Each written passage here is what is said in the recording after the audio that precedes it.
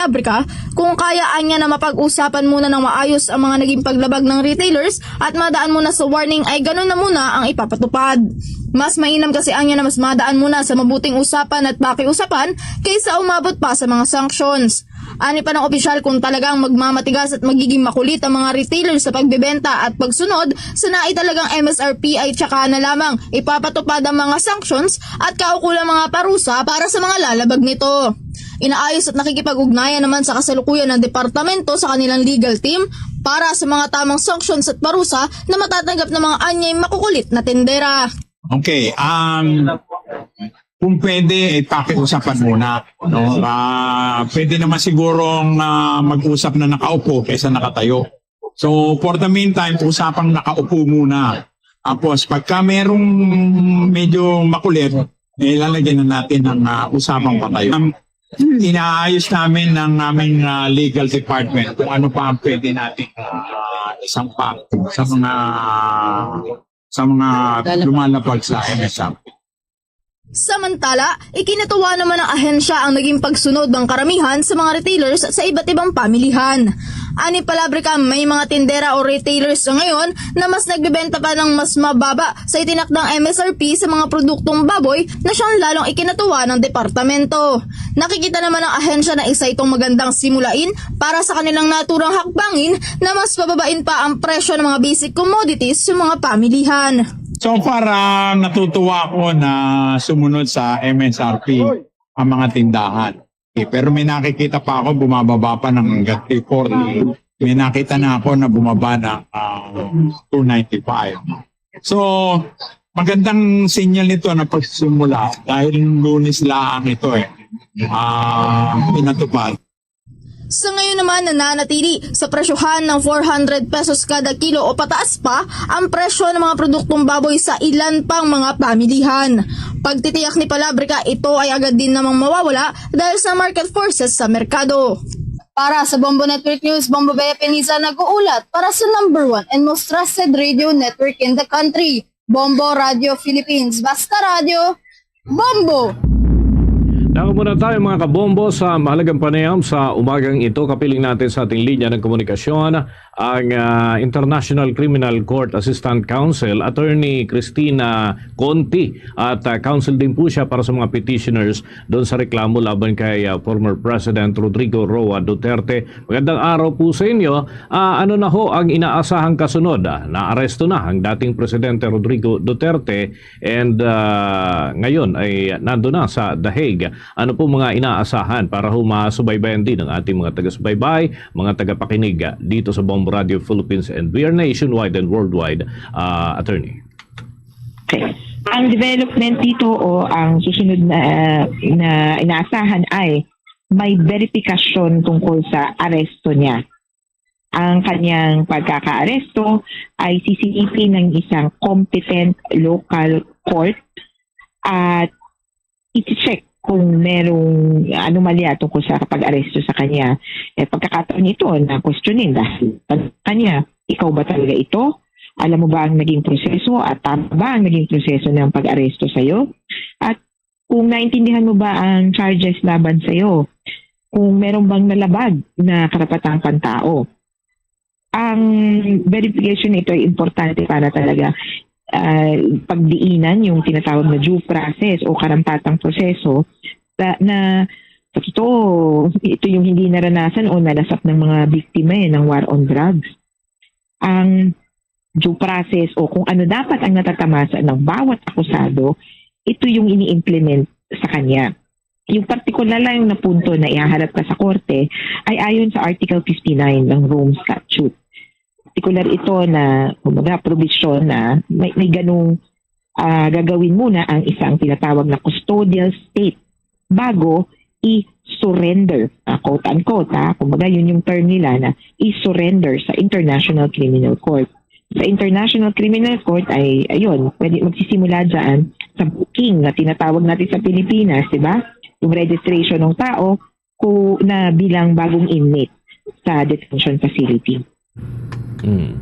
Okay. Magiging magkakaroon pa ho ba ng epekto ang inihain na kahilingan itong mga kaalyado ni former President Duterte. Umiling ho sila ng temporary restraining order.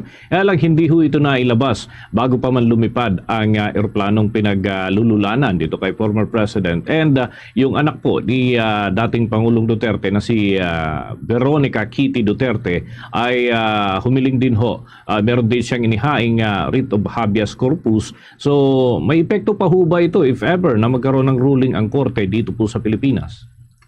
Walang tsansa na nakabuhay ang either o alin man dito sa mga kaso na ito. At walang tsansa na mapapabalik pa si Duterte dito sa Pilipinas sa bisa ng kung anumang order ng ating Supreme Court. Ang hinihiling ng isang TRO ay itigil itigil ang ginawa o gagawin ng executive or legislative department. Paano kung nagawa na? Wala nang silbi ang TRO. Pinapatigil mo, wala na nagawa na. Ito naman sa habeas corpus. Ang tanong ay, lehitimo ba ang pagkakakuha o aresto ng isang tao? Ang ipapatawag mo dyan ay yung custodian o yung may hawak nun sa tao. Sino ang may hawak ngayon sa tao? Hindi Pilipinas. Kaya kumbaga, ang Philippine government ay may lusot sa both petitions filed by the Duterte camp. Kaya niyang panindigan na hindi sila ang tamang partido o hindi sila ang tamang kumbaga entity na pinatutungkulan nito. In short, parang ang system niyan pwede bang pumunta ang Duterte camp sa Supreme Court para hilingin ito na bawiin si Duterte sa ICC? Hindi. Magkaibang korte yan at magkaibang kanilang jurisdiction, magkaibang kanilang otoridad at hindi superior court ang Supreme Court sa ICC. Di mo pwedeng utusan yung korte. Okay. Eto, attorney, tanong ng karamihan bakit si former President Rodrigo Roa Duterte lang ang inaresto knowing na mayroon siyang mga co-accused o co-perpetrators? Pero ang tawag nga ay co-perpetrator. Pero ang haba nga, kaya parang co-accused ang mas swak or mas tatatak sa utak. Pero patungkol dito, magkaiba sila din ng level ng kumbaga perpetration. Sino ang kumbaga indispensable? Kapag wala, hindi magaganap ang lahat na ito. Pag si Bato de la Rosa ba ay wala sa eksena, matutuloy ba yung war on drugs? Palagay ko, oo, pwedeng maglagay ng iba pa na chief of police itong si Duterte. Pag si Oscar Albayalde ba, hindi na yung chief of police, matutuloy pa ba yung war on drugs? Ganon, and so forth. Pero ito ang tanong, at palagay ko, hindi ang sagot. Kapag si Duterte ba ay hindi naging presidente, magkakaroon ba ng war on drugs? Yun. Kaya mauuna talaga at ibang-iba ang karakter ng kanyang liability dahil siya ang pwedeng matukoy na most responsible. Pero hindi ko isinasara na yung iba rin ay maaaring ihabol dito sa kasong ito. Attorney, mabibigyan ba ng pagkakataong makausap o matulungan o ma-access ni Vice President Sara Duterte doon na si President o si former President Rodrigo Duterte? Importante yung partisipasyon ni Sara Duterte dito dahil siya ang pwedeng maka-access doon sa Presidente. Dahil sa ang next of kin, malinaw na siya ay may kapasidad at siya may otoridad na mag-access sa Presidente anytime. Yan kasi yung patakaran, the next of kin should be entitled or should be allowed to access his or her relatives inside the facility. Ayan. Okay. With that, maraming salamat po, attorney, sa mga ibinahagi po ninyo sa aming mga taga-subaybay sa Bombo Radio Philippines sa umagang ito. Kaugnay pa rin ng mainit na usapin ukol nga dito kay former President Rodrigo Roa Duterte. Mga kabombo, mga ka-Star Nation, nakausap po natin ang International Criminal Court Assistant Counsel. Ito ho si Attorney Cristina Conti. Siya ho ang counsel for the petitioners doon ho sa reklamo laban kay former President Rodrigo Duterte, at yan ay dahil nga doon sa nasa kustodiya na siya ng International Criminal Court, mga kabombo, mga ka-Star Nation, dyan pa rin sa bahagi ng the Netherlands. Kuha na tayo ng mga update pa kaugnay doon sa ilang mga lugar na nagkaroon ho ng mga pagkilos, at may mga reaction din yung mga Pilipino o kahit mga banyaga dito ho sa pagdating dyan sa the Netherlands. Itong si former President Duterte. Alamin natin yan sa nakalap naman na impormasyon ng Star FM Manila. Iba't ibang emosyon ang naramdaman ng mga Pilipino sa the Netherlands matapos ang pagdating ni dating Pangulong Rodrigo Roa Duterte sa kanilang bansa. May ilang nagdiriwang, ngunit marami rin ang nalulungkot sa napipintong pagharap ng dating presidente ng Pilipinas sa International Criminal Court o ICC sa The Hague. Nag-aalala ang ilang mga Pinoy para kay Duterte sa pagdating niya sa kanilang bansa sapagkat malamig umano ang klima roon ngayon at maaaring mahirapan ito sa mga prosesong maaaring kanyang harapin sa ICC. Samantala, may balak rin ang ilang mga Pinoy sa the Netherlands na magsagawa ng demonstrasyon upang magpakita ng kapayapaan at suporta sa dating Pangulo. Sa panayaman ng Star FM Manila kay Donna, Pinay na nagtatrabaho bilang HR sa isang airline company sa the Netherlands, ibinahagi nito ang damdamin ng karamihan sa mga Pinoy sa kanilang bansa ngayon. Sinabi rin ito na hindi siya kadalasang nakikialam at naaapektuhan sa usaping politikal. Ngunit iba umano ang emosyonal na dulot ng pagkakaaresto kay Duterte. Yes, marami pong nalungkot. Marami po nag-express na naawa po sila sa presidente, mga ganyan. Yung mga Filipino people here, talagang umiiyak sila. And then kami na lang talaga, meron kaming parang group chat. Nag-uusap kami doon, anong gagawin namin. Yung iba gusto magbigay ng food, gusto magbigay ng winter coat kasi ang lamig dito. Sinabi namin na baka hindi namin siya makita kasi nga, of course, he will be secure. Actually, they are securing a permit here in the Netherlands naman. Hindi tayo basta mas pumunta na lang sa kalsada. And meron kasi silang mga policies and rules na dapat sundin. Then, yeah, they are planning to have like a peaceful rally or peaceful demonstration. Mula sa Star FM Manila, nag-uulat Star DJ Ivana Darna para sa #1 and most trusted radio network in the country, Bombo Radio Philippines. Basta Radyo, Bombo! Etong kalyado naman ni dating Pangulong Duterte sa Cebu nagpahayag ng pagkadismaya sa pagkaaresto nito. Samantala marami naman ang nakilahok sa prayer vigil, dumoble pa. May detalye dyan ang Bombo Radio Cebu. Patuloy ang pag-agos ng luha at emosyon mula sa mga Cebuano na taga-suporta ni dating Pangulong Rodrigo Duterte. Sa ikalawang araw ng prayer rally sa pangunguna ng Maisog Cebu sa Plaza Independencia, dumoble ang bilang ng mga nakilahok habang lumalalim ang gabi upang ipakita ang kanilang matinding suporta sa naarestong dating Pangulo. Sa panayam ng Bombo Radio Cebu kay Pambari 4 Convenor Maisog Cebu, kung saan nilinaw nito na ang kanilang isinagawang prayer vigil ay isang healing process lamang sa sakit na kanilang naramdaman dahil sa sinapit ng dating Pangulo ng Pilipinas. Dagdag paan niya, ang kanilang pagtitipon ay hindi para magpakita ng oposisyon o lumikha ng kaguluhan sa kasalukuyang administrasyon, bagkos ito'y pagpapahayag lamang ng kanilang matinding kalungkutan sa pagkakaaresto at paglipat ng dating Pangulo sa The Hague, Netherlands, kung saan andoon ang International Criminal Court. This is also healing for us. We are not here to cause any disturbance. We are here to be together and express what we are feeling. This is also a healing gathering for everybody. It was also a roller coaster of emotions. So this is nothing to do with the administration. We are not revolting. We are not causing any trouble. We are just exposing. So we are each other's company right now. Samantala, tuloy pa rin ang ingay ng mga busina ng mga sasakyan at mga motorista sa mga daanan para isulong ang noise barrage bilang paraan ng pagpapahayag ng suporta sa dating Pangulo at ang kanilang pag-aantay na babalik ito sa bansa. Mula rito sa lungsod Lawigan ng Cebu, Bombo Joanna Cañati para sa #1 and most trusted radio network in the country, Bombo Radio Philippines. Basta Radio, Bombo! Diyan naman sa bahagi ng Negros Occidental, mahigit 2,000 raw ng mga supporters ng dating Pangulong Duterte ang nagsagawa ng candlelighting activity at meron pang motorcade bilang pagpapakita raw ng suporta sa former president. May balita naman ng Bombo Radio Bacolod.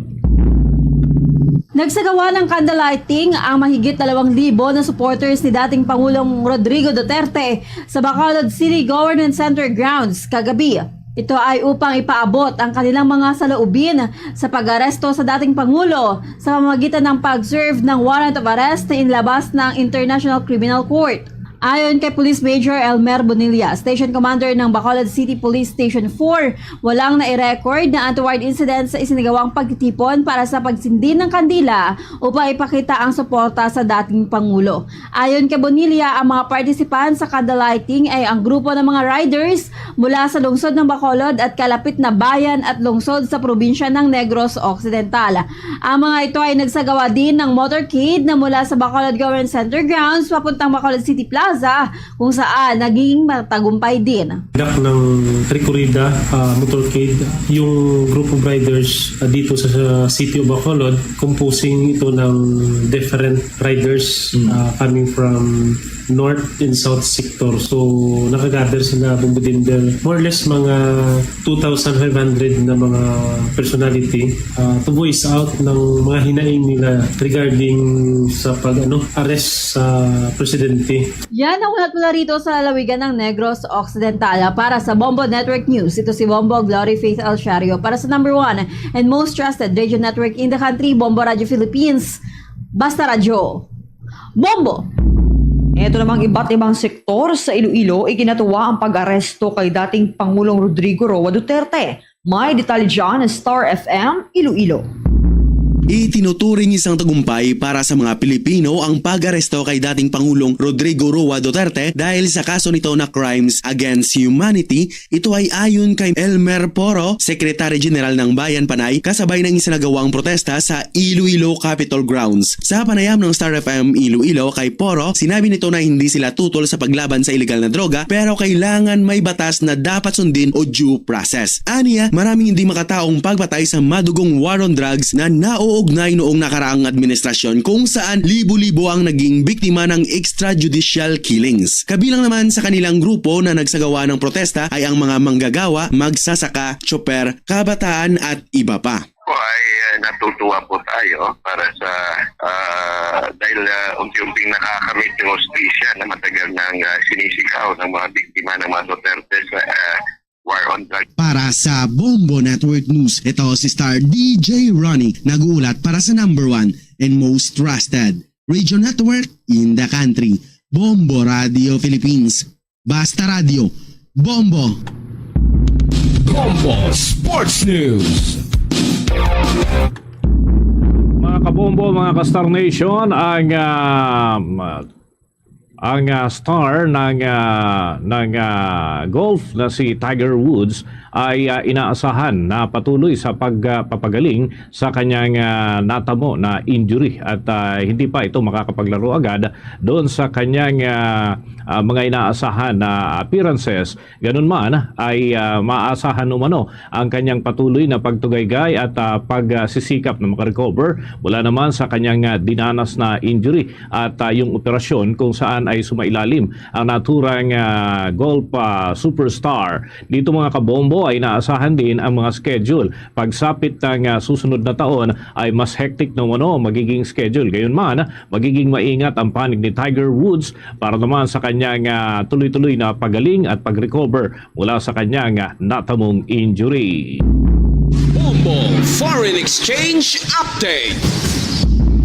Sa mga nag-aabang sa palitan ng piso kontra sa foreign currencies, na itala mga kabombo, mga ka-Star Nation ang katumbas ngayon ng isang US dollar, umaabot ito ng 57 pesos and 36 centavos. Ang Hong Kong dollar ngayon ay 7 pesos and 38 centavos ang katumbas at yung Singaporean dollar 43 pesos and 10 centavos. Ang mga Saudi Arabian Rial ay 15 pesos and 29 centavos. Ang euro naman ay 62 pesos and 59 centavos batay sa data ng Bangko Sentral ng Pilipinas at Bankers Association of the Philippines. Foreign Exchange Update is brought to you by Quinbank Business Banking. Manatiling updated sa mga balita at impormasyon, maaari po ninyong masubaybayan yung mga programa ng Bombo Radio Philippines kahit nasa ang lugar ho kayo sa ating bansa. Halimbawa, gusto po ninyong mapakinggan ang mga programa dyan sa bahagi ng Visayas, maaari po ninyo itong matunghayan sa pamamagitan ng Bombo Mobile App, YouTube, TikTok at maging sa Facebook Live. At kung yung lingwahe mismo na gusto po ninyong masubaybayan, available po yan. Nariyan yung mga programa natin like mga dramas at iba pa. Halimbawa, yung mga programs ng Bombo Radio Iloilo, nariyan. At masusubaybayan po natin ang mga Hiligay non-speaking stations po natin, Bombo Radio Iloilo, Bombo Radio Bacolod, Bombo Radio Rojas. Habang doon sa mga Cebuano speaking naman, nariyan po ang Bombo Radio Cebu. Sa mga Akyanon ay nariyan naman ang Bombo Radio Kalibo. Pero kung kayo ho ay nais makasubaybay ng mga programa ng Eastern Visayas at iba pang mga Waray speaking areas, nariyan naman ang Bombo Radio Tacloban. At bago tayo magtapos, narito ang ating orasyo ni Pirata for Peace. God, our Heavenly Father, Lord of peace and justice, we humbly come before you during this time of escalating geopolitical tensions in our part of the world.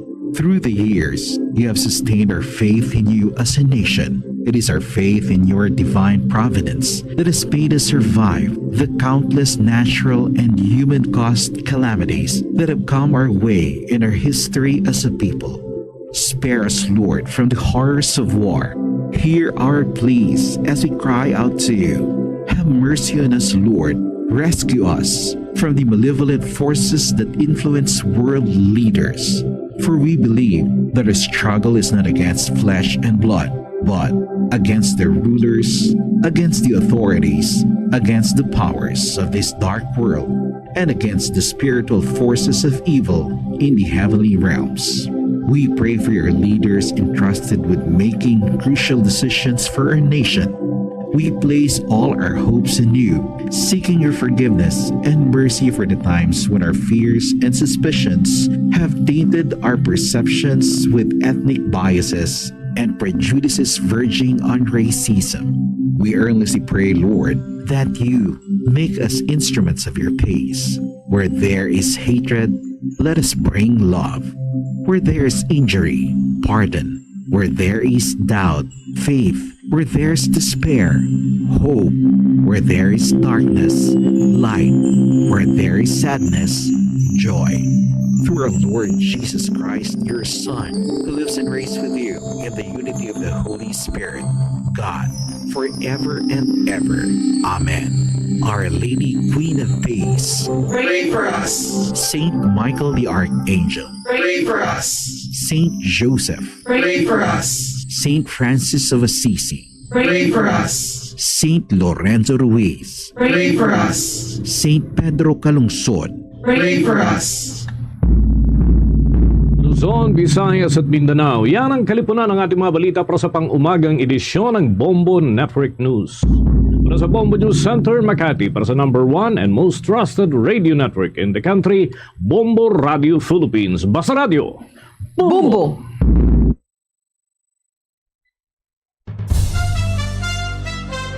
Ito ang Bombo Radio Philippines. Fully digitalized. Numero 1 sa balita, komentaryo, drama at serbisyo publiko. Bombo Radio Philippines. Bombo Radio Philippines. Ang inyong #1 at most trusted radio network in the country. Basta Radio Bombo! The Philippine Standard Time, 2 minutos na ang nakaligad sa takna ng alas 8 sa aga. Ayong aga sunod sa Bacolod Negros Occidental, nagapalag na para tuntunan ng Bombo Hanay Big Time. Sa karon nga daw sa Webes sa petsa 13 kita sa bahin sa bulan sang Marso, tuig 2025. Ay kapadilagad Bombo Ponce Pinotub-tub kita alas 10 ang takna sa ring aga sa pagdulong sa inyo. Kapag patpat sa pinakamadraguan naton sa ring mga balita lokal, balita national, balita sa lasang pungsod, pinakamadraguan ng mga balita sa patag sa Nampang, kag sa artista. Kita pag-updan man sa bugos sa persa sa DYWB Bombo Radio Pato Reporters. Ato sa rin nga mga Bombo correspondent sa Bombo Volunteer sa makatagman sa pinakamadaлагwan nga mabalita kang informasyon. Sa ato sa rin nga mga kabombo antes ang tanan, no? Dire kita na para sa bahin sa ato sa rin nga vote 2025 countdown. May nabilin, no? Sina eksakto sa isang tanan lang ka daw, 2 bulan. Ang nabilin kag 2025 midterm elections na nga naka-schedule iri ba kabanan, no? Mayo 12 tuig 2025. Amat-amat na palapit, no? Kung hilapit yung mga kabanan ang ining nasambit na 2025 midterm elections. 3 minutos sa kaligad sa Tacna Resort sa Saga. Anong mga labing tulopang doon pinakamadalag ko anta? Ang mga balita dari sa ato sa ring pagpalagad sa top story of the day. Mga balita, no? International na nga balita tayo, no? O, sa The Hague, Netherlands, no? Sa headquarters sa International Criminal Court. Kung sa ICC, no? Nag-abot na ang aton former president, no? Rodrigo Duterte.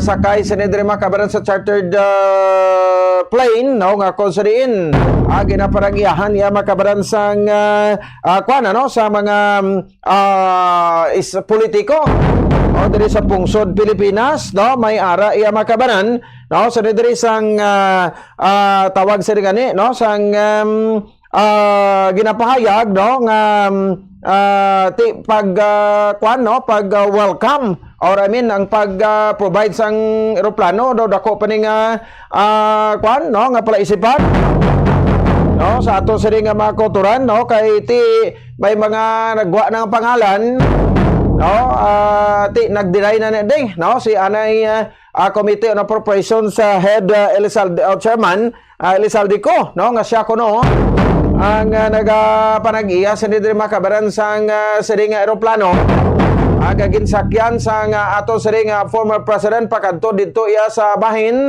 no sang The Hague, Netherlands. No, so ti agud ato bangon ang iya siring kaso dito, ang ipal nga kaso, no dito sa bahin sang International Criminal Court.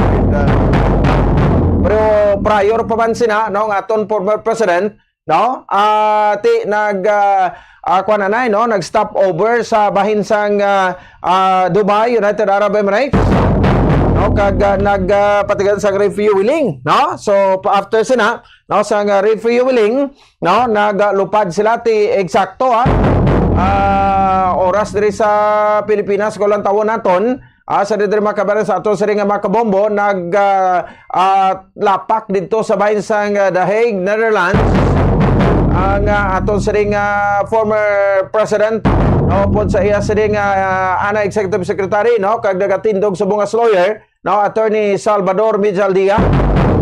Daw tatlo to kakuan mo, no, katawo ang gipasugtan nga makaupod sa iya. Alas 11:54, no, oras diri sa Pilipinas, no, nag-abot, no, dito sa bahin sang The Hague, no, ang aton anay presidente. No, so antes pa man sina na samtang ara sa kung nagapalapit sa The Hague, no, may ara sa no, may ara sa sang ginapahayag, no, nga video. May video clipping siya, no, nga ginpagwa iya makabanan, no, nga konsidente magalanded na sila dito sa Netherlands. No, so kuan gini, no, kung alas 8:05 na diri sa aton, no, dito sa Netherlands alas kung ala 1:06 ang kagahon. Abanse kita to sang 7 ka oras, no, diri sa Pilipinas ko ato sa Exchequeron, no. So ti pag-abot sa aton former president dito, no, ginsugata man siya sang mga Filipino, no, nga mga supporters sa dito sa bahin sang Netherlands. Diba to ang anay kuan man, no, anay ako ang mismo tindog nga chairman, no, sa dito makabaran sang kuan, ano, sang CPP-NPA. Di ba dito man nagtinerto sa kuan sa the Netherlands si Juma Sison bla? No? So si former President Rodrigo Duterte gipahayag sa palasyo sa Malacañang nga kung ma-found guilty siya, no, diri posible nga ini siya ang pamatbatan sang 30 ka tuig nga pagkabilanggo to. So pila ni si Duterte subong 80 managot si ma birthday sa mo. I think to March 25 or 26, no, turn into 80 years old na sa. Di ko pamatbatan sa kuno sa sentensya kaming guilty siya, no, 30 anyos sa pagkabilanggo niya. Di balabot pa ihan mo na nga edad ni President Duterte. Piling ko guro ni nasa kalabot silang kuan nito maglipas ang 2-3 tuig ni, no, luya na giniya si Digong. Basi dito na lang niya mapatay si Digong sa Netherlands eh. Why taman ginapangabuyo but because sa siningkwan niya katilain niya kunari di sa Pilipinas mo. No? So ti makwan, no, tatapan sa samay. Although may doktor man sa nga nagupod to. Pero ti ang sitwasyon niya galing kag subong abi nyo kunano winter dito sa bansang Netherlands. So ang temperatura dito sa Netherlands, ara sa 2 degrees Celsius to. Ang temperatura ko, no? Tugnaw, ganito subong no? So, lingko ba hindi malambatuan ni Digong ang kwan? No? Ang katugnawon to kag ini siya mag-give up. Dari makabanan sa ato sa ringa makauturan. At the same time sa ato sa ringa mga kabombo. Sige, dugay-dugay pabati nato na ang iya siring video clippings kay gahapon sa tara sa Dubai ti gin kuan man to no, gin video call naman aton nga senador dire ang iya long term aide, no, nga si Senator Christopher Lawrence Bongo, no, sa ato siring mga kauturan, no. So isa ina, no, sa mga dapat naton nga atagan man sa pagtamod, no. So si Senator Bongo, no, isa sa mga kuan dire, ano, parik-parik man the time sa airport sang Tilikdan nga Martes. Sana balik na ang presidente halin sa Hong Kong, no, para sa isa ka pagpasalamat dito sa OFW sa Hong Kong. Di kalawig ang trip sa ato presidente, Hong Kong to Manila, Manila to Dubai, and Dubai to Netherlands. Why na saya ka kuan kahalin sa bahin sa Bidamon Air Base.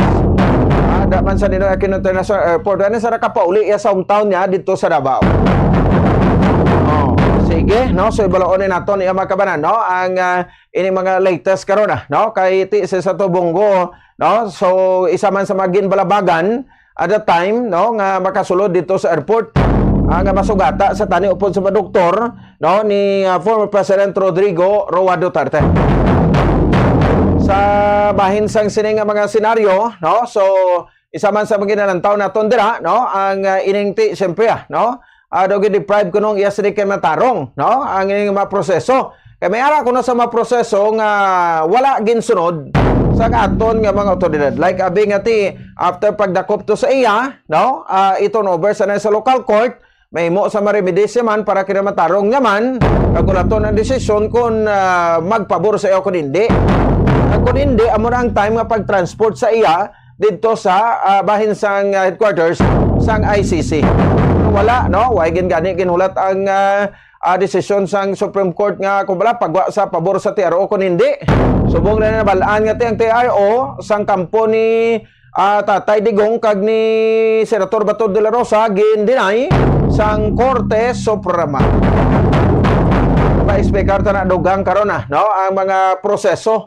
Anong mga proseso nga dapat naton sundon dito sa International Criminal Court kag bantayan?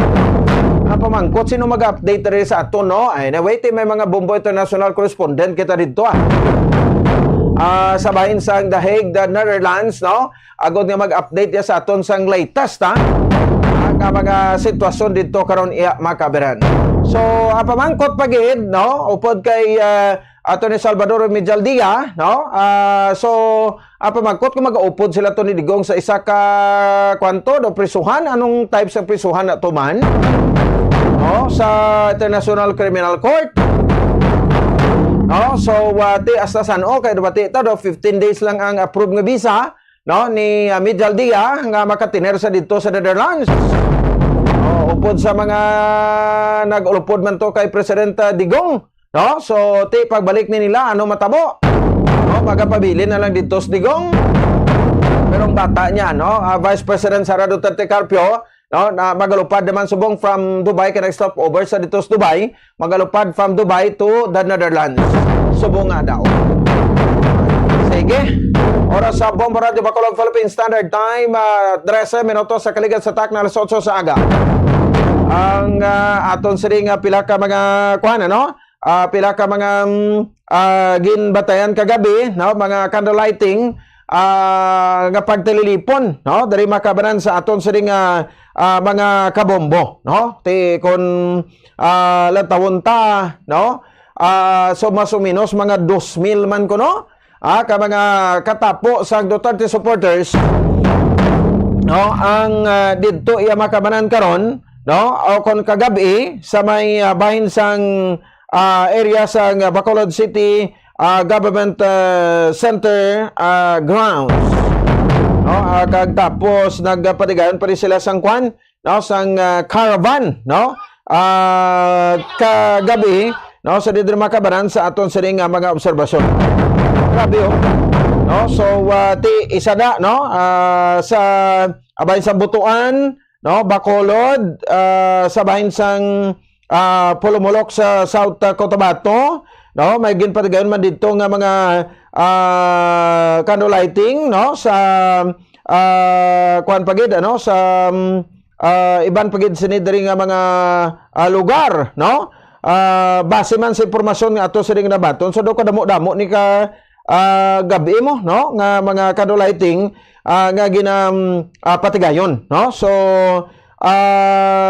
subong nga daw everyday do may ara, no? Sang ginapatigayon nga mga candlelighting o mga pagtililipon, no? Tag pangamuyo, no? Dari sa kay former President Rodrigo Duterte. Sige, sa mga supporters ina. Now, karon kadtoan naton, no? Ang ining mga ti siyempre nagatingwa kag paninguha gid, no? Sunod diri makabanan nga ti mapasabat ko, no? Ang former president sa iya nga makasalanan. Almost 20,000, no? Ang nagkalamatay nga mga kuan, no? Nga mga Pilipino, no? Nga kuno mga inosente. Kuno mga inosente, ang ining mga Pilipino nga nagkalamatay during, no, sa bahin sang war on drugs, no, sang Duterte administration. Ti perte ang ila subong nga kuan, ano, nga kalipay man nga nabaton, no, sa mga biktima, no, sang war on drugs. Pero kung isipon mo, pilam lang to, kabilog man to, no, ang pamisa, no, hatag sa mga reaksyon after nga ti ang presidente ato na giton over na kag uyat na subong sang International Criminal Court, no? Kag nagasiling nga it's time of pay off. So tion sang pagbayad na, no? Kay ti ginasukot siya, to ari may desisyon ang aton siring kuan, ano, nga ICC, ang foreign court naton, no, and there's mga pugsod nga ti ara sa United Nations, no, nga investigar sang mga sino man, no, nga matawo, especially, no, nga ti may mga poder nga hindi mayong papamalakat ya kag ang paglantaw niya sang tawhanon nga kinamatarong sang isa kag isa, no, di ba? So ti ila ni subong pagbunyi, no? So amo man natin ila man mga reaksyon, no? Ila man mga kumbaga kadalagan sa ila siring nga bahin, no? Pero ti may iban mada nga ragasakay, no? Nga kuno do sila gid, ti pamangkot sinugid bala ang mayor nga nag-file sang kaso di sa ICC. Sinugid. Kag nga gina padayaw sang iban nga silagig kuno. Para lang sa eleksyon. Ti ang panawagan ni Trillanes sa kay Digong ya Berdugo mo. Berdugo. Ang sini nga panawag. So pero si Digong may na-prove sa ato sa pungsod nga indeed ang droga ti nataga magito nakulbaan magito madurgista, no? Ti di kita magambal nga mga pigado lato yung nagkalamatay, no? Ang mga drug lord to nga way matandog sang Arroyo administration, way matandog sang Aquino administration to, nga mga untouchable nga drug lord, nagkalauntay ang TL to. Bagod sa Duterte, hindi na mo basta-basta No? Ti kasinggitan subong sa Duterte sang due process ang sabat naman sa mga biktima, no, sa extrajudicial killings nga ambal nila. Ti kami sang una may mata namon like to kay Kian Dos Santos kuno. Ti di ba di ginako na to sang pulis nga ti mistaken identity la to sa. Or I mean, ti daw na ambal matugay ang pulis to nga hindi ang amaya adik kag sa ang ginagamit sang amaya. Oh, no? Ti daw ginahimo na lang yablang rason. Ti ila man na iya, no? So, diri kita, kay ti amba ko no way sa due process, ti siling sang biktima sa EJK ni, nyati kami suna may due process, ginapatay na lang gani kami. No? Pero, di ba may mga tukhang kita sa una, no? Oh, so, tukhangon ka lang tuya, tapos ti kung hindi kaya magpamati, no? Ikaw la tensyon mo, ti balo ko na karumdangatan mo no? Di ba?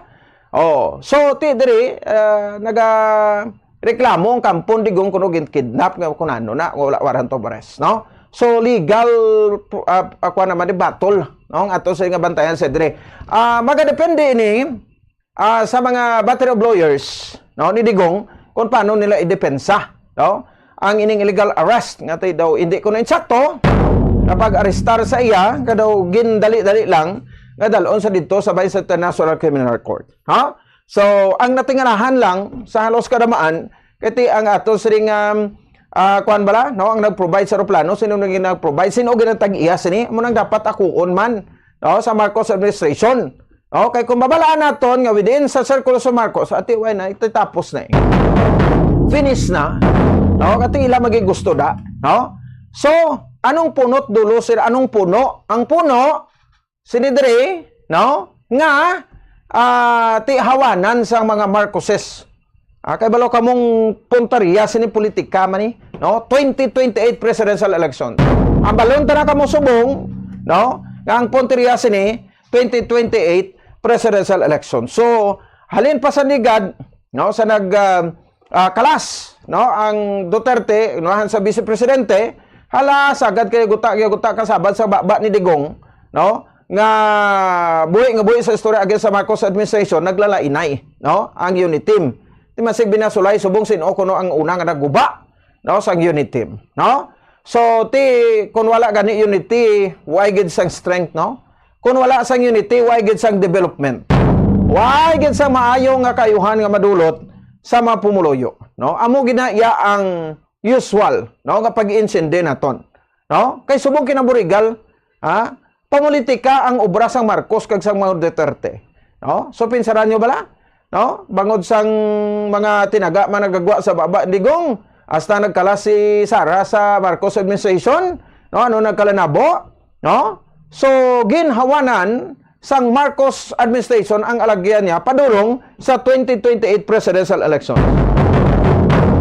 No? So padulong ina sa 2028 presidential elections, no? Una, nga gindakop isa sa mga financier, kung maalam kamo kag tanda kamo manalisar sa mga Duterte, si Pastor Apollo Kibuloy, no? So pamangkot anong gikadamo to ang kwarta ni Pastor Apollo Kibuloy, da?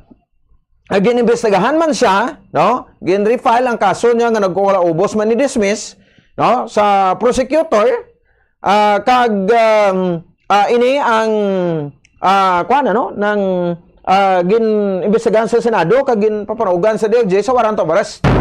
So, piang na ang ila financial kay financier, no? Financier nila, no, si Kibuloy. Next, no? Ti siyempre kaso niya kay Digong sa ICC dugay na niya, no? Kay gin-file. Gali kay dugay man magpagwa kuno sa warrant of arrest, na through online lang. Pero hard copy wala to gin pakita, gin basa lagi ito sa cellphone ni General Torre, no? Ang tagpamuno sa aton nga si ADG, no, direktor, no, sa si ADG. Next na, no, ti ining impeachment case man gipala sa kay BP Sara, no. So para sa inyo ti kamo kung tanda kamo manalisar, ambot nga kompormihan ninyo ang aton sining akon opinion nga ti ini pagpanghawan sa Marcos administration leading to 2028 presidential elections. Kay dire inalantaw man sa Marcos administration nga kung wala kag hindi magdaog kay endorso niya, no, sa 2028 elections bulos sa iya, dako man tendency to nga matabo man ini sa iya. Amo na ang tandaan ninyo, no? So hindi na madula sa Pilipinas ang kultura sa politika ni, no? nga binutungay ang obra naton, no? Why kita sang pag-unite, no?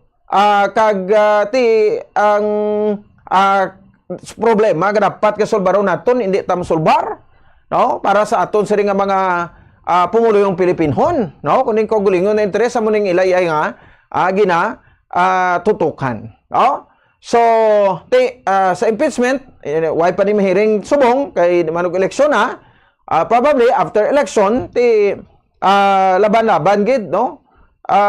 Kung hina-ina laning depensa ni Sara kag depende ni sa mga boto sa mga senador, no, ma-impeach ini siya, no, kag mapahalin sa pwesto, no? So Kibuloy is out, no? Dakpan pero ara sa sulod sa presuhan. Duterte ato na sa ICC. Ang amay nga Duterte next is Sara Duterte, no? So kung ma-impeach si Sara, tiway na, no? Amo na balta, finish na para sa pag-insindi nila, no? Pero ang pamangkot, why kita kabalo? Kung sino naman ang pwede nga mag-ulhot, no, by 2028, nga saliga naman sang tawo, kag iti buong sang tawo. Do you think nga ang endorse ni BBM, no, amo man ang paboran sang tawo sa palabuton nga 2028 presidential elections, no? Ako ya duwa-duwa ko, no? Pero kung malot sa ni Sara, no, ang impeachment case against sa iya, no, only BP Sara, no, will excel, no? Siya ning magasaka gid, tindig mapunggan, heading to her presidency sa 2028 elections. Pero karon abi na mga reaksyon sa mga international community naton, no, iba na pungsod China, no, naga-comment na diri, no, nga tiambal nila kanong China number 1 supporter sa Duterte in terms of financial, no? Ang may mga balpagani nga gibaligya kuno sa Duterte ang Pilipinas sa China nga mangin province na sang China. So muna mga balantayan nato nina ang Amerika way pa naka-comment, may nagalapta nga mga video ako na kumbaga ginabutan picture to tapos may statement ni Trump pero piki, no? Hindi ko masagay pati da wala pagid so far announcement, no? Ang aton sining no, nga presidente sa Amerika subong ayos President Donald Trump kay ti daw miguhay gini sila Duterte adto kun makalabot ni sa atensyon niya kung anong komento niya. Kaya di ba ang ICC ito gingkat niya na ito ang budget sa International Criminal Court, ang foreign aid, no, sa Amerika sa ICC, no? Kaduay niya man ito ganing nakilala sa Amerika ang ICC. Hindi ko makalabot kay Trump ang balita kay digong abot ano ang matabo. Amo naman ang aton nga balantaya. Sige, ito yung mga overview lang naton ina no? So gina-update naman kamo from time to time as to sa kunano gid, no? So ang mga away subong to sa social media once nga mag post kaya, no, against sa kay ginatabay mo sa Duterte to, ginapang unfriend kanila, no? So hindi ka mo mag-amo sina kay kalaway no? Aton demokrasya na nga aton pa ba ino na iban ko mag-post kay sino madampig man na kay BBM, madampig man na iya sa mga Duterte, tila man na diretso, no? Hindi na kamo da magpersonal na nay kay ti kalaway, no? And ini bilang ko kaysa nga diri kita nag-enjoy sa aton nga freedom, no? Freedom of speech, freedom of expression kay aton na iya mo, no? Ti sala ko bla kay die hard fan ako ni Duterte, ti sala ko bla kay die hard fan ako sa mga Marcos, ti sala ko bla kay diri ako nagasandig sa mga biktima sang inosente nga biktima sang AGK, no? Pero ilang taon diri gid ato na matakos siling ko gani, no? Mayo 12 diri tani matakos kun bala, no, ang tawo majority sang tawo ara magid sa mga Duterte o kun may salig pa sa mga Marcos. Diri di test of time ini ang eleksyon sa May 12, no? Muna gani minsan kamo marcha-marcha mo ni nawagan people power ay paigad na, no? Kay everything is under control, makaya naton ini amo gini nakakanabo iya sa aton ini bag-o no? Ini mga linagsanay nga way ka na spesto ini bag-o. Way to napatay si Pinoy guro ba si na priso man to. During sang Duterte administration, tiaryo, no? Way gani ga kwan si Dilima nga 7 ka tuig ara sa prisuhan. Ato 7 ka tuig ara sa social facilities ang PNP. Si Digong nga ato pa to sa pinaka nami nga lugar to ang Netherlands. dayon gid kamo react da, no? So everything, no, and ang Ginoo naton may plano gid dire kon ano aming gusto niya sa iya nga matabo. Amo na. Oh, sige, respetuhon lang kinahanglan may mga respect kita, no, sa isa ipakita naton. Kay tila man na iyang kuan anong ibubunot, tila respetuhan nyo no? Kay para nga naiya pamagi para kalikaw kita. Saga mo. Oras sa Bombo Radio Bacolod Philippine Standard Time, 28 minutos ang nakaligan sa takna alas 8 sa aga. So formally ara na so si President Rodrigo Duterte, no, sa bahin sang kuan ano, sang dahig Netherlands. To ipabati naton totoo iya mensahe. Ato lang before he landed, no? So may video clippings ang aton siring former president. Panawagan niya sa mga Pilipino, di ba sa baba ni manito ng halino, no? So go out and hunt for them, no? Balya diri, no? Sa aton siring mga kauturan, no? So go out and hunt for them. Ginatumod dia diri ang mga drugista, no, nagagamit kag nagaduso, no, sang illegal nga droga. Ambal ni Digong, akong bahala sa inyo. I will be jailed in prison, no? I will be rotten in jail. Do mo ginato, hindi ko ginaya malipatan, no? Ngasi nga after my term, no, kung ano magida matabo, no, sa akon handa man ko, no, nga kuan ano, magpapreso, no? So ako niya sa labton, no? Siling nila sa mga authorities, police, PNP, no? PNP ang AFP, kay pating AFP to sa una daw encourage sa to mabuli sa kampanya sa drugs para lang matap na mo, no? So amo ni ang mga tinaga ni Digong. So ginsulit niya, no? Ginsulit niya. May mensahe sa, no, sa mga pumulong Pilipinon, no? Ay sining hambal subong ato na siya or before, no? So minutes, how many minutes so ka magland sa dito sa dahig Netherlands ang iyang nga mensahe. Babatian naton mensahe ni former President Rodrigo Duterte nga ato na subong sa bahinsang International Criminal Court sa custody.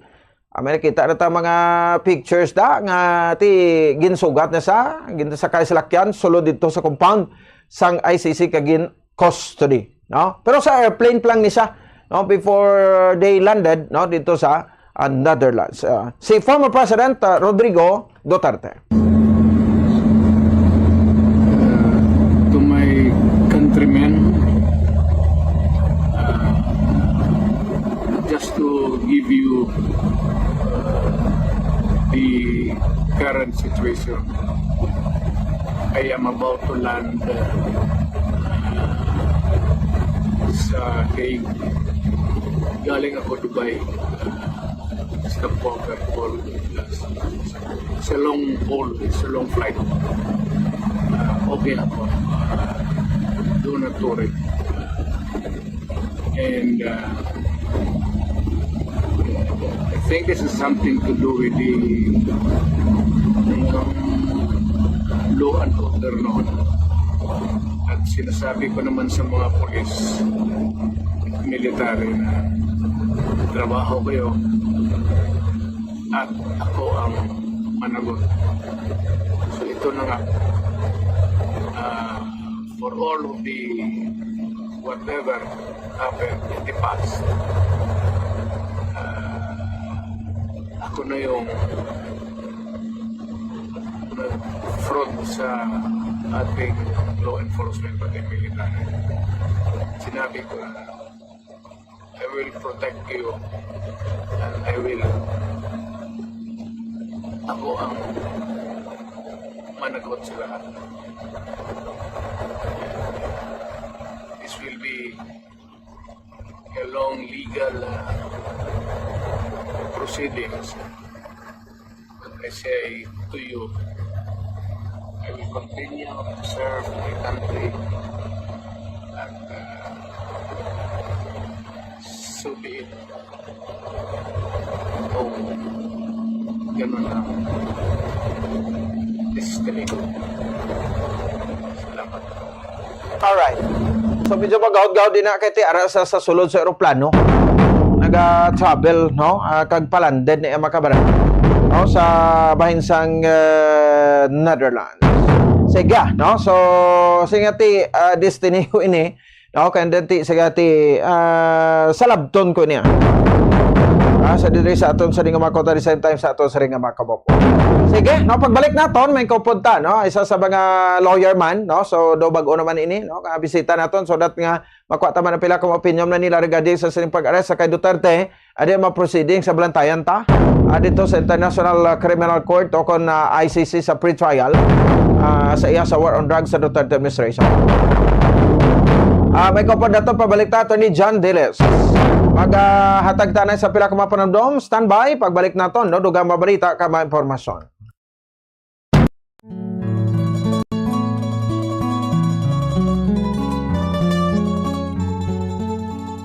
Bilang nagaisahanon nga Christian nation sa Asia, ang pagsimba diri sa Pilipinas ilabi na gid kun Domingo upod ang bugos nga pamilya nangin kabahin na sang aton pagpangabuhi kag kultura. Mayoriya sang populasyon ang mga Roman Catholics kag sang una ang mga tumuluo tuman gid ka relihiyoso kag istrikto sa tion sa pagsimba. Sa paglipas sang panahon, ang mga kabataan sa karon nga henerasyon ang ginapahanumdum kag ginatudloan sang importansya sang pagsimba kag ang church etiquette. Iyari ang pila ka mga good manners kag right conduct sa pagsimba. Kung planado ang imo pagkadto sa simbahan, dapat nga magtulog sang temprano antes pa man. Magbugtaw aga pa kag maligo, agod presko ang pamatyag kag mahumot sa pagtambong sa santos nga misa. Ukon sa pagpamati sang pulong sang Dios, ukon sa tion sang pagwali sang pastor.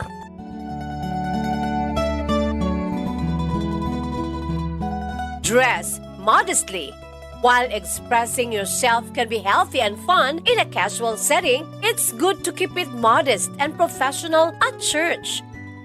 Ipaiway nga malate sa pagsimba, mas maayo nga makaabot sa simbahan 5 to 15 minutes early. Agud hindi ikaw makaagaw eksena sa mga yara nasa sulod sa simbahan. Apang kung ikaw ang late na ginman, pag-abot mo, nagasugod na ang misa o service, mag-relax sa makadali. Amat-amat nga magsulod sa simbahan quietly and discreetly as possible. Kag kung mahimo, magpangalihid lamang sa higad, kag hindi mag-agi sa tunga. Ipaiway man ang pag-istorya sang matunog sa imo tupad. Sa baylo, mag-focus kang mag-pay attention sa ginahambal sang pari o kon pastor man. Kag, magpangamuyo sa hugot sa tagipusoon.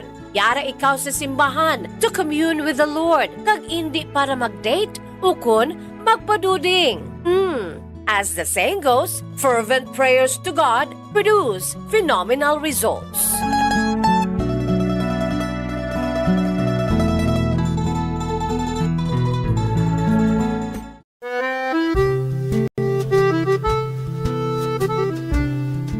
Nakakadtunob lang mo sa isa ka balay sa siyudad sang Silay diri sa probinsya sa Negros Oriental, ginagabig oldest at social house in Silay. Well, amoy ni ang duha ka panalgan nga heritage house ni Antonia de la Rama Locsin nga makitaan sa heritage zone sa Silay City. Si Antonia de la Rama Locsin bata ini sang mga original nga mga sendero nga pamilya sa Silay nga sanay Don Gregorio Seriaco Lacson Locsin kag Doña Adriana Manuela Reneta Locsin. Isa sa mga sikat nga descendants sang sini nga mga manggaranon nga pamilya amo si Leandro Valencia Locsin o kun mas famous nga si Leandro Locsin nga isa kasikat nga architect kag national artist of the Philippines. Ang iya sini mga ginikanan amo sanday Guillermo Unson Locsin kag Remedios de la Rama Valencia kag nakapangasawa kay Maria Cecilia Araneta Yulo. Diri sa two-story nga heritage house, nagdako si Leandro Locsin nga nagtaliwa naman sa tong 1994.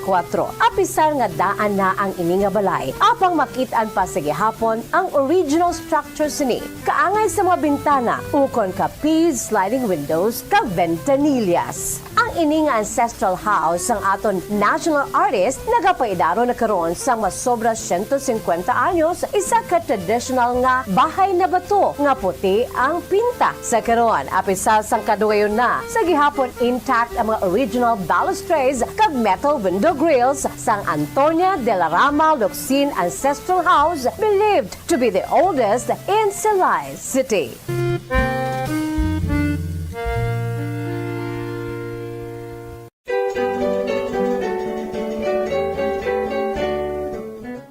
Diri sa Pilipinas, sa old curriculum sang aton basic education program, kabahin ang subject nga good manners and right conduct o kon GMRC sa aton regular basic education curriculum. GMRC, which was once the bedrock of values education curriculum in the Philippines, apang sa ulihi, ang GMRC ang ginkakas bilang kabahin sang regular subject sa atong 2013 kag gin-integrate na lamang sa social studies kagiban pa nga mga related subjects tub-tub nga matamat nga ginbalik naman ini karon upod ang values education pinaagi sa Republic Act number 11476. Importante ang good manners, magandang asal o kun maayo nga paminatasan nga igatudlo sa mga kabataan sa eskwelahan kaangay sang paghambal sang common nga mga tinaga sa Tagalog nga po kag opo nga senyales ang paghatag respeto sa isig kapareho ilabi na gid sa mga magulang sa aton kag sa mga tigulang.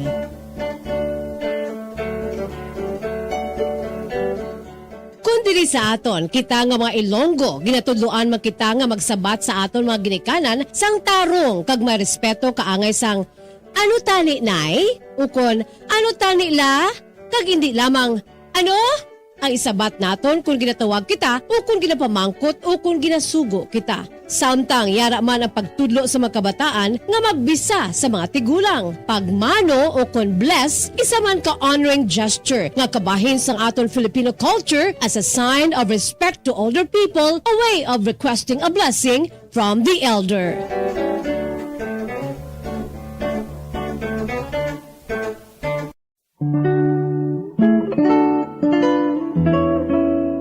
Ang alibhon, baw. Ang dahon sa alibhon, tuman ka mapuslanon. Kung grabe ang hilanat, alibhon ang katapat. Sa tiyon nga ginatrangkaso, dahon sa alibhon ihampol sa ulo. Sa nagabalingaso nga agtang, dugay-dugay hilanat mauntat. Kagagod mawasan, ang dahon sa alibhon, lagaon kag pugaon. Kagamo ang idakdak sa ulo, sa limpuduhan naton. Ang alibhon o kon Blombia balsamifera, sa iya scientific name, sambong sa Tagalog, gabon sa Bisaya, isa ka flowering plant nga ginaprubahan bilang traditional herbal medicine nga masaligan. Suno sa DOH, ang alibhon, lagundi, bayabas, yerbabuena, ahos, amargoso, nalakip ini sa napulo bilang herbal medicines nga aprobado.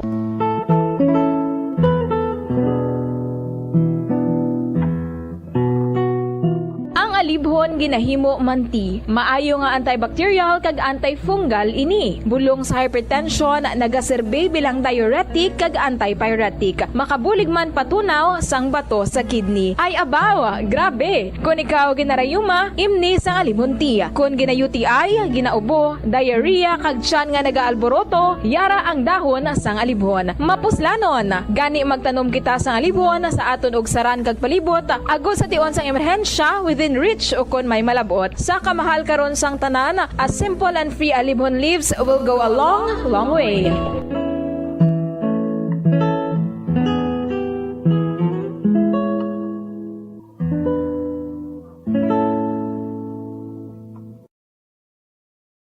Palagad para sa Bombo Radio Bacolod Philippine Standard Time, 40 minutos sa nakaligid sa takna alas 8 sa aga. Ano ka pa nagkapamati, no? Diri sa ato sa ringa para tuntunan sa Bombo Hanay Big Time. Ano sa piyaka linya, isa sa mga bisita nato, no? Lawyer, no? Kag, siyempre, ano? Residente sa Ciudad sa Bacolod, no? So, welcome naton. We have Attorney John Deles, no? Kilala man bilang mga supporters manin, no? Sa mga Duterte. Kag at the same time, kagabi present ba to sa Attorney John sa siring candlelight dinner, no? Sa Bacolod City Government Center. Pero diri kita na yan, no? Welcome na to na. Attorney, good morning. Live ikaw diri sa Bombo Radio Bacolod via Zoom, si Bombo Ponce ni Attorney. Hello? Okay, dali lang gito. Hello, Attorney. Hello, sir. Hello, sir. Good morning. Yes, sir. Yes, salamat gid, Attorney, no? Sa siring time. So, live ikaw diri sa Bombo Radio Big Time, no? Diri sa Bombo Radio Bacolod. So, Attorney, kwaon ta lang imo sa ning opinion, no? The way we see, no, and observe sa sining pag-arrest sa kay former President Rodrigo Duterte. So, as a lawyer, anong imo nakita diri, no? Attorney, nga mga butang naton, no? Pag-question abis ang legality or considered as legal ining pag-arrest sa atong former president after nga nagwa iya sining warrant sa ICC kay in coordination man sa bahin sang aton nga Interpol last Tuesday, attorney. Gamay nga research sa Bombo Pons. While it is true nga na-aresto ang aton presidente, pero may mga proseso nga dapat tani agihan pa, sundon pa. Ano na siya nga mga proseso? Proseso nga ginahambal man sang Rome Statute nga mo niyang ginasunod sang ICC. Base sa aton nga pag-research ara sa Article 59 number 2 sang Rome Statute naga-provide dira nga ang arrested person dapat promptly dalon dayon sa Court of Competent Jurisdiction. Nga diri sa aton amo na tani dapat ang Supreme Court para madeterminar ang tatlo ka mga butang. Number 1, ang warrant of arrest na-apply bala sa sining tawo, sining person nga ginaresto, ang person bala nga ginaresto in accordance sa proseso nga ginasunod diri sa arresting state. Kag ang person bala, ang iya bala diretso na observe, kag ginrespeto bala ang iya mga diretso, pareho sina ginhatagan bala siya sang lawyer nga iya choice, ti masil naton ti ginhatagan kay ti may atomanto, pero may mga lawyer siya nga wala nakaupod or wala nakagway gintugtan nga magkadto sa iya, magistorya sa iya. Kinanglanon siya nga ginambal sang iya doktor pag check up sa iya, kinanglanon nga ihatagan siya sang medical attention ti wala man ginatagan, no? Now ara sa Article 59 number 2 sang Rome Statute naka-provide nga dapat gin-observe sa mga arresting state ang dala sa iya sa competent judicial authority nga muning Supreme Court diri sa aton.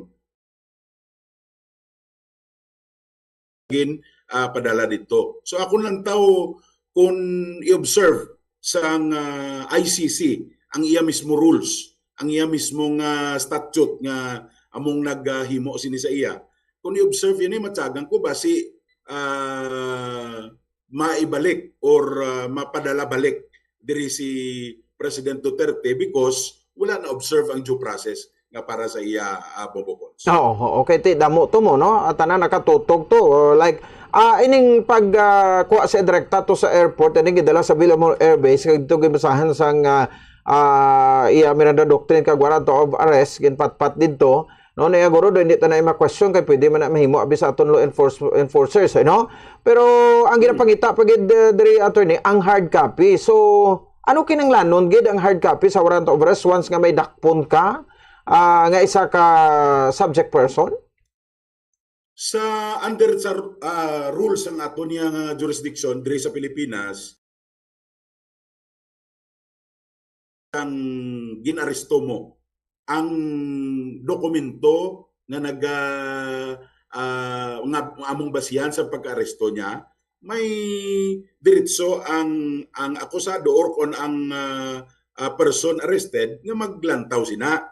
So why man ginalan sa aton under sa aton nga jurisprudence, why man ginasiling nga pagdakop mo dapat ara gidayon. No, pwede mo man siya dakpon provided pag request sang gindakop mo dapat ipakita mo ang nga basihan mo sa pagdakop sa iya. Now, granting for the sake of argument nga may ara gid.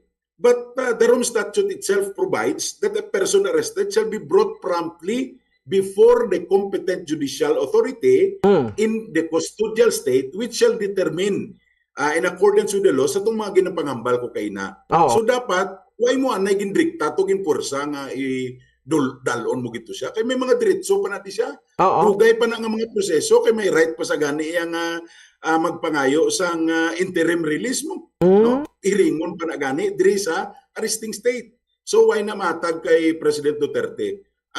Ako kahapon, actually hindi ako part sang pagplano sang pagpanawagan.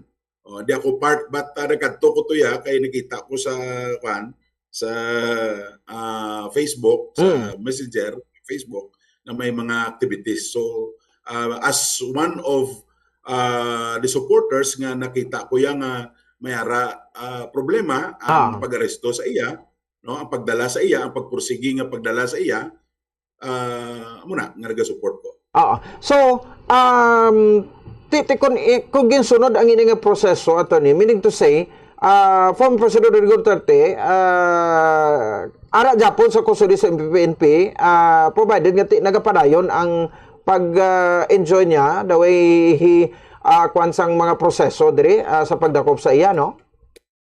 Pwede gid, sir, kung tani kung gin-observe nila ni, ang Supreme Court may in fact may gin-file gani ang mga abogado ni President Duterte and Senator Bato de la Rosa sa aton Supreme Court. Supposedly ginulat ato anay or gindalagid siya as provided for sang ginambal ko ginang provision sang Rome Statute, gindalagid siya anay sa proper authority nga amo niya ang Supreme Court of the Philippines. Dahil gid siya anay pabalon gid anay, hindi gipadali-dali kag pursahon gid nga dalon gid dito against his will. So wala man due process. So muna ang gina-question nato.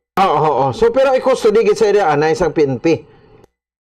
Yes, sir. Kaya under arrest siya, so custody gid siya anay. So pag custody sa iya, idalon siya anay sa competent authority sa custodial state nga muning aton ba sa Supreme Court. Kay kita mga proseso ginambal ko ginatatlo ka mga aspect, warrant of arrest kung na-apply bala sa tawo, ang person bala nga ginaresto, pag-aresto sa iya in accordance bala sa proper nga procedure, kag ikatatlo ang person bala ang iya rights bala as arrested person na comply. So wala na nahimo. So amo nang problema, kag amo nang gina-rebuildi, kag ginareklamo, kag singgit sa mga Pilipino subong giatag lang sa iya ang due process nga para sa iya kay wala gid man ay problema. Si President Digong abogado kay Chindi na kag ang Pilipino nakabalo nakaintindi kung ano ang ginhimo sa aton former president. Okay, no? So sila mo to ginado kung magpabor sa ila may posibilidad ibalik sa diri, no? So sa proseso naman ang sa pagpabalik ti sino naman ang mga pabalik diri sa iya kay kabalo kita gani nga ang ICC daw ay manigani gid sang kita mo padakop lang ng tao din ang coordinate sa Interpol do ang gobyerno pa sa Pilipinas ka mga private persons pa nagasto to provide sa plano para i-transport sa dito. So tibase kun wala naman ni chance pabalik diri ka makabalik, attorney. Ang Pilipino kita mo grabe ang mutan nga para makabalik lang presidente okay. So ang Pilipino yang mangita ginapamaagi kag si president mismo Duterte kag ang iya mga kaupod sa iya grupo kag ang Pilipino nga nasyon sigurado ko ya matigayon kag mapabalik kung may ara order ang ICC ngati ang ilang rules, ilang proseso, wala gid man masunod. That's why nga mag-order sila or there's a possibility that the ICC will order nga ibalik siya sa pungsod Pilipinas. Okay. No, grabe, no? So, iban daw ay pagin na ka-insindi sa ICC o kon International Criminal Court, no? So, mga Canada, no? UN member country na da, no? Ang ara daw subong sa ICC, di ba?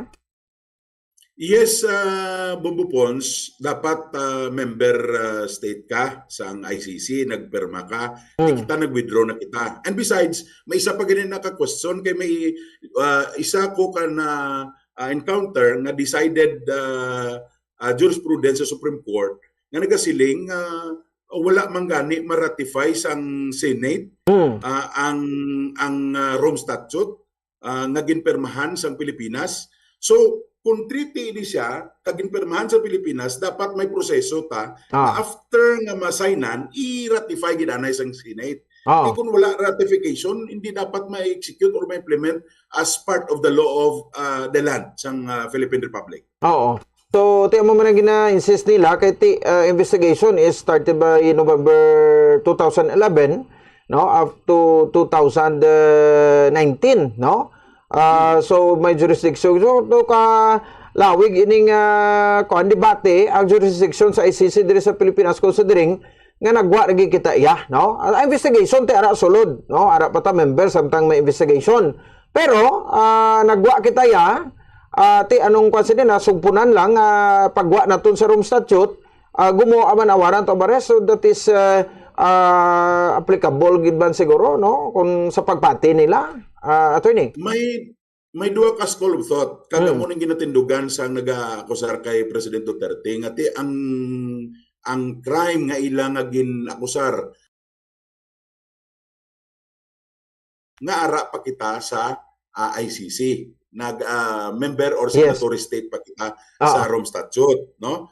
Tapos ti siling nila kay na-acquire na daw ang kay sang natabo ko ng krimen ara pa ta sa Rome Statute, ara pa ta sa treaty, under pa ta sa Rome Statute, naka-signatory kita to. So with jurisdiction or ara pa kita under sa jurisdiction sa ICC or pwede pa ang ICC maka-hear. Kita naman niya or ang ato naman niya pagpati sa grupo bisang mga Duterte, nagapati kita nga sang 2019 out lagi kita totally sa ICC. Kay sang 2018 nagpabalo kita to sa ila nga magwa kita, and 1 year after nga ma-inform ang ICC, wala na sila jurisdiction sa aton. So kita nagapati kag ginaduso sang grupo sa mga Duterte nga wala na jurisdiction. Kay ti ang natabo abi gin-trigger lang sang mga prosecutors dito ang ICC, that was 2021 na. So meaning wala na jurisdiction that time, kay 2019 nakagwa na tamong. So 2021 amo pa lang tuya ang pag-start sang ICC nga mag-acquire jurisdiction sa kaso.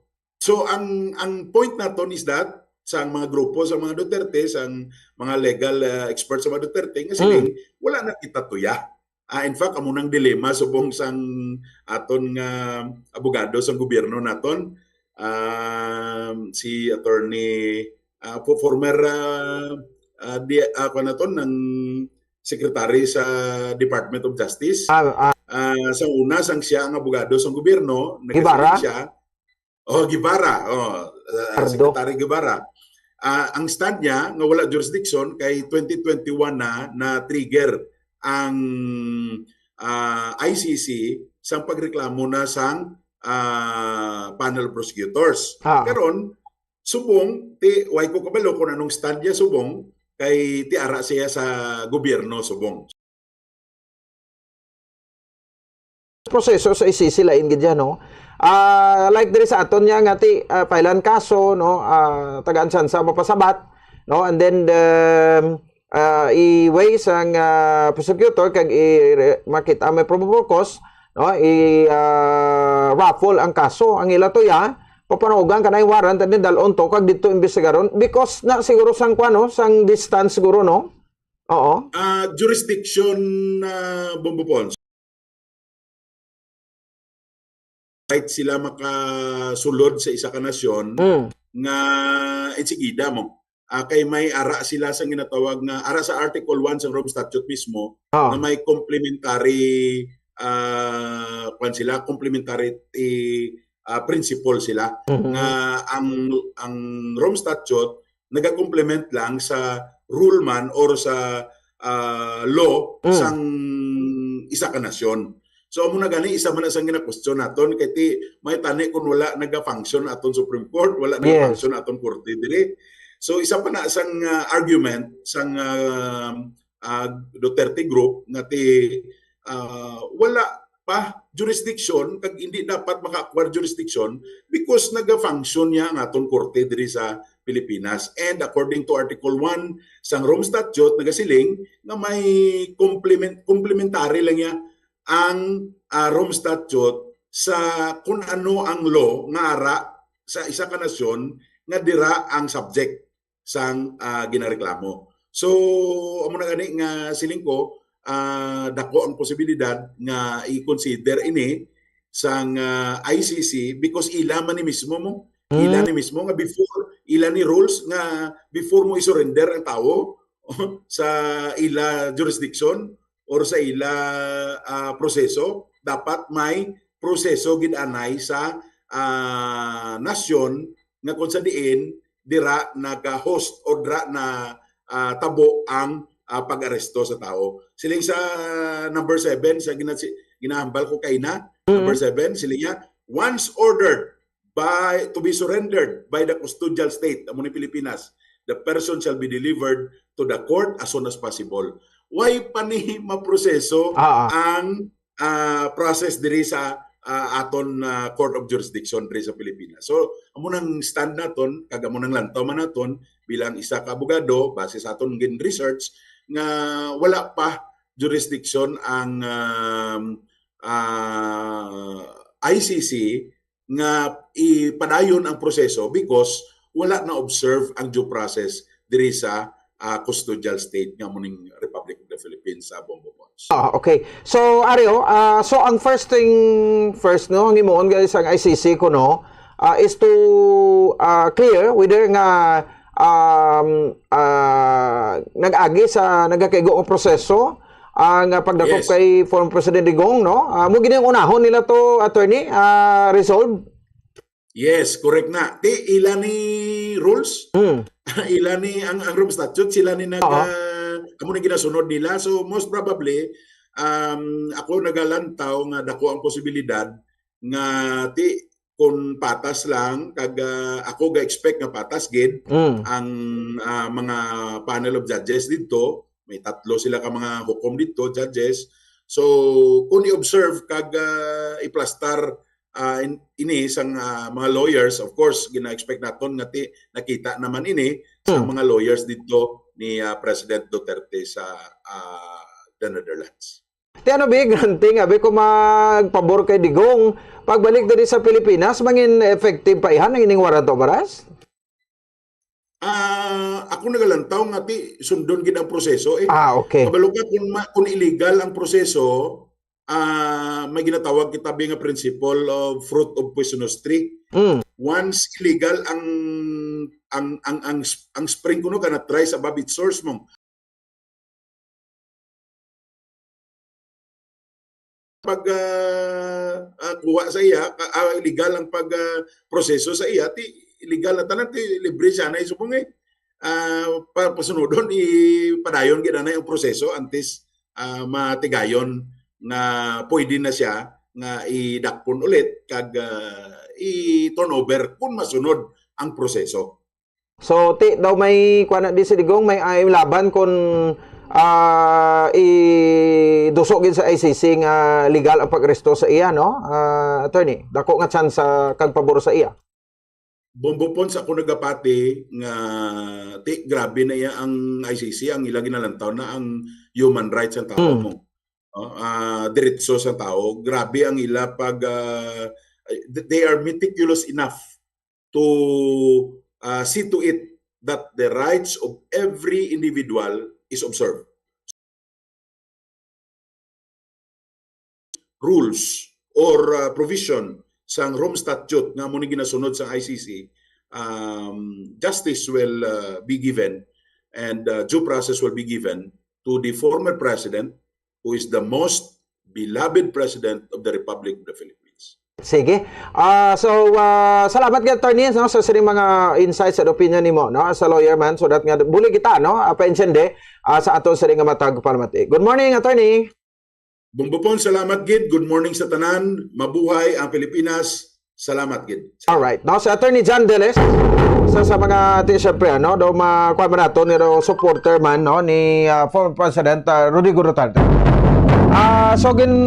Kwanta lang to sa no, invitation naton is to explain no sa legality sa pag-arrest sa kay Duterte. Which is para sa iya no, may aragid siya nakitaan nga illegal No, kapag restart ka wala gid sunod diri pang-espekarya tobla. No, nga mga proseso ti kung magamo sini ti una nga himuon sang kwan no sang ICC nga i-resolve no ang ining pag-arrest sa iya whether nga kwan bala ini no nagsunod sa kaigo nga proseso o kon wala ti sa tong ipang explain attorney Diles wala gito sa may nasunod so dako ang tsansa nga ti kon manindugan magid ICC kag sunod sa ila sini nga rules, no? So ipabalik anay digong sa Pilipinas tapos sundon gid ang proseso pero ang warrant niya is still ara, no? Pero pag yun gid sa proseso, pero do you think matabo pa ihana? Kung hindi na matabo, so may violation man ang International Criminal Court, no? Di ba? May violation man ang International Criminal Court para sa aton nga mga kauturan, no? Kag sa aton sa nga mga kabombo no? Ang ilang ginhimo, pero parang hindi lang madula ang respeto man abi, no? Sang mga UN member state dira, no, sa International Criminal Court, hindi pag i-break sang ICC ang ilang kasuguan or pagsulundan. No? Kasi bilang mambasa, ari naman lang na suguran ta na lang pero kalaway, no? Sa legal proceeding sa ginatawag, legal procedure nga ginatawag, nga daw bypass ang rights man iyan ni Digong kag may sala mag-isa salabton magin iyan ni Digong. Kay ginako niya naman nga he is accountable, no, sa mga kung ano mamatabo sa after sa iyang term, no, sa kampanya against sa illegal nga droga. Why not advice? No, so ang main issue na naton niya subong no, ang legality sa pag-arrest sa iya. 4 minutos sa nakaligan sa tak ng alas 9 sa aga. Note ba sa ato sa ring pagpalagad. So to kung friend na kamo dato ni Kwan, i-check a bit to kay Attorney Baligod sa aton nga do na interview to na sa ligad mo through Messenger. Diretsohin na lang sa abi, no? So para nga makwanta, no? Makwanta na isa ka topic, no?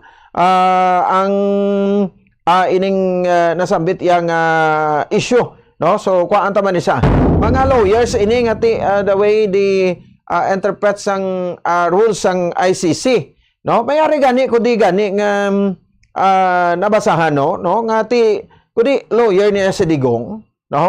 So being a lawyer kabalugid, no? Sang iyang ginhimo, no? Kay kuan ko mo, no? Kumbaga, no? Isa ini kapatibong ni Duterte ang iya sa pag-upod sa Netherlands kag nahulog ang PNP kag Marcos administration, no? Sa iya sini nga patibong, no? Kay hindi sa kaglipod sa ibalosang tanan, no? Nga madugay na, no? Nga grabe ni tanda man sa nga lawyer mo, no? Sa Duterte pag-abot sa politika kag estratehiya, no? Sa natabo sa pagresto sa iya kung siya gilayon nga gusto ko dalon sa Netherlands nga wala nag-agi sa husto nga proseso, no? Klaro nga pangibabaw ni sa magmadinalag-on sa isa ka padigonon nga pag-question sang legalidad sa iya pag-arestar o pag-arestar sa iya sang Interpol nga gin-assister sang aton nga makatapo sang Philippine National Police. Ang paglapas sa Rome Statute, no? Kag ang ginatawag nila kuno nga poisonous tree.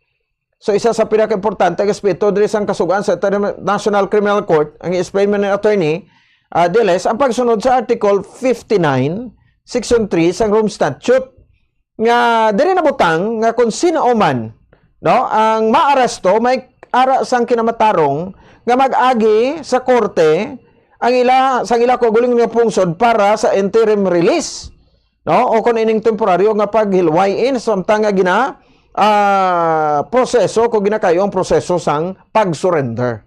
Kaya wala man yung problema nga masunod Digong sa Hong Kong nagpuli gid gani, no? So why man isa plano malagyo kay banto ginapagwa nga lagyo sa Hong Kong, waya balik pa sa Pilipinas, no? Tamo na sa kisog. So ang competent authority sa kaso nga ini ang Supreme Court sa Pilipinas, no? Kag ang custodial state, no, ang Pilipinas man Japon, no? Custody agency ang PNP, no? Pero ano ang natabo? Ginsakay sa plano si Digong padulong sa Netherlands nga wala man lang nag-agi sa insakto nga proseso, no? So why man gani kung ako to titani ginhulat gid anay, no, ang desisyon sang Supreme Court nga makuha sa letera o why gani, no? So ini isa ka klaro nga paglapas sa kasuguan sang ICC mismo. Subot silingon ano man, no, ang kasunod sa matikang halin sa pag hearing tubtob sa anuman nga pamatbat sini no, ang makabig nga fruits of poisonous tree ang bal nila, no, sa malipot nga tinaga kung ang mismo pagkaresto ang may depekto tanan nga ebidensya, no, sunod nga pwede nga ibasura. So gid pa ba ala didigong, no, bayan na lang to upod lang sa, no, waya ko na no nga resistance ko na no, mayra man to mga resistance pero taman ka kwante waya sa mimo kay ti story to ang imo nga enkwentro to. Nya ti story alam ko trabaho mo yan. Ang bayan na. So ang baramo sa nagapamangkot, no, nga kung nga away ko nung nag-agi si Duterte or wala sa nagbato, no, kaginbato niya lang kung anong matabo, no, sa battery makita mismo sa mga na buyan niya, no, nga mga tinaga. Naintindihan ko mga yan dahil trabaho nila ito, no, this is why it has come to an end. Gaya ko liwat bito link kung ano kay do waysa o hindi sa kitaon da. Okay, gaya lang ko link liwat kay basi okay sa makasulod sa. Sa isa ka pahayag, no, sa di makabang nga kadamo kuno sang kulugay pakita diri nga ti nabloan na, no, sinidri nga magaabot kag ang magaabot ang adlaw kag pabayan niya lang ini nga matabo. No, ini tungod nga wala sa sang may mahimo abi kon nga obrada or legal procedures kundi tungod gusto niya nga ibutang sa alanganin man ang PNP kuno ka ICC, no, kag ang administrasyon ni President Marcos. Ang mensahe klaro, no, ang PNP kag gobyerno mismo ang naglapas sa due process, no, hindi saya. No, so sa sini nga pamaagi, hindi lang na makita o hindi lang na wala lang napakita ang kahinaan sang sining administrasyon kundi ginabutang man niya ang peligro sa mismo sa kaso kontra sa iya, no? So paano diri nahulog abi, no, ang Marcos admin kag ang PNP, no, sa patibong ni Digong man. Una, pagsunod sa PNP nga wala sang due process. Sa pihak nga sigurohon nga mag-agi sa korte sa Pilipinas, no, gilaw nila nga ginsurrender sa Duterte sa ICC. Isa katikang nga mayra sang violasyon sa kasuguan, no, nga ila sining ginasunod. No, ikaduha, sa pihak nga pakigbato tang soberenya sang pungsod, no, para sa hustong proseso tidog ipabayan tara kuno ang gobyerno nga matabo ini, no, nga nagapakita sa ilang kahinaan kag sa kahinaan sa bilog nga kalibutan no. So pagpabakod sa argumento nga may bias ang ICC tungod nga ginapasugtan paglapas diri sa Article 59 Section 3 nga nagwa ang argumento nga ICC hindi patas kag gamit lamang kontra sa pinuno kag hindi kalyado, no, sa dumang kaben sa sosyedad. Anong posible matabo subong amo ning mablantayan ta? UN security intervention, no, ang mga pungsod kasubong sa Russia, China, no, ang posible nga maggiho nga suspendihon ang ICC proceedings kontra kay Duterte gamit ang paglapas sa Article 59 Section 3 bilang mapag-on nga basihan. Pero sa camp ni Duterte amo ning laban-laban gamiton man nila, no, sa mga lawyers, international lawyers to nga kwaon nila, no. So diri makita naton kung padayunon gid guba ng kredibilidad sini, no, sa ICC, no, kaso kontra kay Duterte nga kimadulaan sila sa kredibilidad labi na sa sining mga kasangkapan lamang sa politika, no. Kadulaan sa legal kay basihan nga kaso tungod nga ang doctrine dili fruits of poisonous tree nga ginatawag posible mabasura ang kaso kontra kay Duterte, no, kag maghatag sa iya sa isa ka makasaysayan nga kadalagan na pisar nga sa Netherlands. Sa una nga paglantaw diri, no, posible nga isipon sang iban, pisaron sa iban si Duterte, no, perde na sa sitwasyon nga ini. Pero tini man guro sa pasugot. So mas madalom ang busi sini, no, nagwa nga basi ko siya ang tuod nga magadaog. Basi pa lang man, no. So amo nang batayan naton man way tamang ginapunahan nina. Pero ginalauman nga mahulog ng PNP ang Marcos administration sa isa ka patibong ni Duterte sa mismo ang nag-violate sa ato sini nga kasuguan ka ang proseso. Kung kaso, no, nga mangin dahilan ini sang o kamay rason sang tibusok sang kredibilidad sang ICC, ti mambal naton nga nagmadilagon sa Duterte, no, sa isa kadako nga kumbaga enkwentro sa isa ka buhi. Hindi pa bagi sa dahas, no, kundi sa paagi sa isa ka may nalungon kag maalam no nga strategy. So do you think nga amo manggid ina ang madangatan senaton pero ti lawman tanay kay ang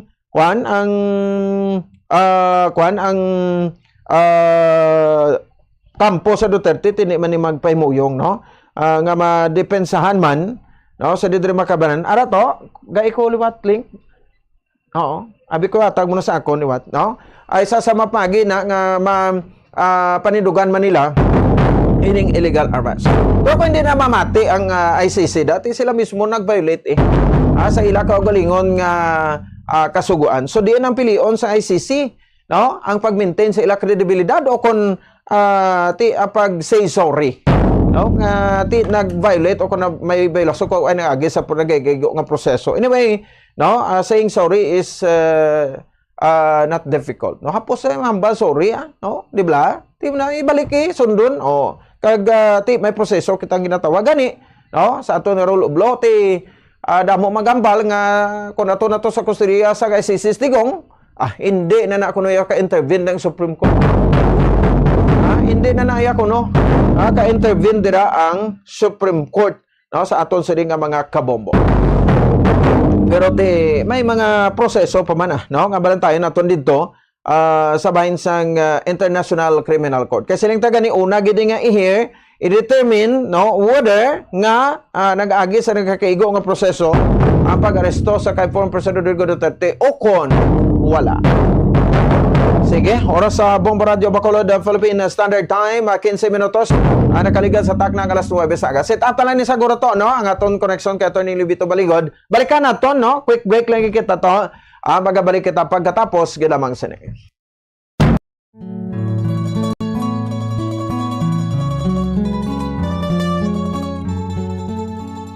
Bilang nagaisahanon nga Christian nation sa Asia, ang pagsimba diri sa Pilipinas ilabi na gid kun Domingo upod ang bugos nga pamilya nangin kabahin na sang aton pagpangabuhi kag kultura. Mayoriya sang populasyon ang mga Roman Catholics kag sang una ang mga tumuluo tuman gid ka relihiyoso kag istrikto sa tion sa pagsimba. Sa paglipas sang panahon, ang mga kabataan sa karon nga henerasyon ang ginapahanumdum kag ginatudloan sang importansya sang pagsimba kag ang church etiquette. Iyari ang pila ka mga good manners kag right conduct sa pagsimba. Kung planado ang imo pagkadto sa simbahan, dapat nga magtulog sang temprano antes pa man. Magbugtaw aga pa kag maligo, agod presko ang pamatyag kag mahumot sa pagtambong sa santos nga misa. Ukon sa pagpamati sang pulong sang Dios, ukon sa tion sang pagwali sang pastor.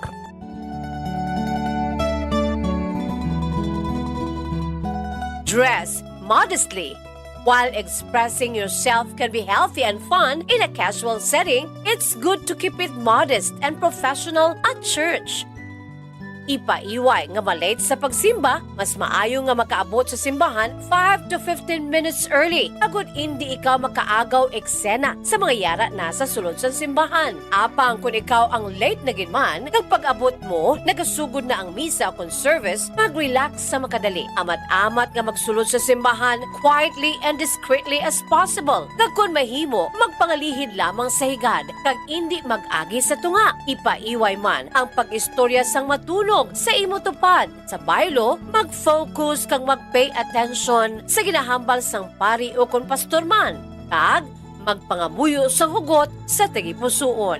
Yara ikaw sa simbahan to commune with the Lord, kag hindi para mag-date o kon magpaduding.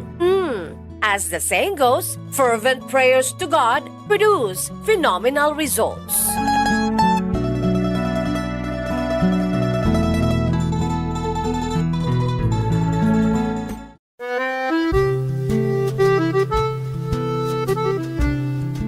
Nakakadtunab lang mo sa isa ka balay sa siyudad sang Silay diri sa probinsya sa Negros Oriental, ginakabig oldest at social house in Silay. Well, amoy ni ang duha ka panalgan nga heritage house ni Antonia de la Rama Locsin nga makitaan sa heritage zone sa Silay City. Si Antonia de la Rama Locsin bata ini sang mga original nga mga sendero nga pamilya sa Silay nga sanay Don Gregorio Seriaco Lacson Locsin kag Doña Adriana Manuela Arneta Locsin. Isa sa mga sikat nga descendants sang sini nga mga manggaranon nga familia amo si Leandro Valencia Locsin o kun mas famous nga si Leandro Locsin nga isa kasikat nga architect kag national artist of the Philippines. Ang iya sini mga ginikanan amo sanday Guillermo Unson Locsin kag Remedios de la Rama Valencia kag nakapangasawa kay Maria Cecilia Araneta Yulo.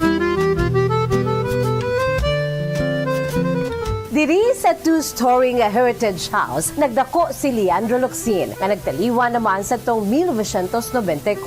Apisar nga daan na ang ini nga balay, apang makitaan pa sa gihapon ang original structure sini. Kaangay sa mga bintana, ukon ka piece sliding windows ka ventanillas. Ang ini nga ancestral house ang aton national artist nagapaidaro na karon sa mas sobra 150 anyos, isa ka traditional nga bahay na bato nga puti ang pinta sa karon. Apisal sang kadugayon na sa gihapon intact ang mga original balustrades kag metal window grills sang Antonia de la Rama Locsin Ancestral House, believed to be the oldest in Silay City.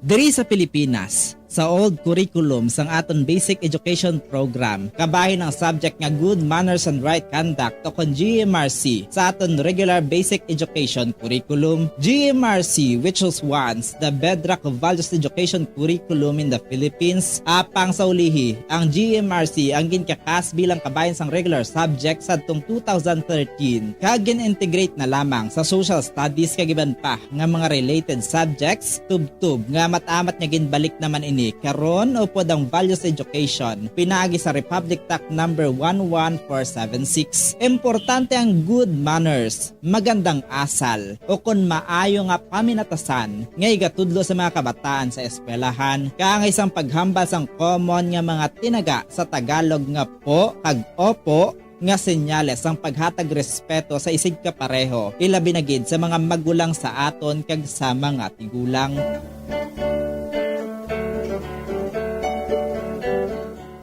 Diri sa aton, kita nga mga Ilonggo, ginatudloan magkita nga magsabat sa aton mga ginikanan sang tarong kag may respeto kaangay sang ano tani nay? Ukon, ano tani la?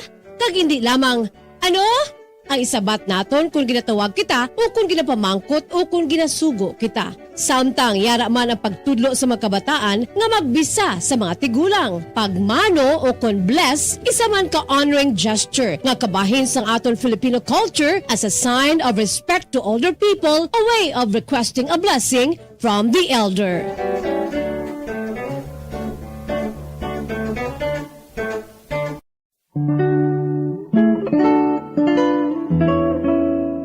Ang alibhon, baw.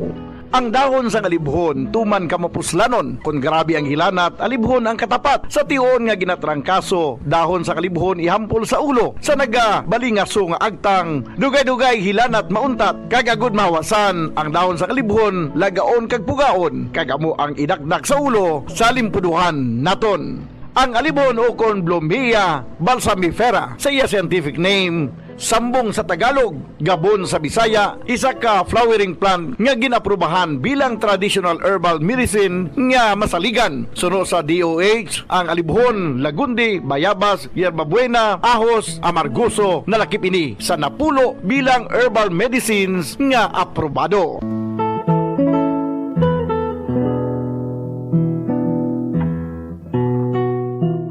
Alibhon ginahimo manti, maayo nga antibacterial kag antifungal ini. Bulong sa hypertension, nagaserbe bilang diuretic kag antipyretic. Makabulig man patunaw sang bato sa kidney. Ay abaw, grabe. Kung ikaw ginarayuma, imni sang alibhon ti. Kung gina-UTI, ginaubo, diarrhea kag tiyan nga nagaalboroto, yara ang dahon sang alibhon. Mapuslanon, gani magtanom kita sang alibhon sa aton og saran kag palibot, agos sa tion sang emerhensya within reach o kon may malabot. Sa kamahal karon sang tanan, a simple and free alibhon leaves will go a long, long way.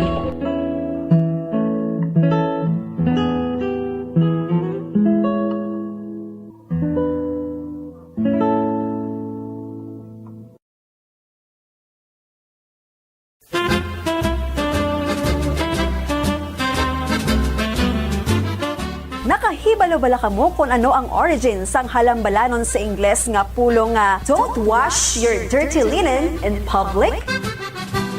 Well, ang ini nga English expression ukon metaphor naga-describe sang isa ka tawo nga nagabalandra sa publiko sang kuntani private matters sang iya kabuhi. Ini pinaagi sa pag-istorya sa iban nga tawo tubtub nga magamarites man. Ang ini nga tawo sa iban tubtub nga maglapta o kung mag-viral na kag nakahibalo na ang halos tanan sa kuntani pribado nga mga hitabo sa iya kabuhi. Kaangay man ini sa pag-rant sa social media o kung pag-post diri sa mga problema pinamilya ilabi na gid mga malain, negatibo kag makahuluya nga mga hitabo nga kun mahimo hindi dapat ipanugid-sugid sa iban nga tawo nga makadulot sang kahuy-anan hindi lamang ikaw kundi kalakip na ang imo family circle.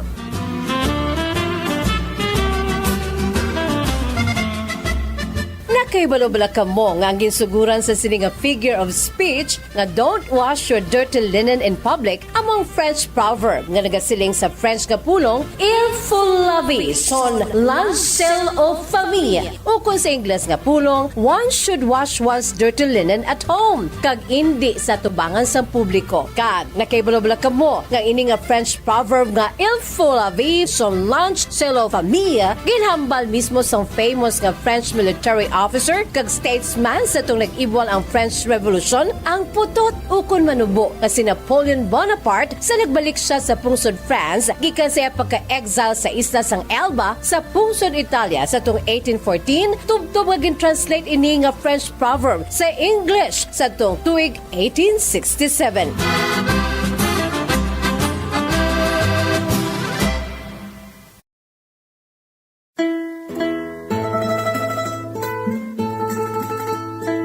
Dandan soy bayaan, ta ikaw, pauli ako sa payaw.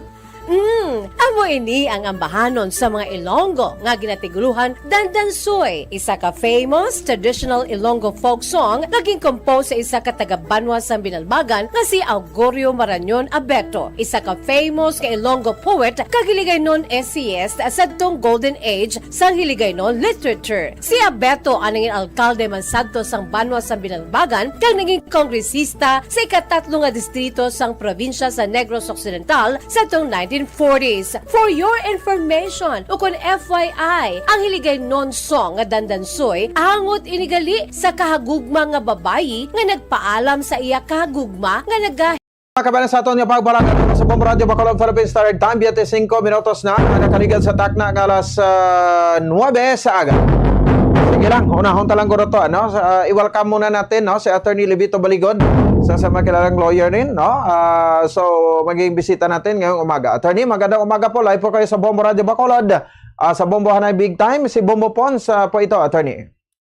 Magandang umaga, Bombo Pons, at saka sa mga nakikinig at nanonood sa iyong programa. Alright. Salamat po, Attorney, no, sa time. So, as a lawyer, no, kunin lang namin po yung opinion po ninyo. Una siguro, no, sa nakita mong pag-aresto or proseso ng pag-aresto sa Presidente Rodrigo Duterte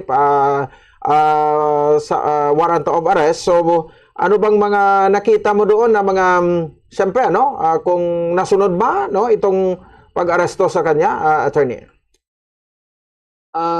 Pagbabasahin po natin yung charter ng International Criminal Court, no? At saka yung mga rules nila. Pag meron kang aarestuhin, ay kailangang sumunod muna sa batas ng local state sa pag-aresto, no? At pagkatapos maaresto ang isang tao na nasasakdal sa ICC, ay kailangan dalhin mo yung tao na naaresto sa isang local court muna para i-verify kung tama ang pagka-aresto at kung totoo ba na meron siyang warrant of arrest. Palagay ko hindi nasunod po, no, yung mga proseso na itinakda sa ilalim ng ICC Charter at saka yung ICC Rules of Procedure. So, ibig sabihin, no? So may meron pang tsansa dito na ilaban ni former President Duterte ito doon sa ICC kasi nandoon na siya, no? Sa The Hague, Netherlands, itong pagka-aresto sa kanya, attorney. Oo, ang isang problema natin ay nandun na nga siya sa Netherlands at anumang ilalabas na kautusan ng korte dito sa Pilipinas ay hindi na maisasakotuparan doon sa Netherlands, no? Depende na kung ano yung magiging desisyon ng mga huwes, no? O husgado ng Netherlands. Pero sana pakinggan ng mga huwes sa Netherlands yung argumento na hindi tama ang pagka-aresto kay dating presidente, no? At mamarapatin nila na ibalik muna sa Pilipinas si dating Pangulong Duterte para masunod yung proseso. Pero sa tingin ko, kung babasahin natin yung inilabas nilang warrant of arrest, ay hindi na nila masyadong binibigyang diin yung procedural aspect, no? Ang tinitingnan na lang nila yung substantive aspect na kailangang panagutan niya yung mga inireklamo laban sa kanya. Pero kung babasahin din po natin yung ICC Charter, nakalagay po kasi doon na ang primary jurisdiction sa mga krimen ay ang local state, no? O yung custodial state na sinasabi nila. Ibig sabihin, kailangang magsampa ka muna ng kaso dito sa Pilipinas. At kung maipatunayan na yung judicial system ng Pilipinas ay hindi gumagana, no? It's not functioning, then and only then that the ICC jurisdiction can be invoked. No? So, palagay ko yung charter mismo ng ICC ay hindi po nasunod dahil alam naman po natin na yung judicial system ng Pilipinas ay functioning. At isang magandang katunayan po niyan ay kung maalala ninyo yung mga pumatay na pulis kay Kian Santos. Inireklamo po yan, nilitis at na-convict sa ilalim ng Philippine judicial system. So paano po natin makukumbinsi ang sambayanang Pilipino na yung judicial system natin sa Pilipinas ay hindi functioning? So yun po yung nakikita ko na isang depekto na kailangang ma-recognize, no, ng ICC judges na yung judicial system ng Pilipinas ay functioning and therefore walang jurisdiction ang ICC for crimes committed domestically, no, in the Philippines. So, gaano kalaki ang tsansa na maipabalik ng dito temporary, no, si former President Duterte at sundin yung proseso, attorney? Procedurally, the issue, palagay ko hindi na yan papansinin ng ICC judges, no, yung hindi tamang proseso sa pag-aresto. Ang palagay ko na mas papansinin nila ay whether ICC court, yung ICC, has jurisdiction over the alleged crimes committed in the Philippines by former President Duterte. Kasi kung mapatunayan na ang judicial system ng Pilipinas ay functioning, palagay ko maiintindihan yan ng ICC judges na wala silang jurisdiction. Kasi wala rin silang concurrent jurisdiction na sinasabi natin, no? Ang nakalahad dyan sa ICC Charter ay ang local state ang may primary jurisdiction. And only if that judicial function is na judicial system is not functioning, saka pa lamang magkakaroon ng jurisdiction ang ICC. Okay, sige. So, sa mga proseso na dapat natin bantayan, no, sa hearing, no, so siguro the hearing should start as soon as possible, no? Kasi nandoon naman si former President Duterte sa custody ng ICC, attorney. Opo, ipepresenta muna siya sa ICC At palagay ko yung abogado no na magre-represent kay dating Pangulo ay i-argue niya yung jurisdictional issue. Oo. At kung mapagbigyan ng ICC na ang primary jurisdiction ay Pilipinas, ay saka pa lamang nila ibalik sa Pilipinas si dating Pangulong Duterte. At alam mo, Bombo Pons, no?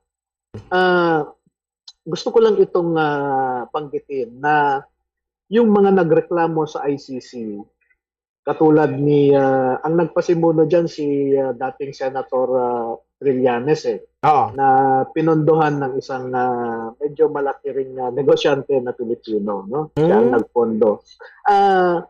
Sana naman, nag-file muna sila ng kaso dito sa Pilipinas, no?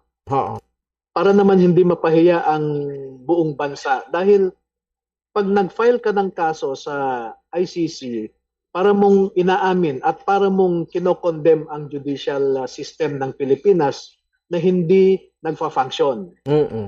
Hindi pa nila naranasan na mag-file ng kaso sa Pilipinas, pero dinala na nila sa ICC. So, they wanted to politicize and internationalize. Pero ipapaalala ko rin sa ating mga kababayan na yung war on drugs is actually a government policy. Nasa ating mga batas, if you read our anti-drugs law, RA 9165, it has become the policy of the country to combat or to fight illegal drugs proliferation dito sa bansa. Kaya hindi ako aminado doon sa sinasabi ni dating Senator J. Enrile, no? Na sa isang post niya ay sinasabi na yung war on drugs policy daw ni President Duterte ay hindi yan suportado ng ating saligang batas at saka ang ating batas. Mali po. Nasa batas natin na labanan ng gobyerno dapat ang illegal drugs.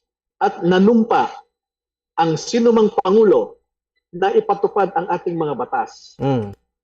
Ang dapat na sinabing issue siguro ay tama ba yung pag-implement ng polisiya na anti-drugs?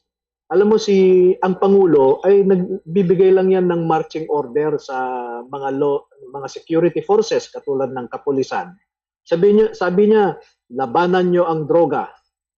Kung meron kayong huhuliin na drug pusher o drug addict at mailagay sa panganib ang inyong buhay, unahan nyo.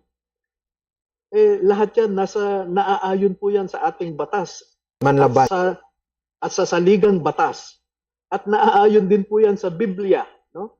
Nasa Biblia na yung self-preservation na kung mailagay sa panganib ang buhay mo, you have the right to defend. No?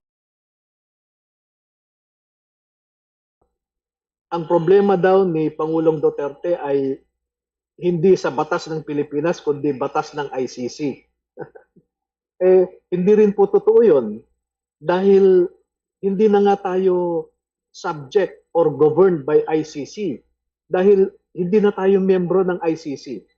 Kaya kung marinig nyo yung talumpati ni Pangulong Marcos, BBM, ang sabi niya ay hindi ICC ang rason kaya namin hinuli si Digong. Ang rason namin ay dahil nag-request sa amin ang Interpol. Isa rin po yan na hindi walang basehan sa batas. Kasi kung babasahin po natin ang Interpol Charter, ang napagkasunduan doon ng mga member states ay magtulungan sila sa information sharing, information gathering. Wala po sa charter ng Interpol na utusan ang ating kapulisan na mag-aresto. No? Kaya makikita mo dito sa Pilipinas, maraming ang naka-red notice dito na mga banyaga. Pero bakit hindi natin hinuhuli? Dahil ang role lamang ng Pilipinas ay sabihin sa Interpol, yung hinahanap niyong tao ay nandito sa Pilipinas. At kung yung complaining state, halimbawa sa isang kaso na nag-request ang Spain dahil merong nakasuhan na banyaga doon sa Spain, nagpalabas ng red notice, At yung wanted sa Spain na subject ng red notice ay nandito sa Pilipinas pero hindi hinuhuli. Dahil ang dapat na proseso ay humingi ang Spain ng extradition sa Pilipinas para i-deport nila yung wanted na tao. Hindi pwedeng basta arestuhin mo yung tao. Kaya sinasabi ko po lagi na basahin muna yung mga nakikialam ngayon, no? At dapat tayong makialam. Kailangan basahin muna nila yung ICC Charter, yung Interpol Charter, para hindi po sila mag-post ng kung ano-ano sa kanilang social media platform sa batas na umiiral, no? O yung applicable laws and rules on the situation. Sige, no? So talagang magiging interesting po, no? Ang mga babantayan po natin, no? Doon sa International Criminal Court, ano? Attorney po, despite na ando na si former President Duterte, pero yung bansa natin meron pa ring authority, no? Na bigyan ng assistance doon si former President Duterte, attorney. Well, nasa practice naman ng government na sino mang Pilipino ang nasasakdal sa ibang bansa ay dapat nating tulungan, no? Katulad nung nangyari kay Veloso, no? Na mga nangyaring convicted sa Saudi, sa Singapore, no? Na tinulungan ng ating bansa. Palagay ko naman may obligasyon din ang ating foreign mission in Netherlands to render or provide, no, assistance to President Duterte.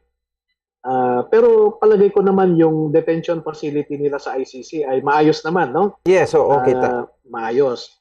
Ang legal representation, palagay ko pipili si President Duterte ng sinong magre-represent sa kanya. And as of now, I only know of one Filipino lawyer who is accredited as a practitioner before the ICC, no? Si Professor Harry yung dating Harry Roque. Accredited siya to practice before the ICC. So palagay ko makakatulong siya sa dating pangulo doon. Okay. Siya lang ang qualified? Sa pagkakaalam ko po, no, siya lang ang Filipino lawyer na accredited. International law practitioners na mga Pilipino. Pero when it comes to accreditation with the ICC, ang pagkakaalam ko ngayon, no, ay si Harry Roque lang. Hindi ko alam kung may iba pang Pilipino, pero wala pa akong nalalaman sa ngayon. Okay. Sige, anyway, so sa mga Pilipino na nag-aalala ng kondisyon ng ating former president, so siguro doon, no, di naman siguro mapapabayaan, especially yung health niya, considering he is turning 80 years old, no? So talaga mahina na yung reflexes ng ating presidente, hindi na nga makalakad ng maayos, attorney. Oo nga po, no? Kung ang sinasabi nila ay pinahuli nila si dating Pangulo for humanitarian reasons daw, no? Dahil crime against humanity yung kinakaso sa kanya, no? I think ang kapatid ng concern na yan ay yung human rights din, no, ni dating Pangulong Duterte. Totoo yung sinasabi nila na mag-80 years old na siya itong buwan na ito at mahina na rin at hindi may problema sa kanyang kalusugan. So kailangan bantayan din yan, no? Dahil useless ang justice kung ikamatay yan ni dating Pangulong Duterte dahil while some claim that they are entitled to justice, the former President Duterte is also entitled to justice. Paano kung ma-prove niya na inosente siya at yung war on drugs ay isang valid na national policy?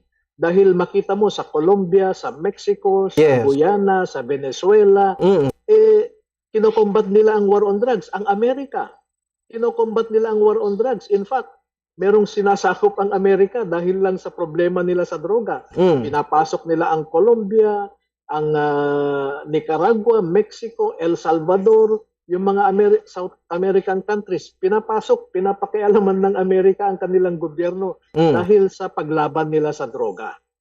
So, yung war against drug as a policy is a legitimate government policy. Kung may problema sila sa implementation, kasuhan natin yung mga responsable. Diba?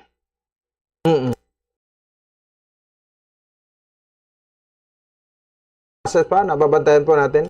Attorney, so thank you sa mga opinion at insights po na binigay mo dito sa amin. Kaya kanyang mga abogado, kinukuha namin ng mga reaction so that makadagdag enlighten sa mga tagapakinig po na to, especially yung proseso na gagawin doon sa ICC. Attorney, maraming salamat at good morning po. Daghan salamat kaayo, Bombo Pons, og maayong ugma kaninyong tanan. Salamat. Sige. Isa sa mga lawyer man, Attorney Libito Baligod, so sa Manila ni sa Igasteng. Nagawiyat man lagko nga mga kaso So tikwa na kina isa-isa to so that nga ma-compare naton ang mga opinion man sa nagkalinlain nga mga abogado man. Interpretation especially sa rules pagsulundan sang rules sang International Criminal Court o ICC. Oras sa Bombo Radio Bacolod, Philippine Standard Time, 43 minutos. Nakaligan sa takna alas 9 sa aga. To antes sa magbuhi, pabati tanay kay basi malang-alang takro balik. Isa sa mga chief prosecutor giniya sang ICC nga si Karim Khan. Sa confirmation nga ti ato na to sa ila sa kustodiya nila, si former President Rodrigo Duterte, ano mga proseso nga dapat ato bantayan sa sining hearing sa kaso crime against humanity against sa former President Rodrigo Duterte. Lipat ka ito ni magmangkoto ang ICC kakilala pabalasang edad the way nga ti kundi sa Pilipinas 70 years old ganito hindi mo na makasuhan ang diri sa aton sa pungsod doon sa ICC mag 80 years old ti considered kwan ba na Japon kwan pa na sa title pa na sa nga ti custody dito kunano considering sa iyang health condition so Arya si isa sa mga chief prosecutor sa International Criminal Court sa dito makaban sa ato sa nga mga kabombo nga si Amir Khan.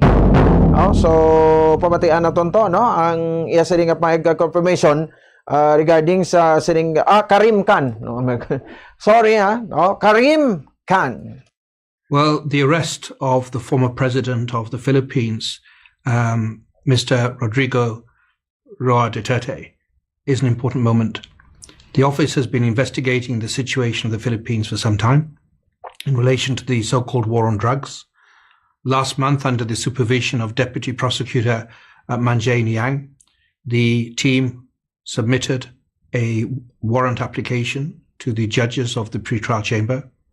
The judges have issued that warrant and it's been executed. And in issuing the warrant, the judges have found reasonable grounds to believe that Mr. Duterte has committed the crime of murder as the founder, as the head of the so-called Davao Death Squad, as the mayor of Davao City, and then later as the president of the Philippines between 2011 and 2019. And I think it's important to show that the office has been working with communities, with states, with international organizations, with other partners to make sure that the investigation could be focused and could move as effectively as possible. And the fact that it's been executed is important to victims. It means a lot, I think, to victims. That's the feedback we've already received. And many say that international law is not as strong as we want, and I agree with that. But as I also repeatedly emphasize, international law is not as weak as some may think. When we come together, when we work, when we build partnerships, the rule of law can prevail, warrants can be executed, and it's important to underline as we now start a new stage of proceedings that Mr. Duterte is presumed innocent. He will make his initial appearance before the court soon, and the focus of the office is on the judicial proceedings, on proving its case before the judges of the International Criminal Court. All right, no? So nabatian diri no ang team nato nagikan sa International Criminal Court o kon ICC. Makabanan regarding sa sining ti Sepre no mga balatayan nga proseso no sa ICC sa paglitis no kung sa Tagalog pagsugod sa hearing reklamo no sa kay former President Rodrigo Duterte sa iyang war on drugs no sa Duterte administration. Kung sa bagay sakto mo sa Tony Biligod no sige nga didto patay ma-file kaso haw nga diri sa aton may kogulingom tang korte ni sa kakaso wala magin file di sa iya chimpo naman ni guro niligat nga gin file sa after sang pagtapos sa sang term niya no kay tiyo timing kita ni kay kinaburigal sila sa mga Marcos oh. Do you think hindi naman doon ni Marcos nga i-prosecute si Duterte diri sa Pilipinas? May aton man niya kasuguan diri. Pero ti ano ta kay gusto ta mangin social man tay. Kung sa bagay ay diretso ta man na no kay may right magita kuno mo pero sa mga argumento siling ko ti kanya-kanya interpretasyon sa kasuguan ni. Whether ka ba jurisdiction pa bala o kung wala na ang ICC sa aton considering nga nagwa na kita sa Rome Statute last 2019. Bay, okon 48 minutos sa kaligid sa takna ng alas 9 sa agad sa aton nga pagpalagad. No? So balikan na to na. Basi mo wain out kita to, no? Bubuto lang mga nabili na to nga papanumdom. Balik kita pagkatapos gidamang sini. Stand by.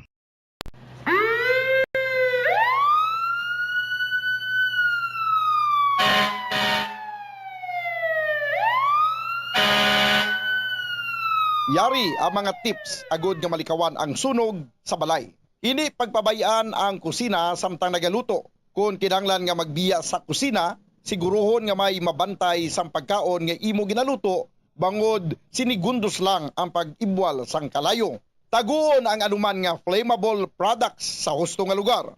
Ang household cleaners kag items kaangay sang hairspray o kung shaving cream ang delikado kung i-expose sila sa source of heat. Ibutang ang mga ini sa cool area. I-maintain ang mga wires antes magsaksak sa sakit. Chikyaron nga walay ni sang kinagtan sa ang ido o kung iban nga sapat ilabi na kung ikaw ang may hinuptanan. Kung may damaged wire, isla nini sa gilayon. Siguruhon man nga may yara sang fire extinguisher o kung fire blanket sa balay. Dapat man nga nakaibalo ang tanan nga family member magamit sang fire extinguisher agod mapalong inigilayon. Ang tagipusoon ay isa sa mga pinakaimportanteng organ sa lawas ng tao. Gani, nagakadapat lang nga ini ang halungan. Paano ba na mapabilin nga healthy ang aton heart? Agud malikawan ang risgo sang heart disease, dapat ka magkaon sang healthy nga mga pagkaon. Kinahanglan man nga maging aktibo, kaangay sang pag-obra sa mga physical activities kag pag-exercise. Ginarekomendar man ang pagpabilin sang healthy nga kabugaton. Agud malikawan ang mga balatian sa tigipusoon, dapat likawan ukon ang taton ang pagpanigarilyo ukon magpalayo sa second-hand smoke. Kung mag-inom sang alcohol, drink moderately. Dapat man nga kontrolon ang cholesterol kag blood pressure kag hindi magpa-stress. Tumalagsaon nga madula ang kanon sa lamisa sa mga Asian countries, particular na ang Pilipinas. Halin sa pamahaw, panyaga kag panyapon. Bangod ang iban nagakaon sang tinapay. Ang pagpili sa tunga sang kanon kag tinapay ang nakadepende sa imo nga nutritional goals. Ang kanon ang makahatag sang mas madamo nga bitamina kag minerals, apang ang tinapay naman ang may manubo nga calories kag carbohydrates. Ang mga tawo nga nagakaon sang mas manubo nga whole grains ang mas may manubo nga bugat kag manubo nga blood sugar kag cholesterol levels. Sang sa mga tawo nga nagakonsume sang jutay nga whole grains. Kung luyag mo naman nga limitahan ang calories o kon carbohydrates, ang tinapay ang pinakamaayo nga choice sang sa kanon.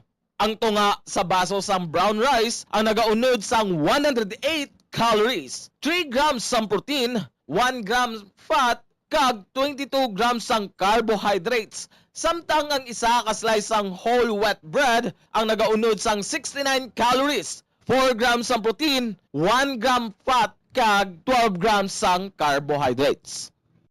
Paano mo bala ginatinlukan ka ginatago ang imo toothbrush? Ginarekomendar sa American Dental Association nga pagkatapos magbrush sa ngipon, bunlawan ini sang maayo agud nga makakas ang tanan nga residue. I-shake agud nga mataktak ang sobra nga tubig kag taguon nga nagatindog. hindi flat o kung nagahigda kag wala nagatupad sa iban nga toothbrush. Mas ginarekomendar man sini nga tago ng toothbrush sa open nga lugar, agod nga mahanginan kag mainitan, agod nga magmalasang natural antes nimo gamiton pagkasunod nga adlaw. Ang moist environment abi kaangay sang closed container ang sahugid nga tubuan sa mga microorganisms. Labaw sa tanan, hindi pagibuta ang toothbrush sa sulod sang toilet. Kung gamay nga imo toilet kag makusog ang flusher, ang toilet water ang delikado para sa imo toothbrush, bangod sarang ini nga malapot sang agsik sang tubig. Santo sa pagtuon, ang microorganisms halin sa toilet ang sarang nga magtumbo sang 2.7 feet to 6 feet. Gani sarang nga malabot ang imo toothbrush kag masulod sa imo ba ang higo. Ginarekomendar man sa American Dental Association nga isla ng toothbrush kada 3 ka bulan. Madamo ang nanamian magkaon sang instant noodles bangod sa convenient inilutoon, barato kag manamit. Apang nakaibalo bala ikaw nga madamo ini sang matugang nga risgo sa ikaayong lawas? Ang instant noodles ang may mataas nga sodium nga hindi maayo kung masubrahan. Isa sa pinakadako nga contributor sa dietary sodium intake amo ang mga processed food lakip na ang instant noodles. Nagaunod man ini sang MSG nga naangot sa mga sintomas kaangay sang pagsakit sang ulo, nausea, high blood pressure, pagpalangluya, chest pain kag heart palpitation. Manubo man ang fiber kag protein sa instant noodles nga hindi maayo nga option sa mga luyag magpabuhin sang kabugaton. Ang masami nga pagkaon sang instant noodles ang nagapasaka sa risgo sa pagdevelop sa metabolic syndrome. Isa ka kondisyon nga nagapataas ang risgo para sa heart disease, diabetes kag stroke.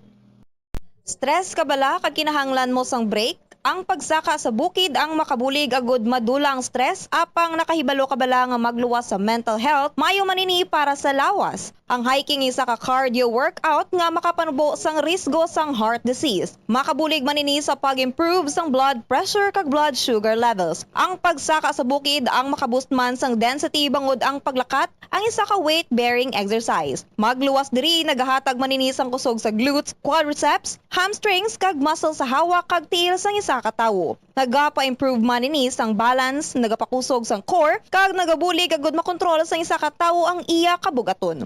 Nagapanami man ini sang modo bangod ang pagsaka sa bukid ang may positibo nga impact sa pag-combat sa mga sintomas sang stress kag anxiety.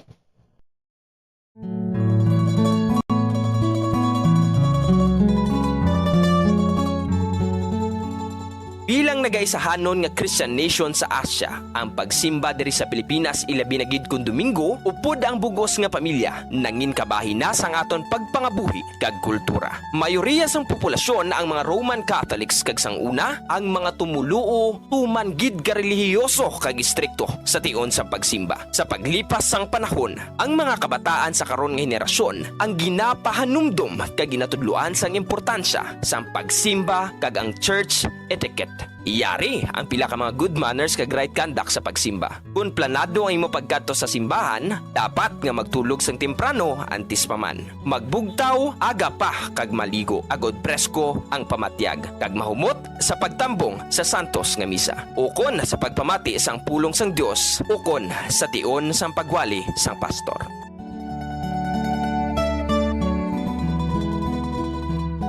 Dress modestly. While expressing yourself can be healthy and fun in a casual setting, it's good to keep it modest and professional at church.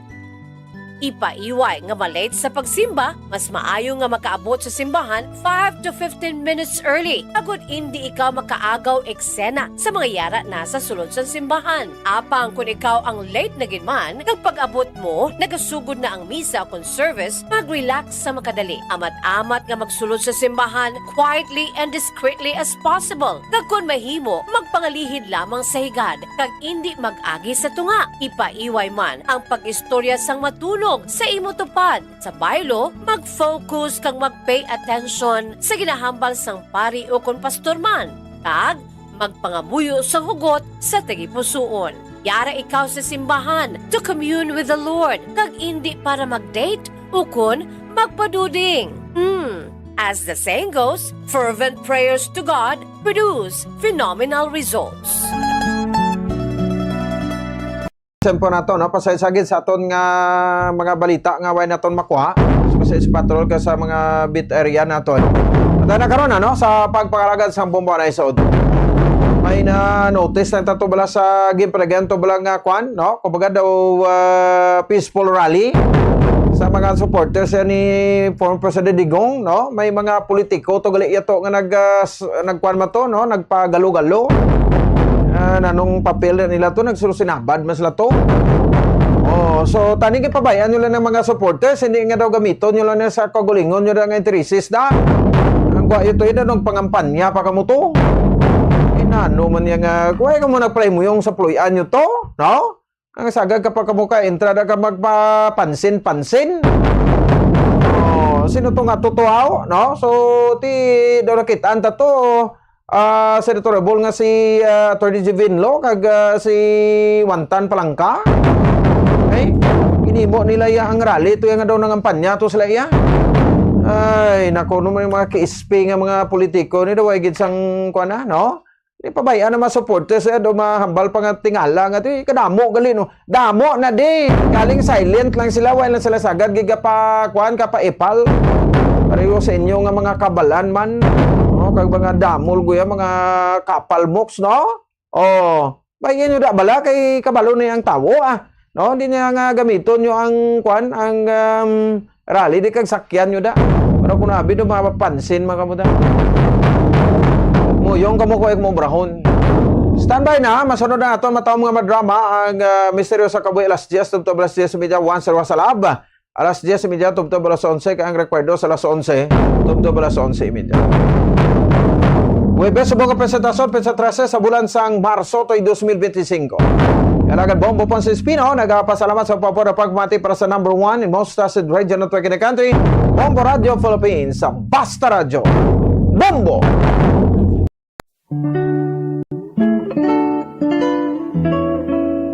Ang alibhon, baw. Ang dahon sa alibhon, tuman kamapuslanon. Kung grabe ang hilanat, alibhon ang katapat. Sa tion nga ginatrangkaso, dahon sa alibhon ihampol sa ulo. Sa nagabalingaso nga agtang, dugay-dugay hilanat mauntat. Kagagod mawasan, ang dahon sa alibhon, lagaon kag pugaon. Kagamo ang idakdak sa ulo, sa limpuduhan naton. Ang alibhon o kon Blombia balsamifera, sa iya scientific name, sambong sa Tagalog, gabon sa Bisaya, isa ka flowering plant nga ginaprubahan bilang traditional herbal medicine nga masaligan. Suno sa DOH, ang alibhon, lagundi, bayabas, yerbabuena, ahos, amargoso, nalakip ini sa napulo bilang herbal medicines nga aprobado.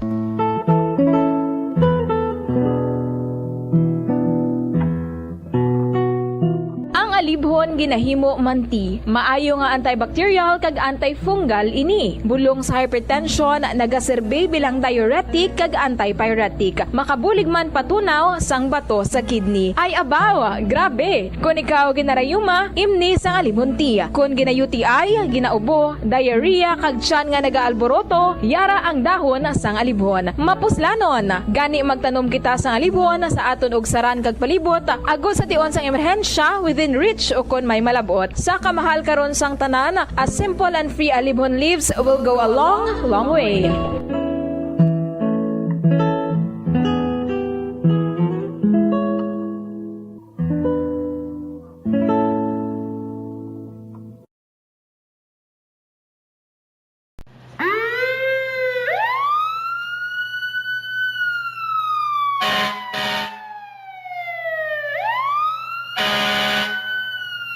Yari ang mga tips agod nga malikawan ang sunog sa balay. Ini pagpabayaan ang kusina samtang nagaluto. Kung kinahanglan nga magbiya sa kusina, siguruhon nga may mabantay sang pagkaon nga imo ginaluto, bangod sinigundos lang ang pag-ibwal sang kalayo. Taguon ang anuman nga flammable products sa husto nga lugar. Ang household cleaners kag items kaangay sang hairspray o kung shaving cream, ang delikado kung i-expose sila sa source of heat. Ibutang ang mga ini sa cool area. I-maintain ang mga wires antes magsaksak sa sakit. Chikyaron nga wala ini sang kinagtan sa ang ido o kung iban nga sapat, ilabi na kung ikaw ang may hinuptanan. Kung may damaged wire, islan ini sa gilayon. Siguruhon man nga may yara sang fire extinguisher o kung fire blanket sa balay. Dapat man nga nakaibalo ang tanan nga family member magamit sang fire extinguisher agod mapalong inigilayon. Ang tagipusoon ay isa sa mga pinakaimportanteng organ sa lawas ng tao. Gani, nagakadapat lang nga ini ang halungan. Paano ba na mapabilin nga healthy ang aton heart? Agud malikawan ang risgo sang heart disease, dapat ka magkaon sang healthy nga mga pagkaon. Kinahanglan man nga maging aktibo, kaangay sang pag-obra sa mga physical activities kag pag-exercise. Ginarekomendar man ang pagpabilin sang healthy nga kabugaton. Agud malikawan ang mga balatian sa tigipusoon, dapat likawan ukon ang taton ang pagpanigarilyo ukon magpalayo sa second-hand smoke. Kung mag-inom sang alcohol, drink moderately. Dapat man nga kontrolon ang cholesterol kag blood pressure kag hindi magpa-stress. Tumalagsaon nga madula ang kanon sa lamisa sa mga Asian countries, particular na ang Pilipinas. Halin sa pamahaw, panyaga, kag panyapon. Bangod ang iban nagakaon sang tinapay.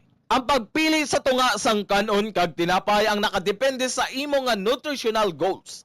Ang kanon ang makahatag sang mas madamo nga bitamina kag minerals, apang ang tinapay naman ang may manubo nga calories kag carbohydrates. Ang mga tawo nga nagakaon sang mas manubo nga whole grains ang mas may manubo nga bugat kag manubo nga blood sugar kag cholesterol levels. Sang sa mga tawo nga nagakonsume sang jutay nga whole grains. Kung luyag mo naman nga limitahan ang calories o kon carbohydrates, ang tinapay ang pinakamaayo nga choice sang sa kanon.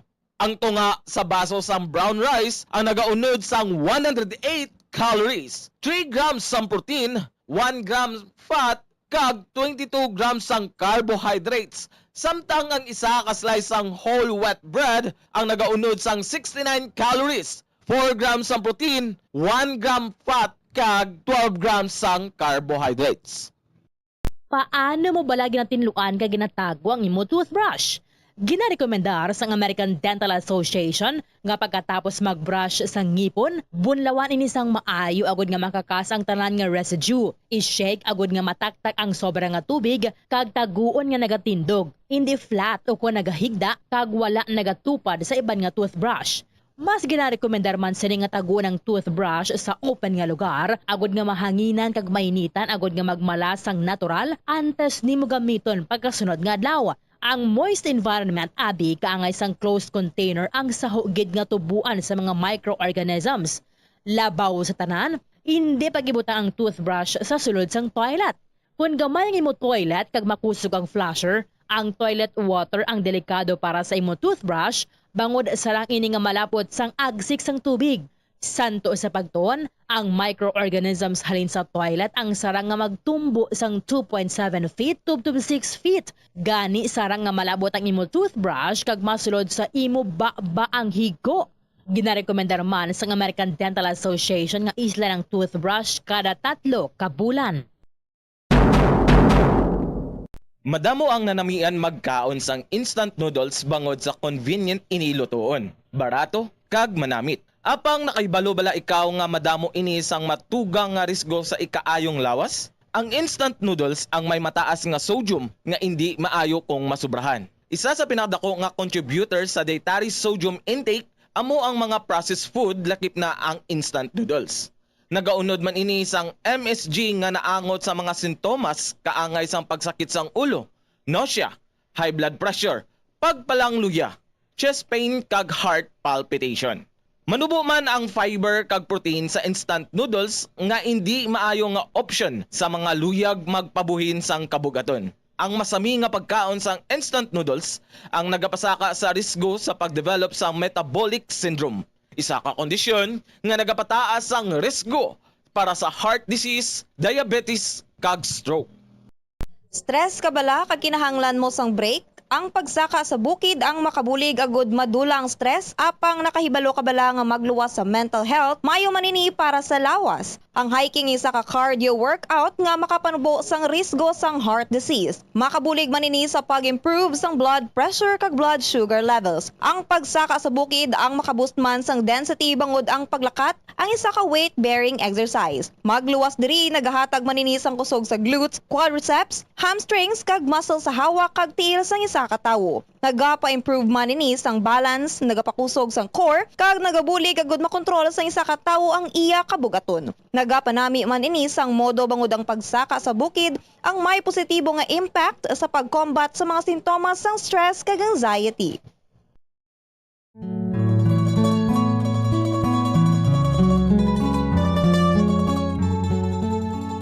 Bilang nagaisahanon nga Christian nation sa Asia, ang pagsimba diri sa Pilipinas ilabi na gid kun Domingo upod ang bugos nga pamilya nangin kabahin na sang aton pagpangabuhi kag kultura. Mayoriya sang populasyon ang mga Roman Catholics kag sang una ang mga tumuluo tuman gid ka relihiyoso kag istrikto sa tion sa pagsimba. Sa paglipas sang panahon, ang mga kabataan sa karon nga henerasyon ang ginapahanumdum kag ginatudloan sang importansya sang pagsimba kag ang church etiquette. Iyari ang pila ka mga good manners kag right conduct sa pagsimba. Kung planado ang imo pagkadto sa simbahan, dapat nga magtulog sang temprano antes pa man. Magbugtaw aga pa kag maligo agod presko ang pamatyag kag mahumot sa pagtambong sa santos nga misa. Ukon sa pagpamati sang pulong sang Dios, ukon sa tion sang pagwali sang pastor.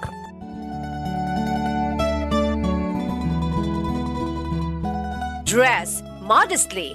While expressing yourself can be healthy and fun in a casual setting, it's good to keep it modest and professional at church.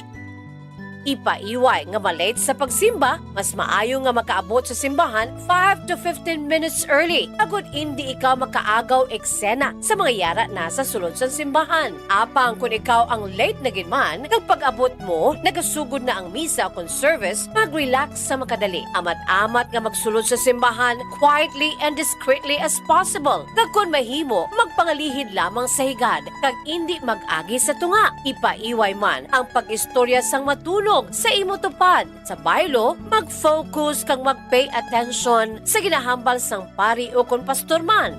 Kag magpangamuyo sa hugot sa tagipusoon. Yara ikaw sa simbahan to commune with the Lord, kag hindi para mag-date o kon magpaduding. As the saying goes, fervent prayers to God produce phenomenal results.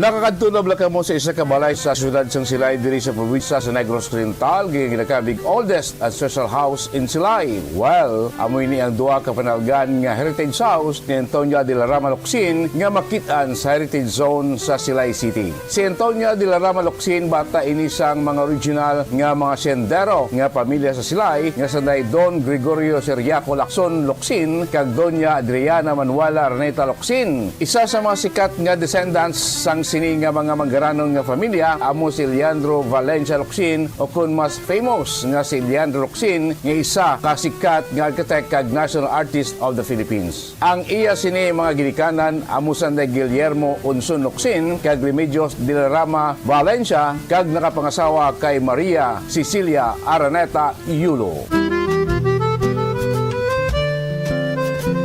Diri sa two-story nga heritage house, nagdako si Leandro Locsin nga nagtaliwa naman sa tong 1994.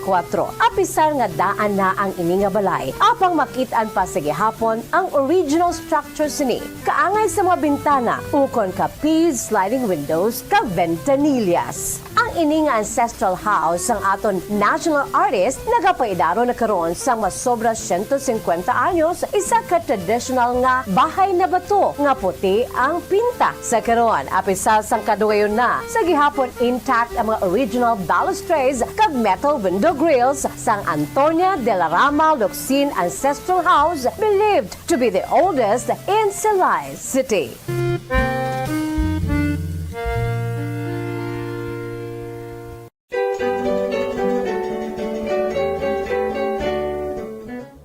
Diri sa Pilipinas, sa old curriculum sang aton basic education program, kabahin ang subject nga good manners and right conduct o kon GMRC sa aton regular basic education curriculum. GMRC, which was once the bedrock of values education curriculum in the Philippines, apang sa ulihi, ang GMRC ang ginkakas bilang kabahin sang regular subject sa atong 2013 kag gin-integrate na lamang sa social studies kag iban pa nga mga related subjects tub-tub nga matamat nga ginbalik naman ini karon upod ang values education pinaagi sa Republic Act number 11476. Importante ang good manners, magandang asal o kun maayo nga paminatasan nga igatudlo sa mga kabataan sa eskwelahan kang isang paghambal sang common nga mga tinaga sa Tagalog nga po kag opo nga senyales ang paghatag respeto sa isig kapareho ilabi na gid sa mga magulang sa aton kag sa mga tigulang.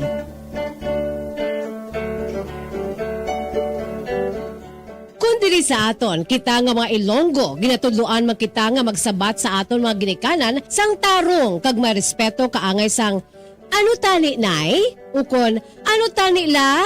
Kag hindi lamang, ano? Ang isabat naton kung ginatawag kita o kung ginapamangkot o kung ginasugo kita. Samtang yara man ang pagtudlo sa mga kabataan nga magbisa sa mga tigulang. Pagmano o kung bless, isa man ka honoring gesture nga kabahin sang aton Filipino culture as a sign of respect to older people, a way of requesting a blessing from the elder.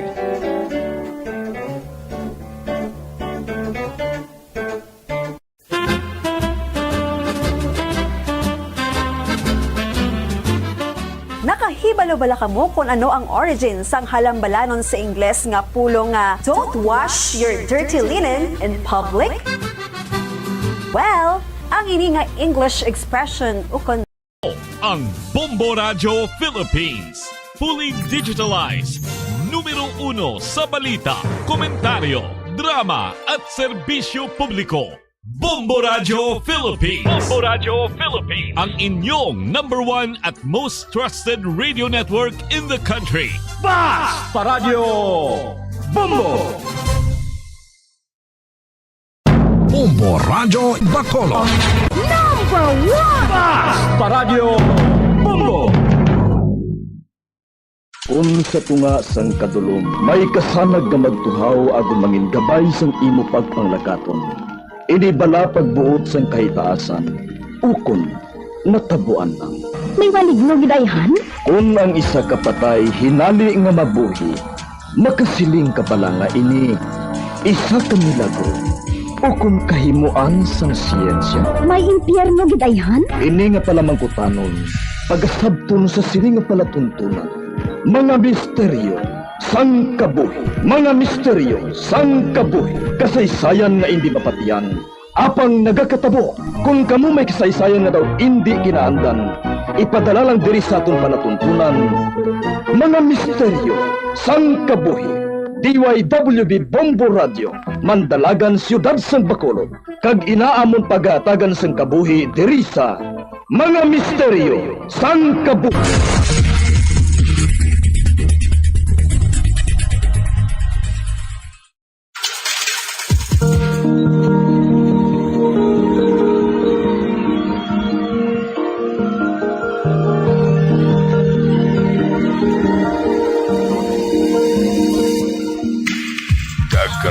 Pagsugod sa aton pag-ong nga sugwilanon di sa aton palatuntunan, mga misteryo sang kabuhi.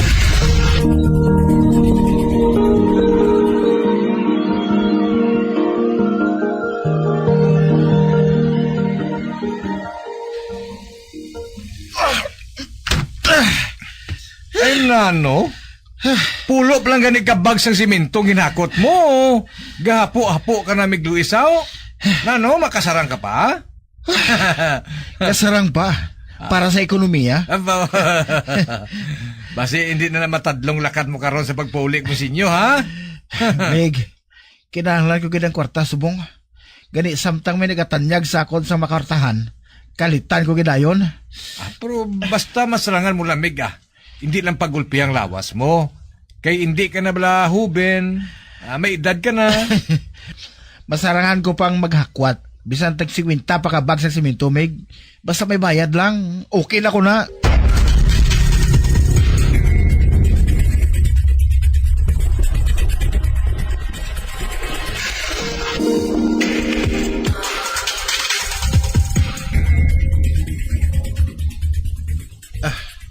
Day, aring inobrahan ko sa bodega sa simento.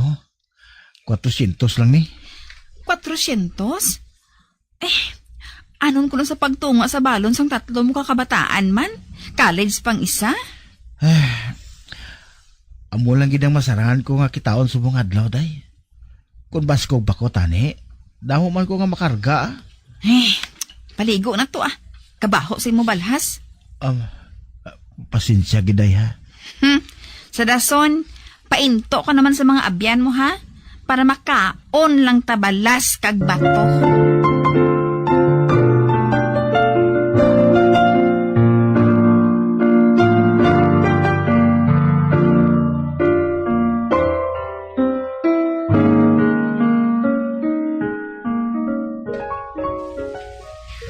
Ma, ginsingalan mo naman si Papa, haw. Nagatinguha man na siya nga makabawi, Mamangkot ka pa? Nagkarga-karga sa sampila ka bag ng simento ka magduhol sa akon sang 400 pesos lang? Dumaano na siya?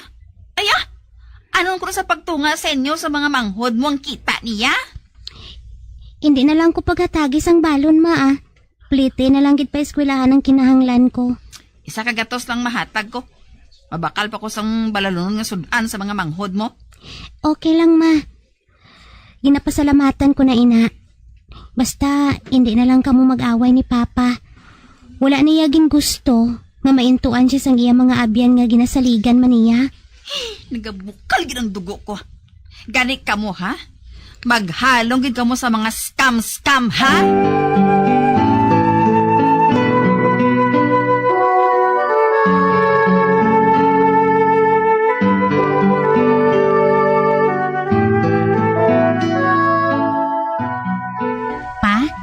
Kamustang pamatsyag mo?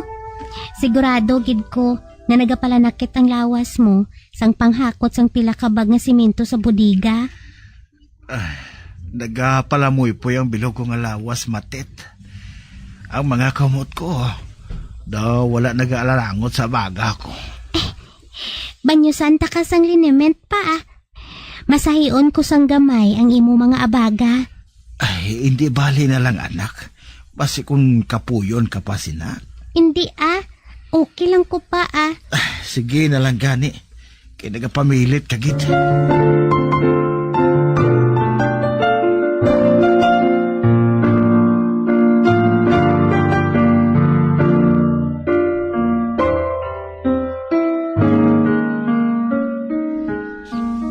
Tomas, Mig, sano naman may delivery?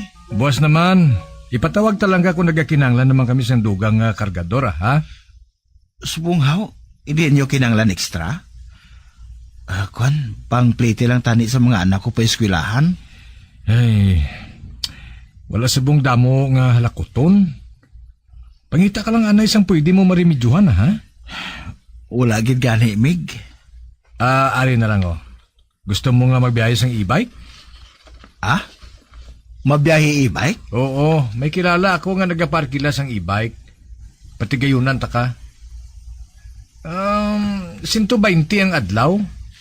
Amo na biyang arkila. Ang sobra imo na sa kita mo. Ate, sige, Mig. Para nga maiduhol lang ko kay Mrs. pag abot ko sa balay.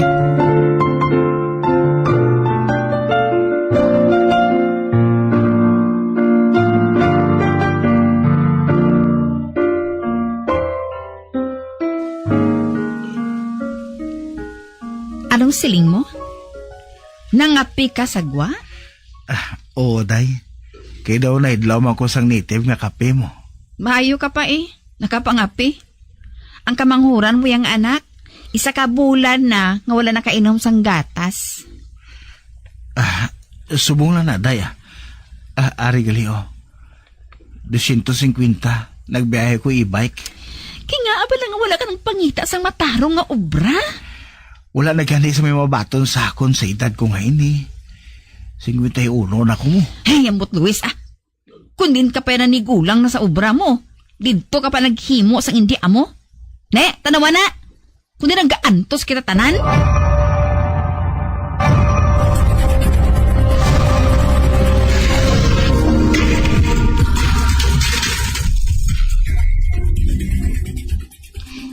Ma, ikaw na lang bahala sini magpaigo sa mga balon sa mangod ko, Sa din ka nagkuha sa 5 kagatos, Matet? May nagpadrawing sa akon, ma. Napulo gig kapanid sang papel. Amo nang suhol nila sa akon, ma. Baw, daw maayo, haw? Kung sang una ka pa naghimo sini, mas maayo pagid tani, Ma, ang importante amo ang subong. Hindi ka na bala magbasol patungod sang nakaligad? Kag nga hindi. Tungod sang amay mo kung nga nagpamigado kita subong. Kung wala siya nagpainto sa abyan niya nga ma-invest sa negosyo, wala kung tani kita na mayad. Napahalin siya sa obra niya. Kaya mga kaopdanan niya na naging ganyo man nga ma-invest sa kung ano nga negosyo, dadalahig man ganawad ang sang kwarta tungod sang halit nga investment scam. Ma, wala man ging gusto ni Papa ang natabo. Biktima man siya sang scam. Hindi na pagkapining amay mo, Kay siya gid ang balasulon sang aton pagpamigado, subong. Siya gid!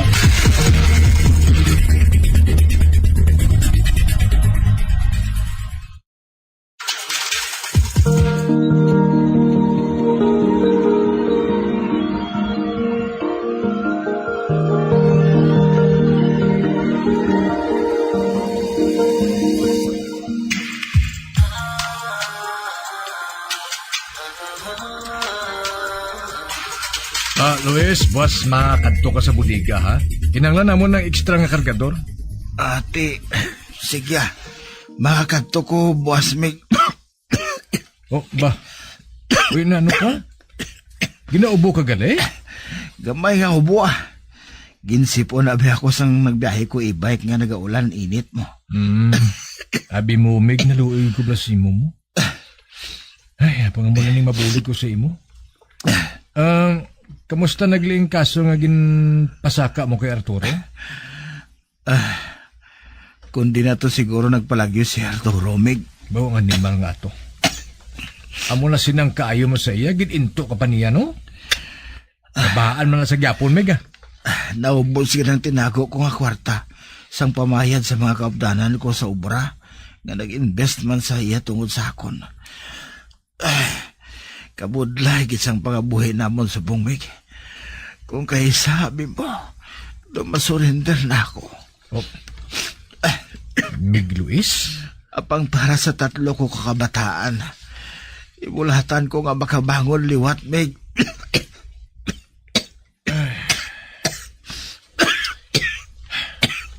May kaluwag ng Ginoo, Mig. Basta hindi lang pagkabayi ang lawas mo. Salamat gid sa pagpahanumdum mo sinasakon, Mig Tomas. Madamo gid nga salamat.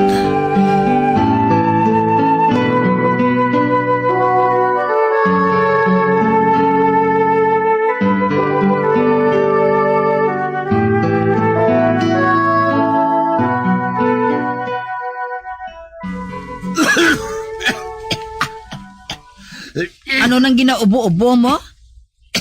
Tap na ha? Ibasi ko malatnan kami sa mga anak mo? Ginahaimnan ko na sang duga sang inpa pangadahon sang oregano daya. Magpadabon ka isang baba mo kung mag-ubo ka? Kag hindi ka maghulid sa akong sa kwarto, ha?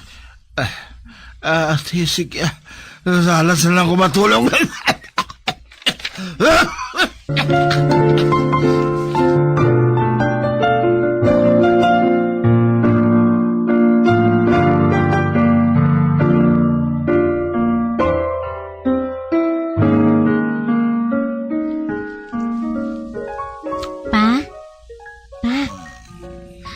Anay pa. Matet. Nagaugayong ka pa. Ginahilanat ka gali. Dali ka pa. Dito ka anay tulog sa kwarto ni Boyet. Kay ginpasaylo ko to si Mika sa kwarto ko. Dito ka anay magtulog sa iya, Kay si Mika dito mga tulog sa kwarto ko. Okay lang ka mo sa mga manghol mo? Oo pa. Kag naplastar naman to ang hiligdaan mo. Dito ka magtulog. Salamat, Gidana. May ginbakal ko nga bulong para si imo pa. Ipatumar ko ato sa imo kung ato ka na sa kwarto.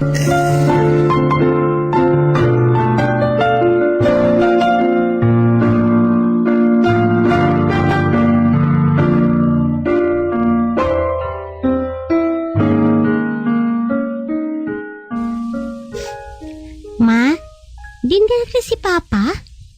Wala na to sa kwarto ni Boyet, haw? Ay, naglakat man to siya kaina temprano pa. Ha? Eh, sa diin siya nagkadto. Kagabi kataas to sang hilanat kya bala. Mangita guro kwarta eh. Hey, ma, nga mo sinang trato mo kay Papa, haw? Do wala ka na gidyas ang pagulikid sa iya, ma? Matet?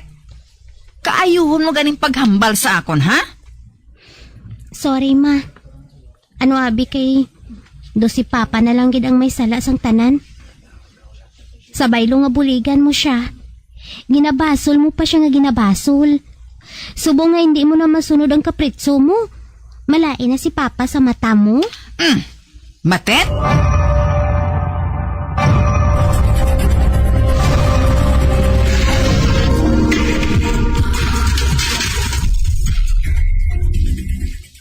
Oh, ikaw gali, Matet?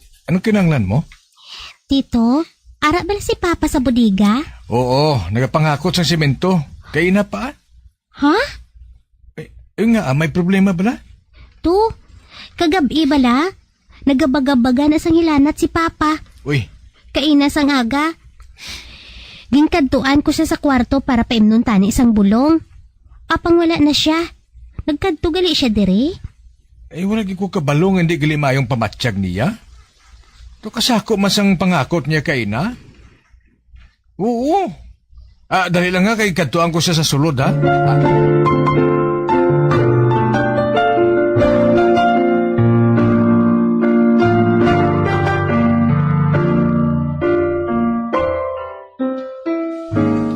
Uy, ari ka nagali din nagpawayway? Kinapangita ka ni Matet. Amo bala? Abi, pagpauli na lang anay sa inyo. Magpaayo ka, anay. Pasensya gid, Mega. Pagbalik lang ko kung maayo na gid ko, ha? Oo, sige na.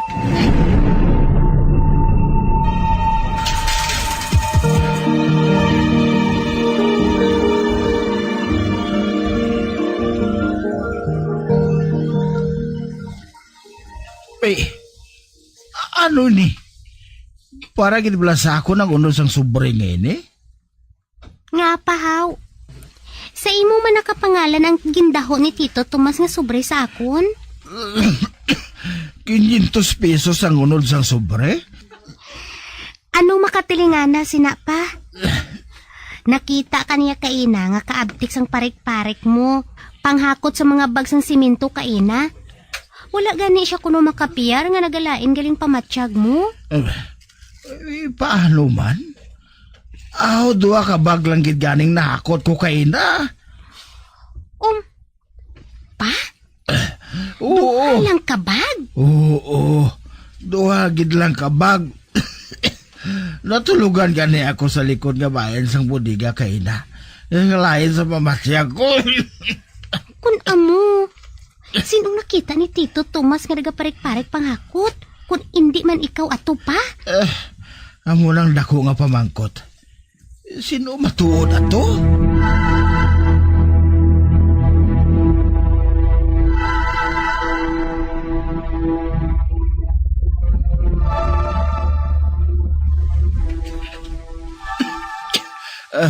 Day, aring kinitaan ko sa adlaw ngayon. 500 pesos na. Mayo, kay 500 na. Wala na sang dako-dako pa de? Wala na, Day. Ma, pasalamati na lang bala na. Wala ka ginaluoy kay Papa? Nugay na sa ligbat! Apinan mo naman ang amay mo? Mayo pang misteryoso nga tinuga eh. Nagabulig pa ya kay Papa.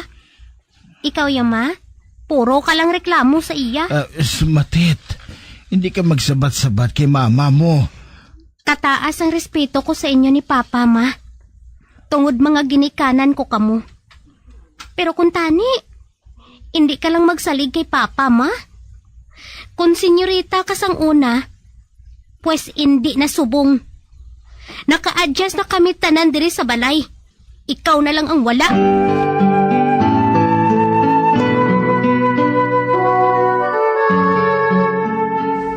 Do nagpagsik ka subong adlaw ha?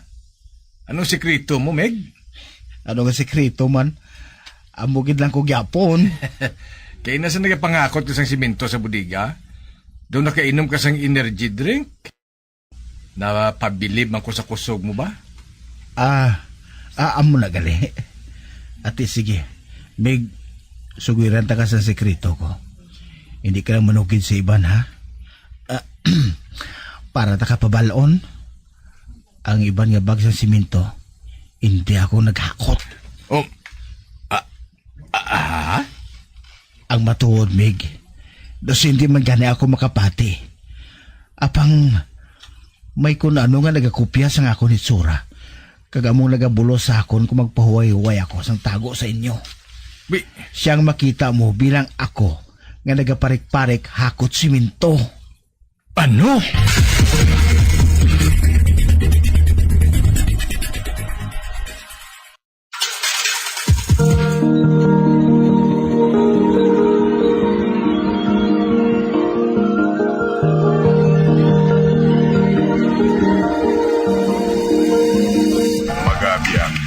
Tapos na itong matahong kasaysayan kaysa itong palatuntunan, mga misteryo sa kabuhi.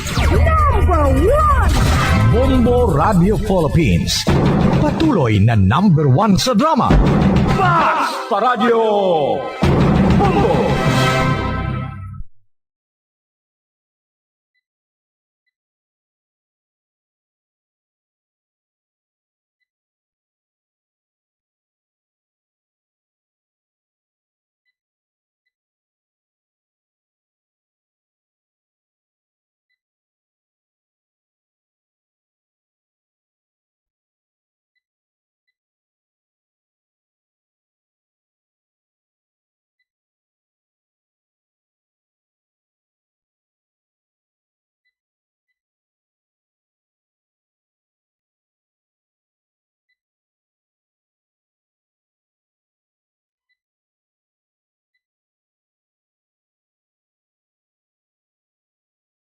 Bombo Radio Bacolod. Number 1! Mas Paradyo Bombo!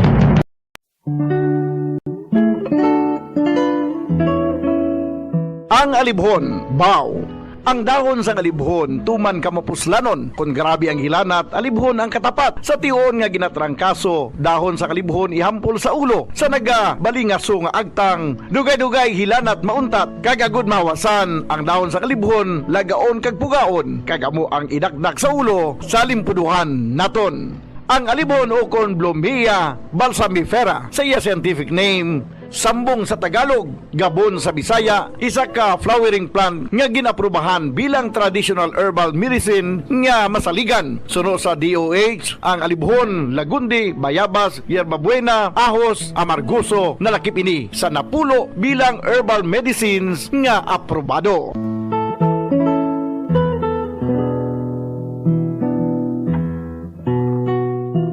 Alibhon ginahimo manti, maayo nga antibacterial kag antifungal ini. Bulong sa hypertension, nagaserbe bilang diuretic kag antipyretic. Makabulig man patunaw sang bato sa kidney. Ay abaw, grabe. Kung ikaw ginarayuma, imni sang alimunti. Kung gina-UTI, ginaubo, diarrhea kag tiyan nga nagaalboroto, yara ang dahon sang alibhon. Mapuslanon, gani magtanom kita sang alibhon sa aton og saran kag palibot, agos sa tion sang emerhensya within reach o kon may malabot. Sa kamahal karon sang tanan, a simple and free alibhon leaves will go a long way.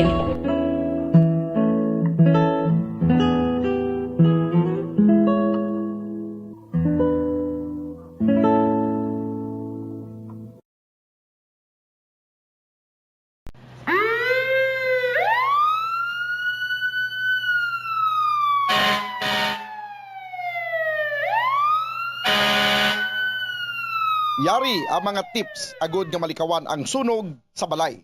Ini pagpabayaan ang kusina samtang nagaluto. Kung kinahanglan nga magbiya sa kusina, siguruhon nga may mabantay sang pagkaon nga imo ginaluto bangod sinigundos lang ang pag-ibwal sang kalayo. Taguon ang anuman nga flammable products sa husto nga lugar. Ang household cleaners kag items kaangay sang hairspray o kung shaving cream ang delikado kung i-expose sila sa source of heat. Ibutang ang mga ini sa cool area. I-maintain ang mga wires antes magsaksak sa sakit. Chikyaron nga wala ini sang kinagtan sa ang ido o kung iban nga sapat ilabi na kung ikaw ang may hinuptanan. Kung may damaged wire, islan ini sa gilayon. Siguruhon man nga may yara sang fire extinguisher o kung fire blanket sa balay. Dapat man nga nakaibalo ang tanan nga family member magamit sang fire extinguisher agod mapalong inigilayon. Ang tagipusoon ay isa sa mga pinakaimportante nga organ sa lawas ng tao. Gani, nagakadapat lang nga ini ang halungan. Paano ba na mapabilin nga healthy ang aton heart? Agud malikawan ang risgo sang heart disease, dapat ka magkaon sang healthy nga mga pagkaon. Kinahanglan man nga maging aktibo, kaangay sang pag-obra sa mga physical activities kag pag-exercise. Ginarekomendar man ang pagpabilin sang healthy nga kabugaton. Agud malikawan ang mga balatian sa tigipusoon, dapat likawan ukon ang taton ang pagpanigarilyo ukon magpalayo sa second-hand smoke. Kung mag-inom sang alcohol, drink moderately. Dapat man nga kontrolon ang cholesterol kag blood pressure kag hindi magpa-stress. Tumalagsaon nga madula ang kanon sa lamisa sa mga Asian countries, particular na ang Pilipinas. Halin sa pamahaw, panyaga kag panyapon, bangod ang iban nagakaon sang tinapay. Ang pagpili sa tunga sang kanon kag tinapay ang nakadepende sa imo nga nutritional goals. Ang kanon ang makahatag sang mas madamo nga bitamina kag minerals, apang ang tinapay naman ang may manubo nga calories kag carbohydrates. Ang mga tawo nga nagakaon sang mas manubo nga whole grains ang mas may manubo nga bugat kag manubo nga blood sugar kag cholesterol levels. Sang sa mga tawo nga nagakonsume sang jutay nga whole grains. Kung luyag mo naman nga limitahan ang calories o kon carbohydrates, ang tinapay ang pinakamaayo nga choice sang sa kanon. Ang tunga sa baso sang brown rice ang nagaunod sang 108 calories, 3 grams sang protein, 1 gram fat, kag 22 grams sang carbohydrates. Samtang ang isa ka slice sang whole wheat bread ang nagaunod sang 69 calories, 4 grams sang protein, 1 gram fat, kag 12 grams sang carbohydrates. Paano mo balagi na tinluan kag ginatago ang imo toothbrush? Ginarekomendar sang American Dental Association nga pagkatapos magbrush sang ngipon, bunlawan ini sang maayo agud nga makakas ang tanan nga residue. I-shake agud nga mataktak ang sobra nga tubig kag taguon nga nagatindog. Hindi flat o kung nagahigda kag wala nagatupad sa iban nga toothbrush. Mas ginarekomendar man sini nga taguon ang toothbrush sa open nga lugar, agud nga mahanginan kag mainitan agud nga magmalas sang natural antes nimo gamiton pagkasunod nga adlaw. Ang moist environment abi kaangay sang closed container ang sahugid nga tubuan sa mga microorganisms. Labaw sa tanan, hindi pagibuta ang toothbrush sa sulod sang toilet. Kung gamay ang imo toilet kag makusog ang flusher, ang toilet water ang delikado para sa imo toothbrush bangod sa lang ini nga malapot sang agsik sang tubig. Santo sa pagtuon, ang microorganisms halin sa toilet ang sarang nga magtumbo sang 2.7 feet to 6 feet. Gani sarang nga malabot ang imo toothbrush kag masulod sa imo ba ang higo. Ginarekomendar man sang American Dental Association nga isla ng toothbrush kada 3 ka bulan. Madamo ang nanamian magkaon sang instant noodles bangod sa convenient inilutoon, barato kag manamit. Apang nakaibalo bala ikaw nga madamo ini sang matugang nga risgo sa ikaayong lawas? Ang instant noodles ang may mataas nga sodium nga hindi maayo kung masubrahan. Isa sa pinakadako nga contributor sa dietary sodium intake amo ang mga processed food lakip na ang instant noodles. Nagaunod man ini sang MSG nga naangot sa mga sintomas kaangay sang pagsakit sang ulo, nausea, high blood pressure, pagpalangluya, chest pain kag heart palpitation. Manubo man ang fiber kag protein sa instant noodles nga hindi maayo nga option sa mga luyag magpabuhin sang kabugaton. Ang masami nga pagkaon sang instant noodles ang nagapasaka sa risgo sa pagdevelop sa metabolic syndrome. Isa ka kondisyon nga nagapataas ang risgo para sa heart disease, diabetes kag stroke.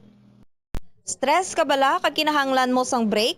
Ang pagsaka sa bukid ang makabulig agud madulang stress apang nakahibalo ka bala nga magluwas sa mental health maayo manini para sa lawas. Ang hiking isa ka cardio workout nga makapanubo sang risgo sang heart disease. Makabulig manini sa pag-improve sang blood pressure kag blood sugar levels. Ang pagsaka sa bukid ang makaboost man sang density bangod ang paglakat ang isa ka weight-bearing exercise. Magluwas diri nagahatag manini sang kusog sa glutes, quadriceps, hamstrings kag muscle sa hawak kag tiil sang isa ka tawo. Nagapa-improve manini sang balance, nagapakusog sang core kag nagabulig agud makontrol sang isa ka tawo ang iya kabugaton. Nagapanami man ini sang modo bangod ang pagsaka sa bukid ang may positibo nga impact sa pag-combat sa mga sintomas sang stress kag anxiety.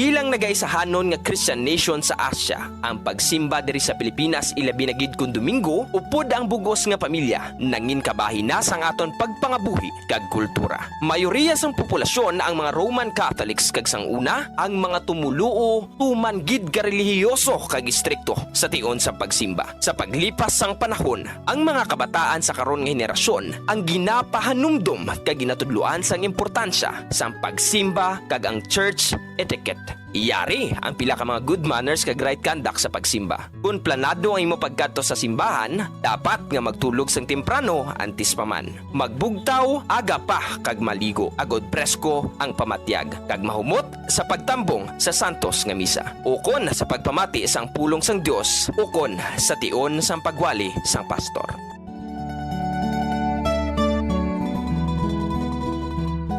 Dress modestly. While expressing yourself can be healthy and fun in a casual setting, it's good to keep it modest and professional at church.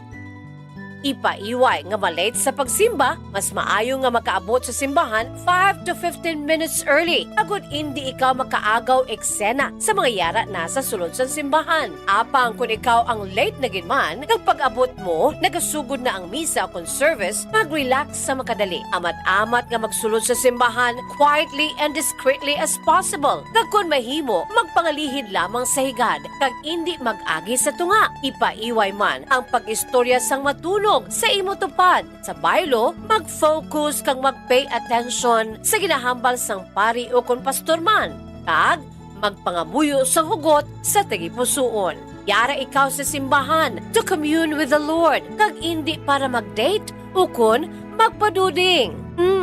As the saying goes, fervent prayers to God produce phenomenal results.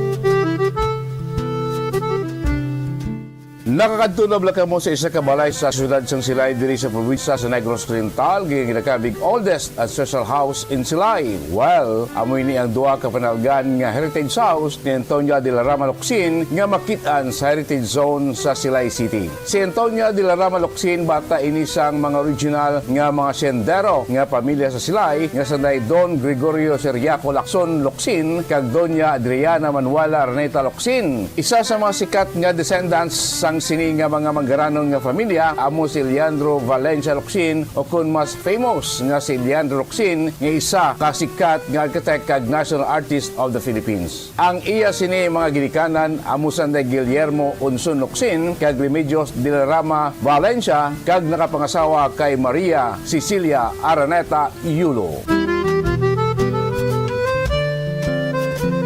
Diri sa two-story nga heritage house, nagdako si Leandro Locsin nga nagtaliwa naman sa tong 1994. Apisar nga daan na ang ini nga balay, apang makitaan pa sa gihapon ang original structure sini. Kaangay sa mga bintana, ukon ka sliding windows ka ventanillas. Ang ining ancestral house ang aton national artist nagapaidaro na karon sa masobra 150 anyos isa ka traditional nga bahay na bato nga puti ang pinta sa karon apisa sang kadugayon na sa gihapon intact ang mga original balustrades kag metal window grills sang Antonia de la Rama Locsin Ancestral House believed to be the oldest in Silay City.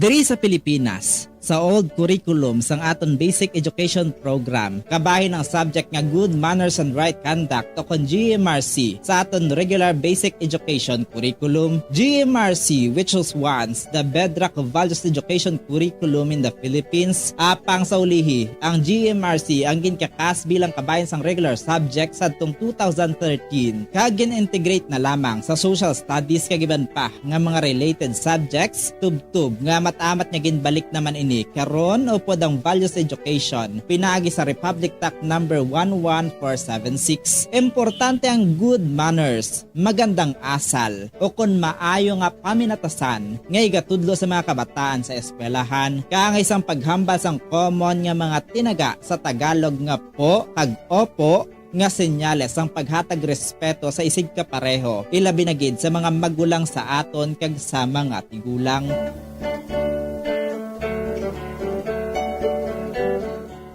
Diri sa aton, kita nga mga Ilonggo, ginatudloan man kita nga magsabat sa aton mga ginikanan sang tarong kag may respeto kaangay sang ano tani nay? Ukon, ano tani la? Kag hindi lamang, ano? Ang isabat naton kung ginatawag kita o kung ginapamangkot o kung ginasugo kita. Samtang yara man ang pagtudlo sa mga kabataan nga magbisa sa mga tigulang. Pagmano o kung bless, isa man ka honoring gesture nga kabahin sang aton Filipino culture as a sign of respect to older people, a way of requesting a blessing from the elder.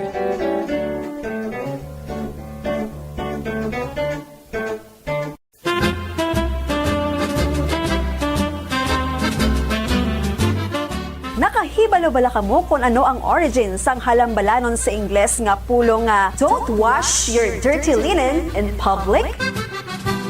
Well, ang ini nga English expression o kon metaphor naga-describe sang isa ka tawo nga nagabalandra sa publiko sang kuntani private matters sang iya kabuhi. Ini pinaagi sa pag-istorya sa iban nga tawo tugtog nga magamarites man. Ang ini nga tawo sa iban tugtog nga maglapta o kung mag-viral na kag nakahibalo na ang halos tanan sa kuntani pribado nga mga hitabo sa iya kabuhi. Kaangay man ini sa pag-rant sa social media o kung pag-post diri sa mga problema pinamilya ilabi na gid mga malain, negatibo kag makahuluya nga mga hitabo nga kun mahimo hindi dapat ipanugid-sugid sa iban nga tawo nga makadulot sang kahuy-anan hindi lamang ikaw kundi kalakip na ang imo family circle.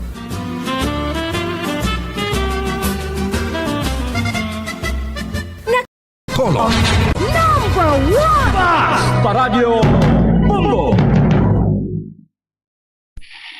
Patawar ako. Apang wala ko na ikaw, ginahigog mo. Hindi na pagpadayo na maluoy ka. Tungod ang tag sa katinaga nagapadugang lang sang pila sa akong kasing-kasing. Kinpapati mo ako sa paghigugma nga isa lang gali kapakuno-kuno. Anong sala ko sa imo? Ngagil silutan mo ako sa amos sini. Apang sa gihapon hindi ako makabatas magbalos sa imo sang kasakit. Agud mabatyagan mong nabatyagan ko. Kundiin man ako makaabot, kundiin ka man. Tanday na nga sang makaisa. May isa ka tinugang nga naghigugma sa imo sang tampan. I thought you will forever be the brightest star for me.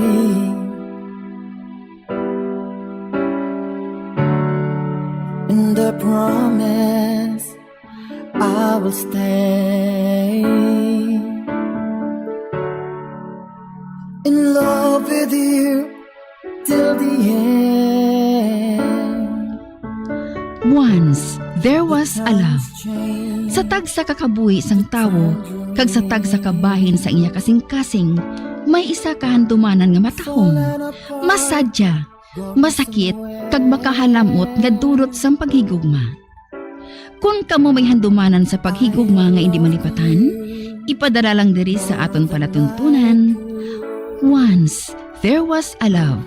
Kay ina paghahatagan namon sang kabuhi para sa inyo kalingawan. Once there was a love.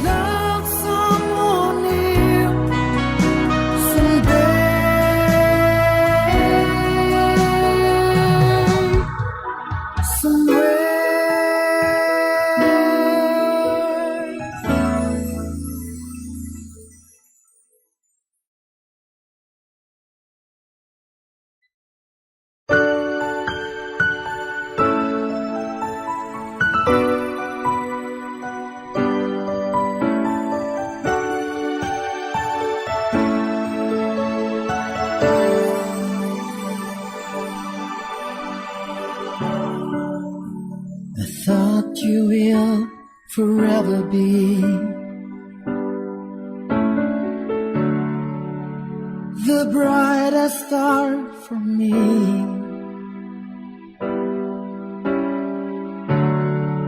And I promise I will stay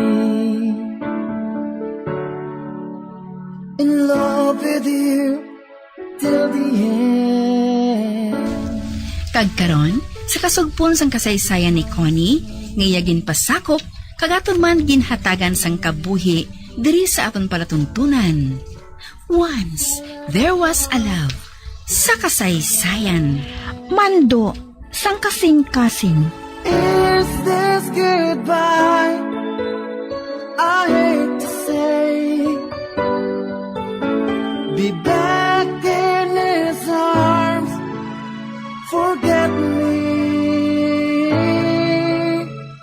as my life goes on. So, ikaw si Alden? Grabe man kung maghambal ang babae nga ini. Duga igot ba? I'm Jenny. But I guess you already know that. Of course. Kag sino man nabing malipat sa ngalan niya na, ha? Labi na ko na nagapanag-iyas sa mga ngalan. Amo ikaw.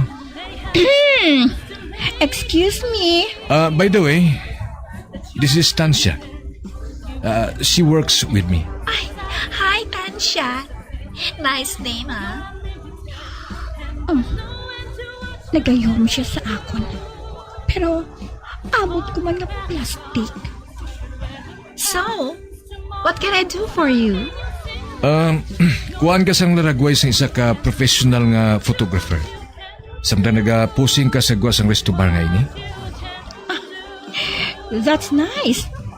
Pero sa banta ko, mas manami ang gwa kung ang kuha sa iya samtang nagakanta siya kaupod sa iya nga banda. Sa sina, mahibal-an dayon sa makakita nga singer siya diri. Hindi bala? Nakita ko gid. Nga daw nahuya siya sa nabatian sa akon. Yeah. Husto siya. But of course, dapat siguro may shots mo sa sagwa. Pagkatapos, lantaw na tun kung sa din ang manami. Oh, that's nice. It's getting late. I think we better go. Sa din ka nag-stay diri, Jenny? May solo ako nga cottage sa likod. Gali ka? Kuna mo, idulong ko ikaw? Tansya, maguna ka na lang sa cottage, ha? Come on, Jenny. Atong sila. Kag si Jenny, ho? Nag-aangklagin ang kamot niya sa butko ni Alden. Gusto ko silang sundon. Apang nahadlok man ako sa mahimo kong masaksihan.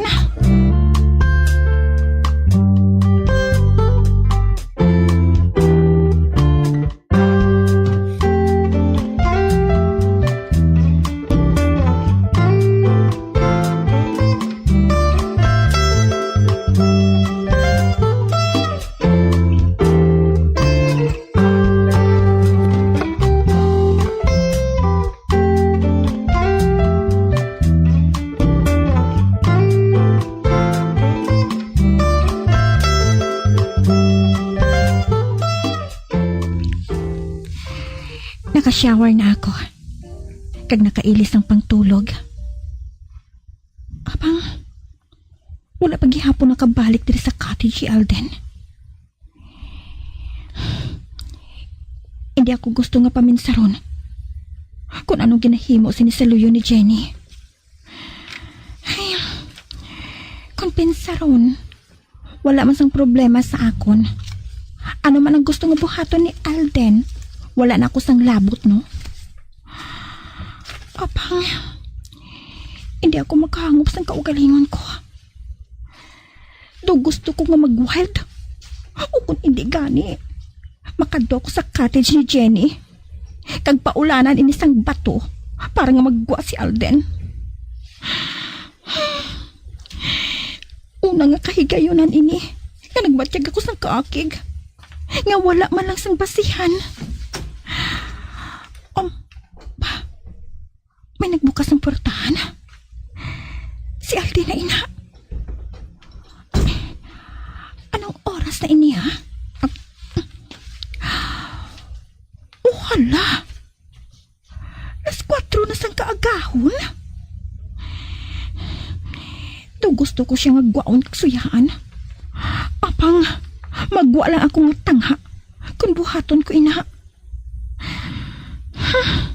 Bahala na, ah. Matulog na lang kuya gani.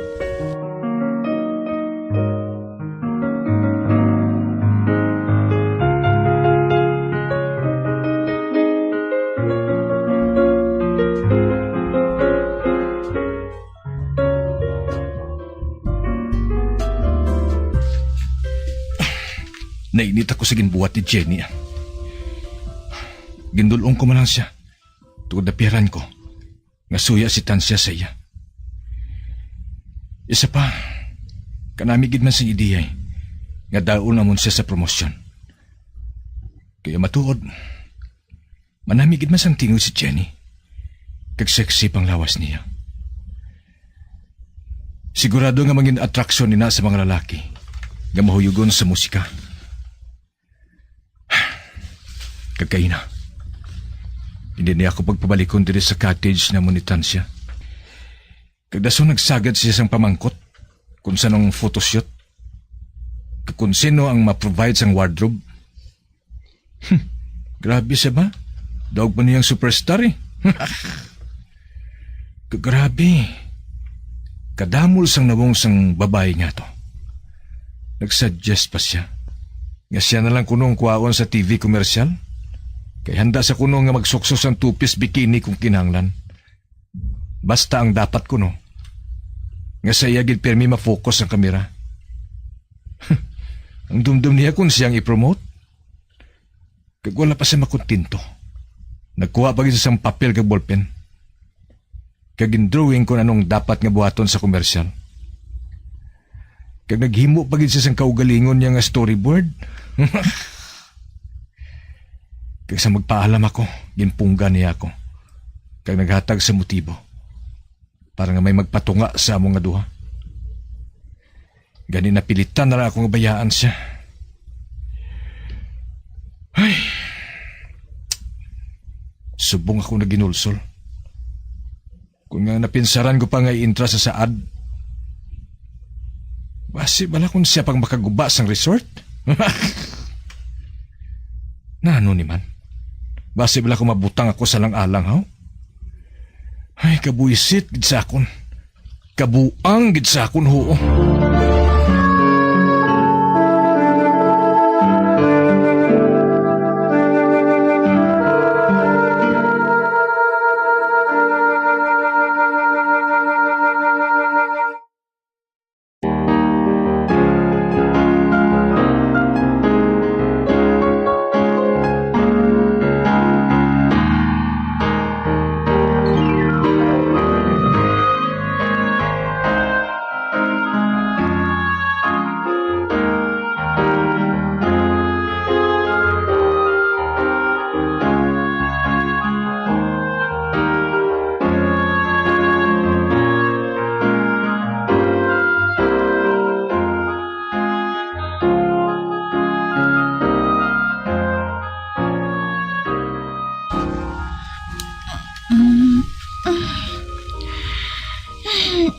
Masakit ang ulo ko Kapoy ako katama. Daw nasubrahan na sang inom ko sang gin kagabi. Kani ari. Daw nagahuloy pang panulo ko. Ang maayo pa. Mo-order na lang ako sang black coffee kay ipadulong diri. Kag pagkatapos, among pag-shower, kag magpamahaw. Dason, masugod na ako sang akong trabaho.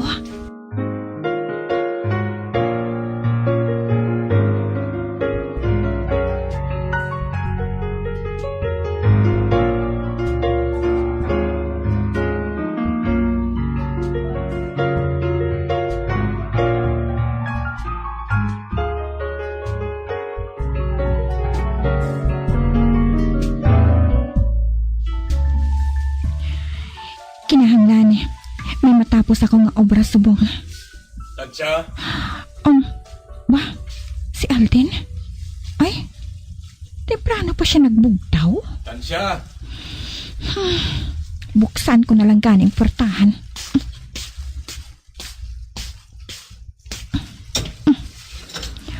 Oh, nga Oh, hala. Bisan bagong bugtaw siya. Kag wala pa nakapaligo. Kagwapo gihapon sa iya. Oh, nga ginatulok mo ako sa ngamusina? Ay, wala Ano kinanglan mo?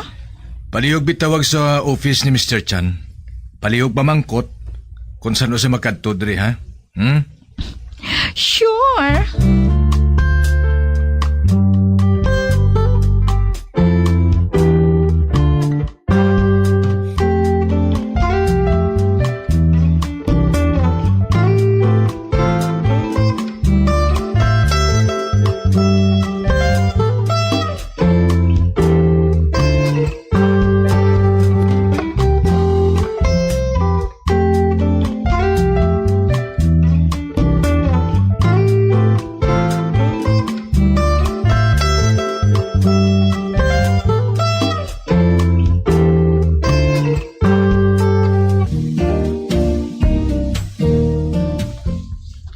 Okay, miss.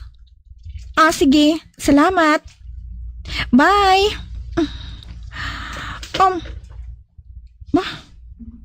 Kita mo gidlang? Kinbayaan niya ako dayon? Magwa ako dili sa workroom Kadtuan ko si Alden sa kwarto niya.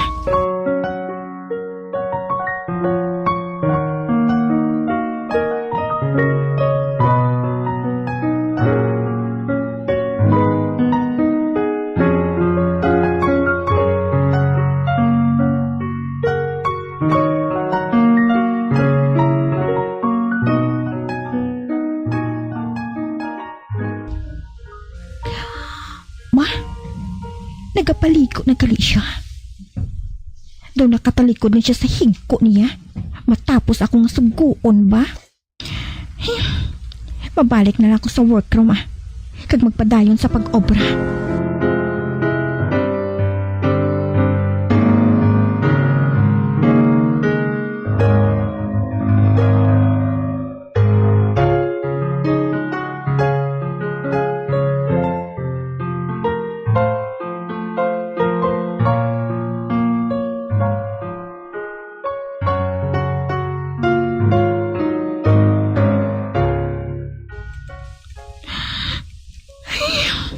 Ilinit Hindi ako makafocus sa akong nga obra. Ang itsura ni Alden na nagasulod sa una ko. Kag-cute kid sa iya Kanami sa iya tulokon kung bagong bugtaw. Kag daw hindi siya baho. Hindi siya pareho kay nung William. Akong bagong bugtaw, daw baho laway. Knock-knock. Hala, wala akong makapatsyaga. Ari na siya sa tupad ko. Kag nagayuhom pa. Bagong ligo. Kahumot sa iya. Hi! O ti ano? Nakapanawag ka na sa opisina ni Mr. Chan? Oo. O galing, wala siya dito. Siling sa iya sekretarya. Saan sa ko na mabalik diri? Wala makahibalong iya sekretarya. And... Wala na. Amo lang ina. Ano? Wala ka man na nagtugon nga manawag sa diri? Wala gani. Anay ka. Nga ba lang ako ang ginasagad mo isang sugo man? Kaya ang sobra mo nga katamad.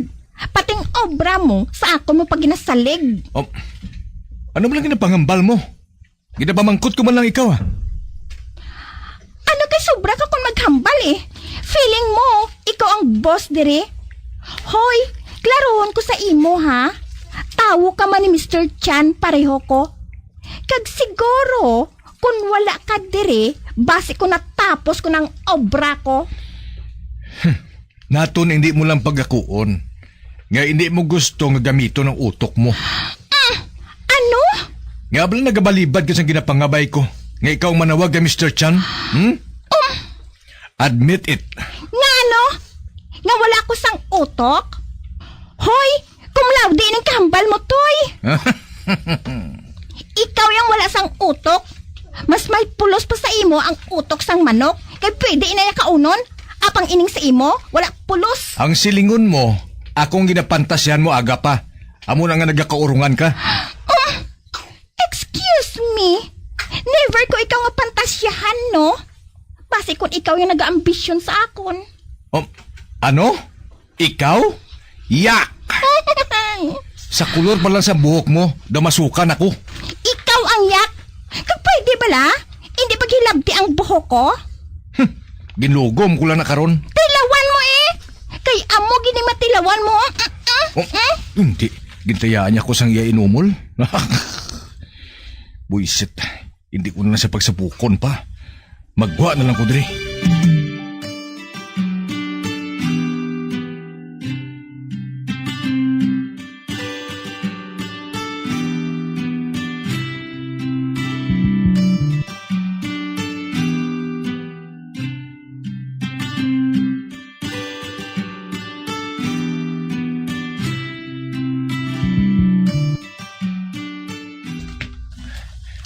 Suya gigo kay Constancia. Siya pa lang ang unang nga babae nga nag-insulto sa akon. Dapat na siya nga tudluan sa eleksyon. Gusto, makadto ako sa souvenir shop. Kaya wala labot nga ginabaligya ni ng mga souvenir items. May ginabaligya pa sila nga mga basic needs sa mga guests. Makadto ako dito. Makadto ako dito sa bukid.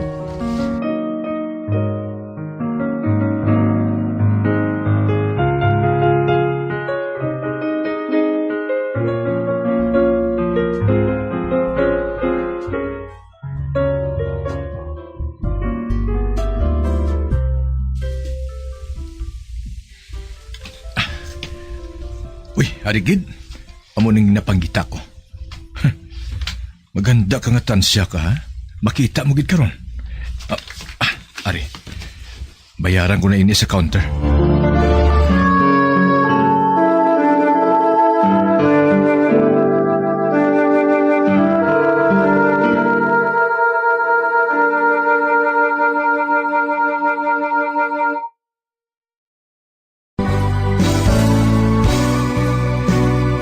Old flame has to die.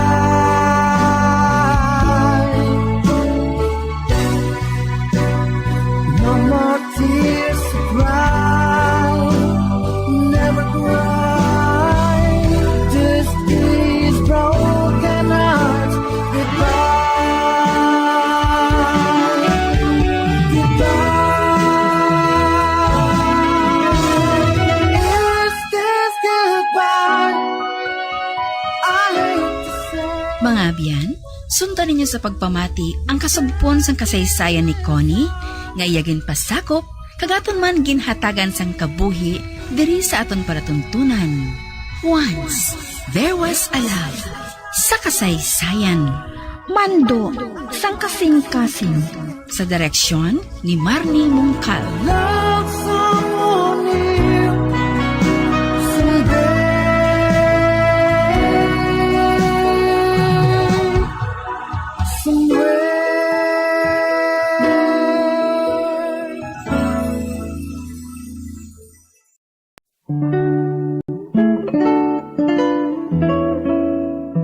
alibhon, baw.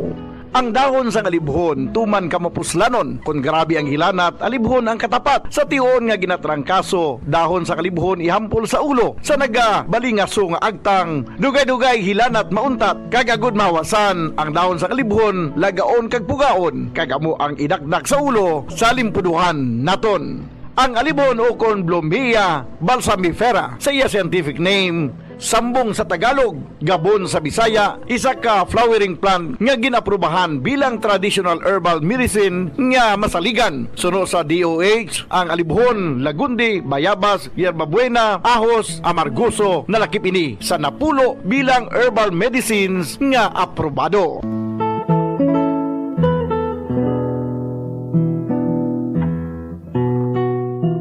Alibhon ginahimo manti, maayo nga antibacterial kag antifungal ini. Bulong sa hypertension, nagaserbe bilang diuretic kag antipyretic. Makabulig man patunaw sang bato sa kidney. Ay abaw, grabe! Kung ikaw ginarayuma, imni sang alibhon ti. Kung gina-UTI, ginaubo, diarrhea kag tiyan nga nagaalboroto, yara ang dahon sang alibhon. Mapuslanon, gani magtanom kita sang alibhon sa aton og saran kag palibot, agos sa tion sang emerhensya within reach o kon may malabot. Sa kamahal karon sang tanan, a simple and free alibhon leaves will go a long, long way.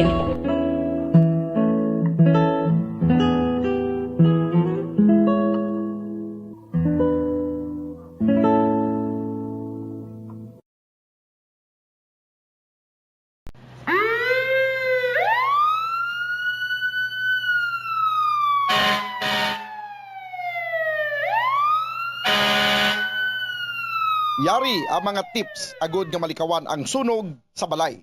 Ini pagpabayaan ang kusina samtang nagaluto. Kung kinahanglan nga magbiya sa kusina, siguruhon nga may mabantay sang pagkaon nga imo ginaluto bangod sinigundos lang ang pag-ibwal sang kalayo. Taguon ang anuman nga flammable products sa husto nga lugar. Ang household cleaners kag items kaangay sang hairspray o kung shaving cream ang delikado kung i-expose sila sa source of heat. Ibutang ang mga ini sa cool area. I-maintain ang mga wires antes magsaksak sa sakit. Sikyaron nga wala ini sang kinagtan sa ang ido o kung iban nga sapat, ilabi na kung ikaw ang may hinuptanan. Kung may damaged wire, islan ini sa gilayon. Siguruhon man nga may yara sang fire extinguisher o kung fire blanket sa balay. Dapat man nga nakaibalo ang tanan nga family member magamit sang fire extinguisher agod mapalong inigilayon.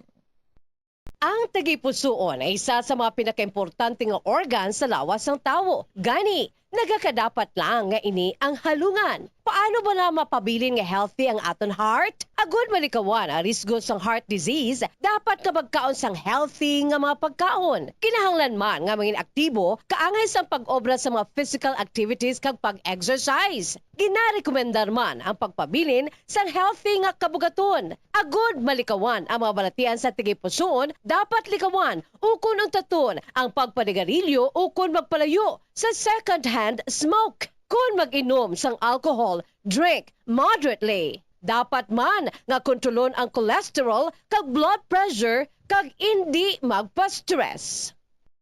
Tumalagsaon nga madula ang kanon sa lamisa sa mga Asian countries, particular na ang Pilipinas. Halin sa pamahaw, panyaga kag panyapon, bangod ang iban nagakaon sang tinapay.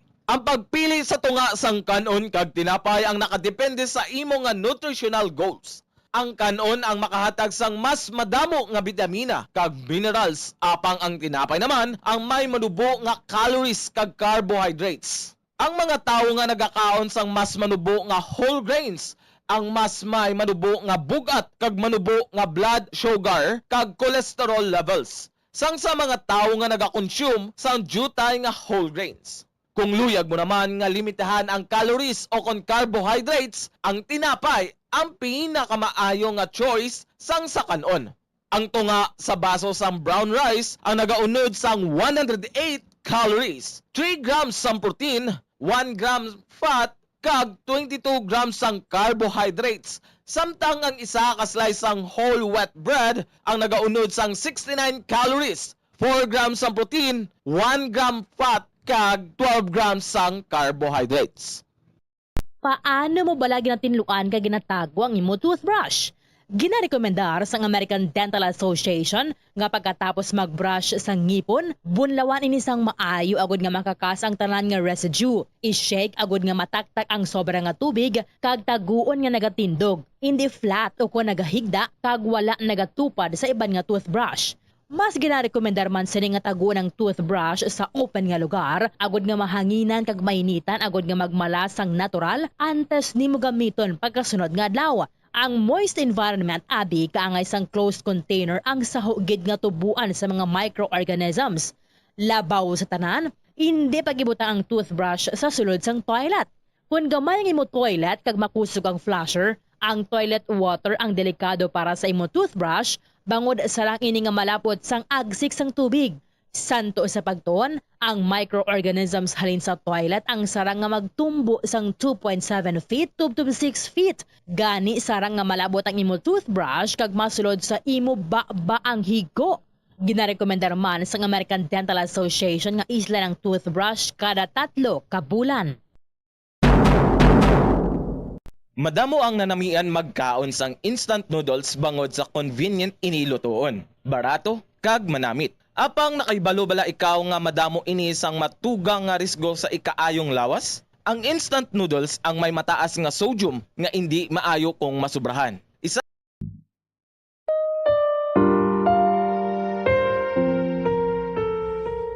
Alam, mahal ko. Hindi. Huwag mo akong iwan, mahal. Ikaw ang buhay ko.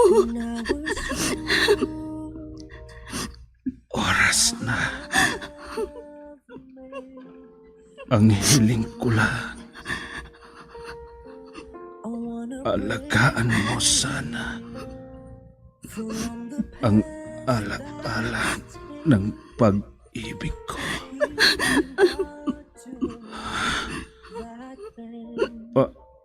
Alam, mahal ko. Hindi. Hindi ka mamamatay. Hindi.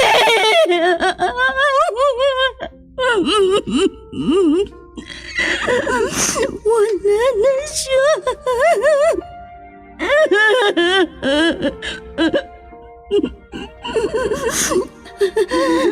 Baunin mo ang walang hanggang pag-ibig ko.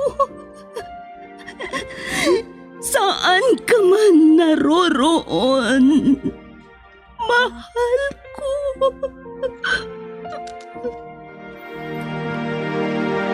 I was hurt. Recuerdos de la Vida. I thought you will forever. Drama na kung saan inyong mapakinggan ang mga pangyayari sa nakalipas na panahon sa buhay ng isang tao. Mga kaganapan at mga bagay na nanatiling alaala na lamang na nagkaroon na ng pugad sa dibdib. Alaala na hindi kayang burahin ng panahon kailanman. Recuerdos de la Vida. Mula sa pluma nila Lubimin Aquino Sr., Leti Astudillo Aquino, Direksyon at Produksyon Supervision, Leti Astudillo Aquino. Recuerdos de la Vida. Mula sa Lovelet Artist and Talent Center Drama Productions, handog sa inyo ng #1 and most trusted radio network in the country, Bombo Radio Philippines. Basta Radio, Bombo!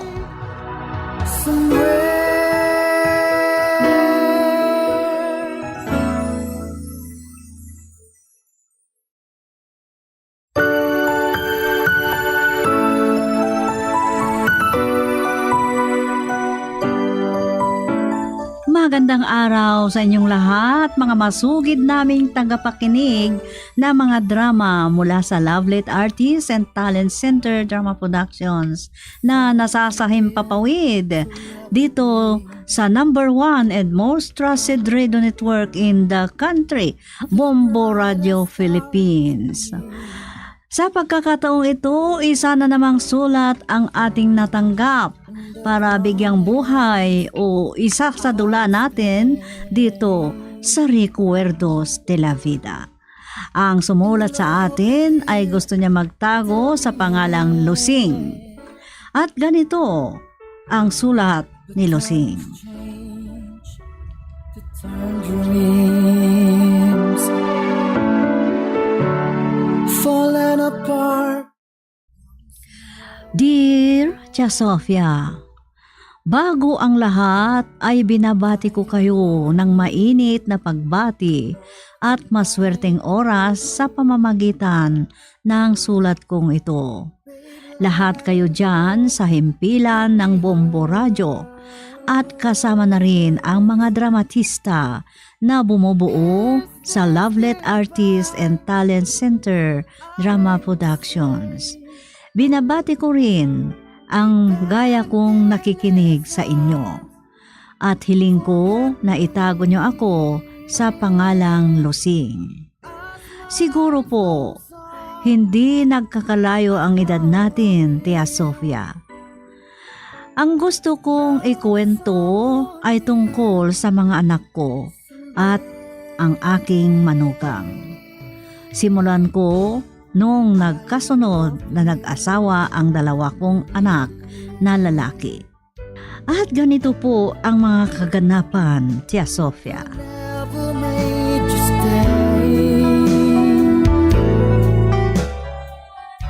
Ano ka ba naman, Ananias? Hindi mo na pinili ang naging asawa mo. Hindi mo man lang ginayang kapatid mo. Inay, huwag niyo sanang laitin si Rosenda. May damdamin din siyang masaktan. Huwag mo nang sagutin ang inay mo, Ananias. Hindi ko gustong mag-away kayo ng dahil sa akin. Hindi maganda si Rosenda. Di tulad ng asawa ni Kuya George na si Marla. Pero sigurado naman, mas mabuti siyang asawa. Kung ang pinili mo sana ay yung may pinag-aralan, maayos pa. Tignan mo sila, nagtutulungan sila. Kahit hindi ako nakapag-aral, ay natutulungan ko si Ananias, Nay. Oh, ano bang kaya mong gawin, ha? Makipagtanim at makikipag-ani sa bukid? At tumulong sa bukid? O kaya mangahoy doon sa bundok? Tama na, Inay.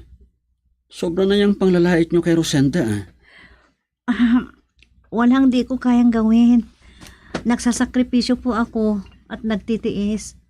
Sana maipagmalaki rin ako ni Inay.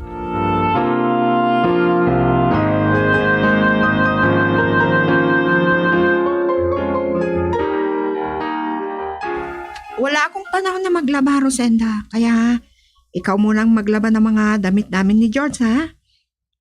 Babayaran na lang kita pag nagsweldo ako. Sige, ilapag mo na lang dyan sa upuan, Marla. Idagdag ko na lang dito sa maruruming damit ni na Ananias at ni Inay. Naku, huwag mong ihalo yung mga damit namin. Napakarumi ng damit ni Kuya Ananias. Mabaho at amoy putik.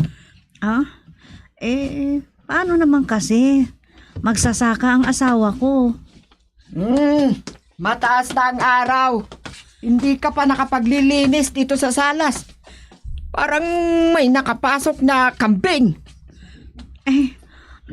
Naglinis na po ako dito sa salas kanina, Nay, pero may dumi ulit. Aba, anong ibig mong sabihin, Rosenda? Baka sampalin kita pag hindi ako nakapagpigil. Ang asawa mo ang may kagagawan niyan.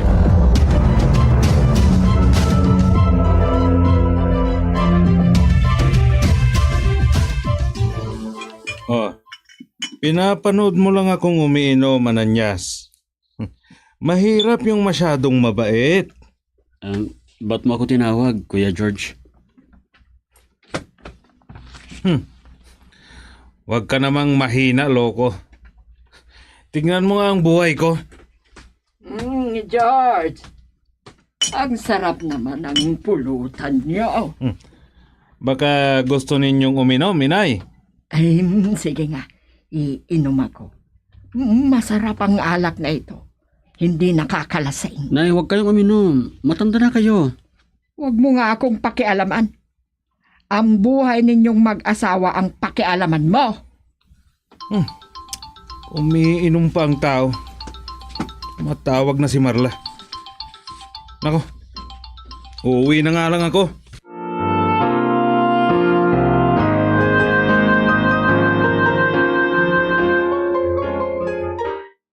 Kaya pala hindi mo pinapansin ang tawag ko.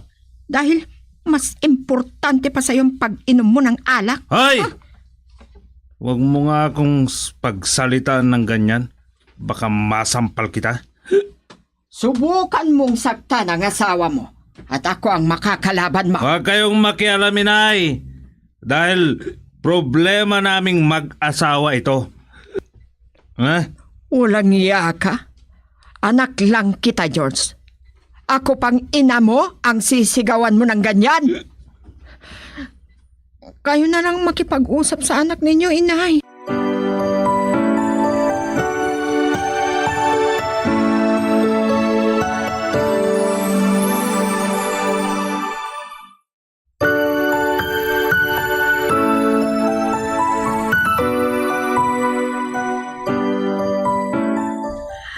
Paborito kong manugang si Marla, Tia Sofia. Nahihiya ako sa kanya dahil may pinag-aralan at may pagmamalaki ko pa. Mas mahalaga pa siya kaysa sa mga anak ko. Hindi nakapag-aral si Ananias at mas ginusto na niyang magsaka. At nagdesisyon ako na humiwalay sila ng tirahan ni Rosenda. At doon sila tumira sa bukid. Nagsaka at nagtanim ng gulay at marami din silang alagang hayop. At ganito po ang mga sumunod na pangyayari. But times change to tangerines. Aba, umitim ka na sa pagtira mo dito sa bukid na nagsasaka at nagtatanim ng gulay, Rosenda. Yan nga po kasi ang ikinabubuhay namin, inay. Pumunta ako rito para bigyan ko kayo ng mga gulay. Nakakasawa ng gulay. Sana manok ang dinala mo rito. Marami raw kayong alaga. Mga sisiw pa yung iba doon, nay. Madamot kayong mag-asawa. Wala akong pakinabang sa inyo. Hayaan nyo, nay. Pag magpakatay kami ng baboy, dadalhan ko kayo. Manok sana ang gusto kong ulamin. Oh, kailan ba kayo magkakatay? Sa susunod na linggo na po. Magkakatay kami na isang baboy at ipautang namin yung iba. At saka mag-aani na rin kami sa mga susunod na linggo. Kaya may ipapaulam kami sa mga tutulong na mag-ani ng palay. Sige, ilagay mo doon sa kusina yung mga gulay at mag-uulam yung masipag na magluluto ng gulay. Dahil yung mag-asawa ay maraming pera para bumili ng masasarap na ulam.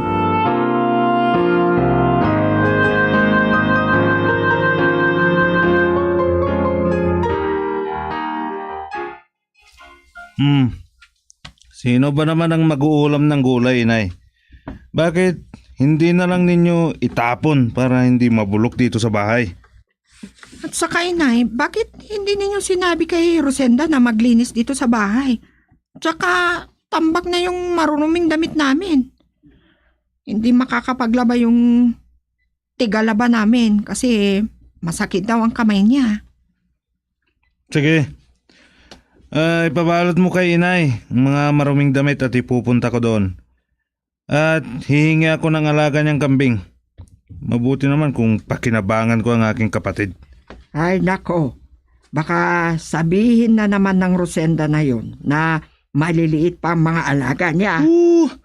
Pwede bang hindian nila ako? Alam niyo, inay, ayaw kong mapahiya. O ano, Marla? Gusto mong sumama? Ano naman ang gagawin ko doon sa bukid?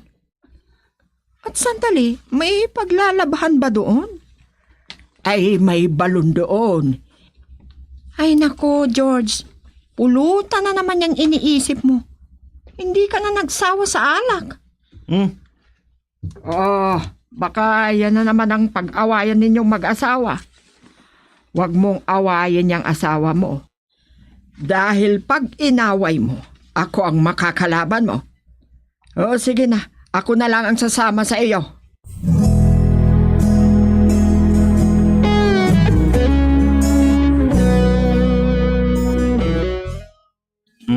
Mabuti at may alak ka na Nyas. Kukunwari ka pa pero umiinom ka pala ng alak. Baka kayong mag-asawa ang umiinom. Kaya gayon na lang ang itsura ng asawa mo. Ang itim na niya. Ito po ang pulutan ninyo. Adobo na pato. Ito ang masarap. Mabuti na lang at nagkataon na nagkatay ka ng pato. At yung mga manok ninyo, wala pa bang pwedeng katayin? May naghanda ng 2 inahin. Mataba ang mga yon. Dahil nangingitlog daw. Akala ko, Ananyas, ipagdadamot ninyong mga alaga ninyo. At ang alaga ninyong kambing, wala pa bang pwede? May 3 nang pwedeng ibenta, kuya. Ikaw naman. Parang hindi tayo magkapatid. Sa akin na yung isa. Oo. Ano? Bayaran ko pa? Oo nga pala, Rosenda. Pumunta ka sa bahay at maglinis ka. At saka may ipapalabas sa iyo si Marla. Ay, mabuti at naalala nyo, inay. Hindi pumayag si Marla na dalhin dito yung mga maruming damit namin. Oo, Kuya George. Hayaan nyo. Pupunta ako doon sa inyo bukas para maglaba. Labhan ko lahat ang maduduming damit ninyo.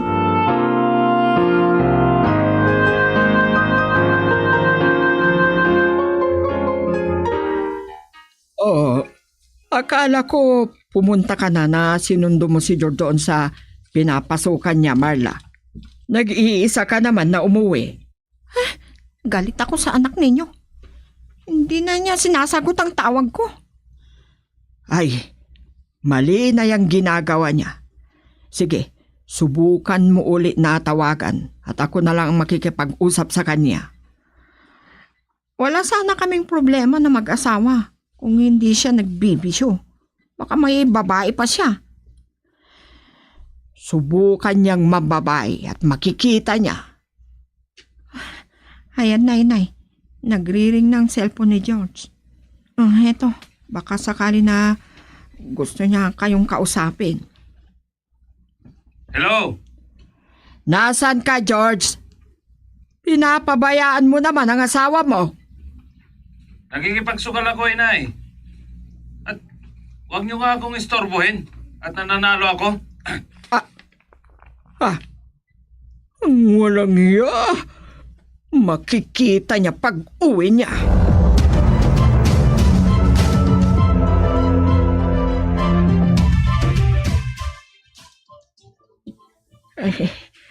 Tinatrangkaso ako.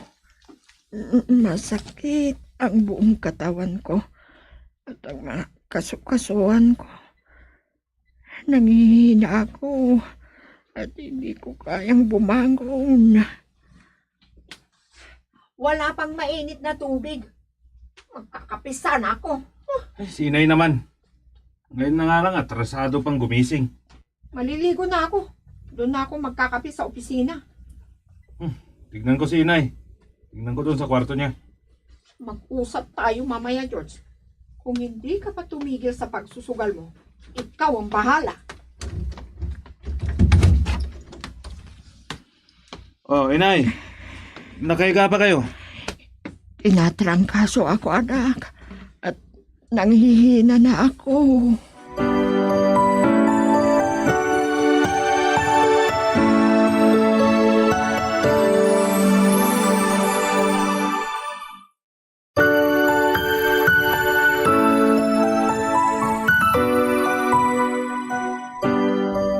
Kahit may sakit ako, Tia Sofia, pinabayaan ako ng mag-asawa.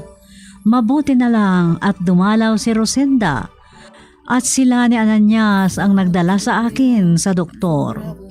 Gusto sana nila na dalhin ako doon sa bukid, pero hindi pumayag si Marla. Kaya si Rosenda ang nag-alaga sa akin sa bahay at doon inalila siya ni Marla.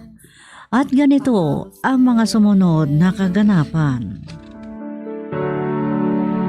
In love with you till the end. Painumin ko muna kayo ng gamot, Nay, bago ako maglinis dito sa bahay. Oo nga pala, pupunta dito si Ananias mamaya. Bibili siya ng gamot ninyo. Hindi ba si Marla ang bumili ng gamot ko? Kami ni Ananias, Nay. Ito na pala ang gamot ninyo. Salamat. Na kayo. Hoy, ikaw, Rosenda. Hindi mo pa pala nalilinisan ang kwarto namin ni George? Nay, sandali. Lalabas na ako dito sa kwarto ninyo. Babalik na lang ako dito mamaya pag oras ng merienda. Magluluto ako ng arroz cardo para sa inyo mamaya. Masasampal kitang babae ka. Ano pa ang ginagawa mo? Kumilos ka na at maglinis ka na sa kwarto namin. Pinainom ko ng gamot si nanay. Huwag naman sanang ganyan ang trato mo sa akin, ha?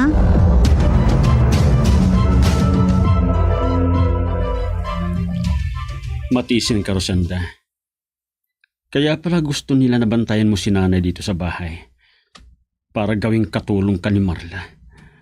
Mabuti sana kung hindi magaspang ang pananalita niya. Hindi lang ako umiimik.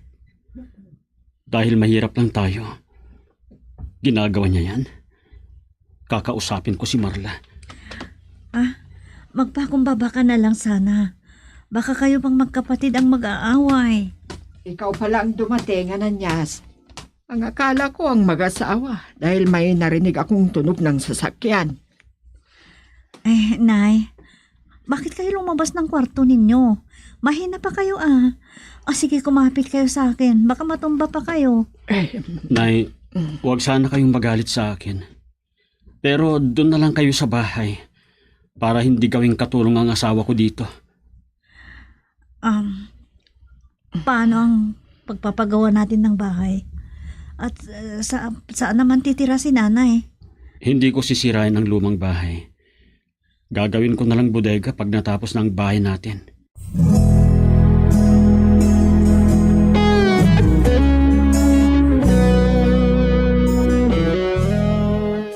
Grabe ang galit ni Marla nung umuwi ako, Ananias. Dahil iniuwi ninyo pala ang inay dito sa bukid. Huwag ka sanang magagalit sa sasabihin ko, Kuya George. Sobra na si Marla. Ginagawa niyang katulong ang asawa ko. Dahil ba sa wala kaming pinag-aralan na mag-asawa? Ay, baka mag-away kayong magkapatid. Huwag kayong mag-alala, inay. Kahit lasinggero ako, kasundo kami na Ananias. Nagbenta ka pala ng baka at baboy, Yung mga malilit ang naiwan. 3 ang binenta ko para sa gagastusin namin para sa bahay namin. Tignan mo nga naman ang kapalaran. Paano na kami doon sa bahay? Ang dami ninyong pera. Di kumuha kayo ng katulong ninyo.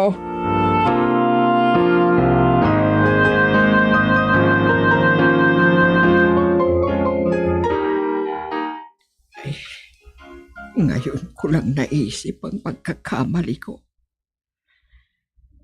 Pinintasan ko at nilait-lait ko si Rosenda.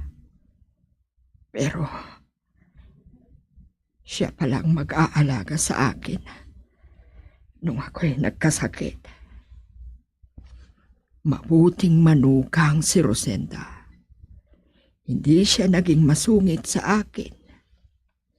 May pinag-aralan at mataas ang posisyon ni Marla sa trabaho niya. Pero Parang walang pinag-aralan. Sino kayang kumakatok sa pintuan? Ay, tingnan ko. Sandali lang! Nay, pumunta ako dito para sabihin sa inyo. Na-disgrasya daw si George. Ano? Oo po. Lasing daw kasi. Iyan na nga bang sinasabi ko sa kanya eh. Dahil sa paglalasing niya, na-disgrasya siya. O sige, mag-ayos kayo. Puntahan natin siya. Alamin natin kung ano na ang kalagayan.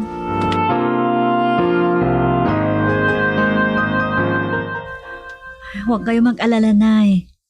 Ligtas na daw si Kuya George. Pero hindi pa natin siya makausap. Nagmakaawa si Marla. Napautangin namin siya. Pandagdag sa gastusin ni Kuya George sa ospital. Ano bang nangyari sa kanya? Kasi po, naibangga raw niya yung kanyang kotse, Nay. Akala ko maraming perang kapatid mo. Dahil nagtatrabaho silang mag-asawa. Mayabang si Marla. Oo, marami siyang pera. Pero masyadong magastos. Si Kuya George naman, maraming bisyo.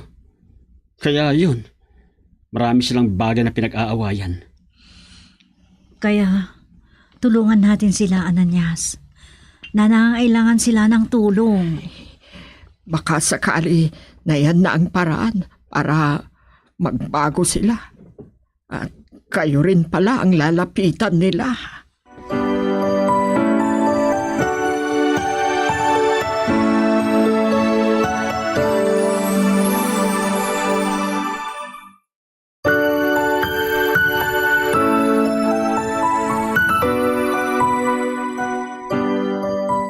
Dahil sa sipag at pagtutulungan nila Ananias at Rosenda, maayos na ang kanilang pamumuhay. Kahit wala silang natapos na kurso. Daig pa nila sina George at Marla. Mabuti na lang at ngayon nagbago na ang mag-asawa. Hanggang dito na lang ako, Tia Sofia. Salamat sa inyong pagsasadula sa aking kwento na nag-iwan ng rekwerdo. Ang nagpapasalamat sa inyo, Lucine. Mabuti naman at nagbago rin yung mag-asawa. Salamat sa inyong sulat, kaibigang Lucine. Mga kaibigan, dyan nagtatapos ang kwento ng buhay o rekwerdo ni Lucine dito sa ating dula. Recuerdos de la Vida. Inihahandog sa inyo ng number 1 and most trusted radio network in the country, Bombo Radio Philippines. Basta Radio, Bombo.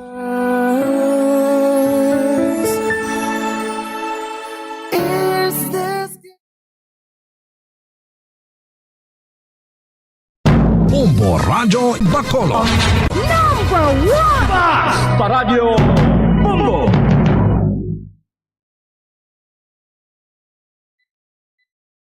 Ang balita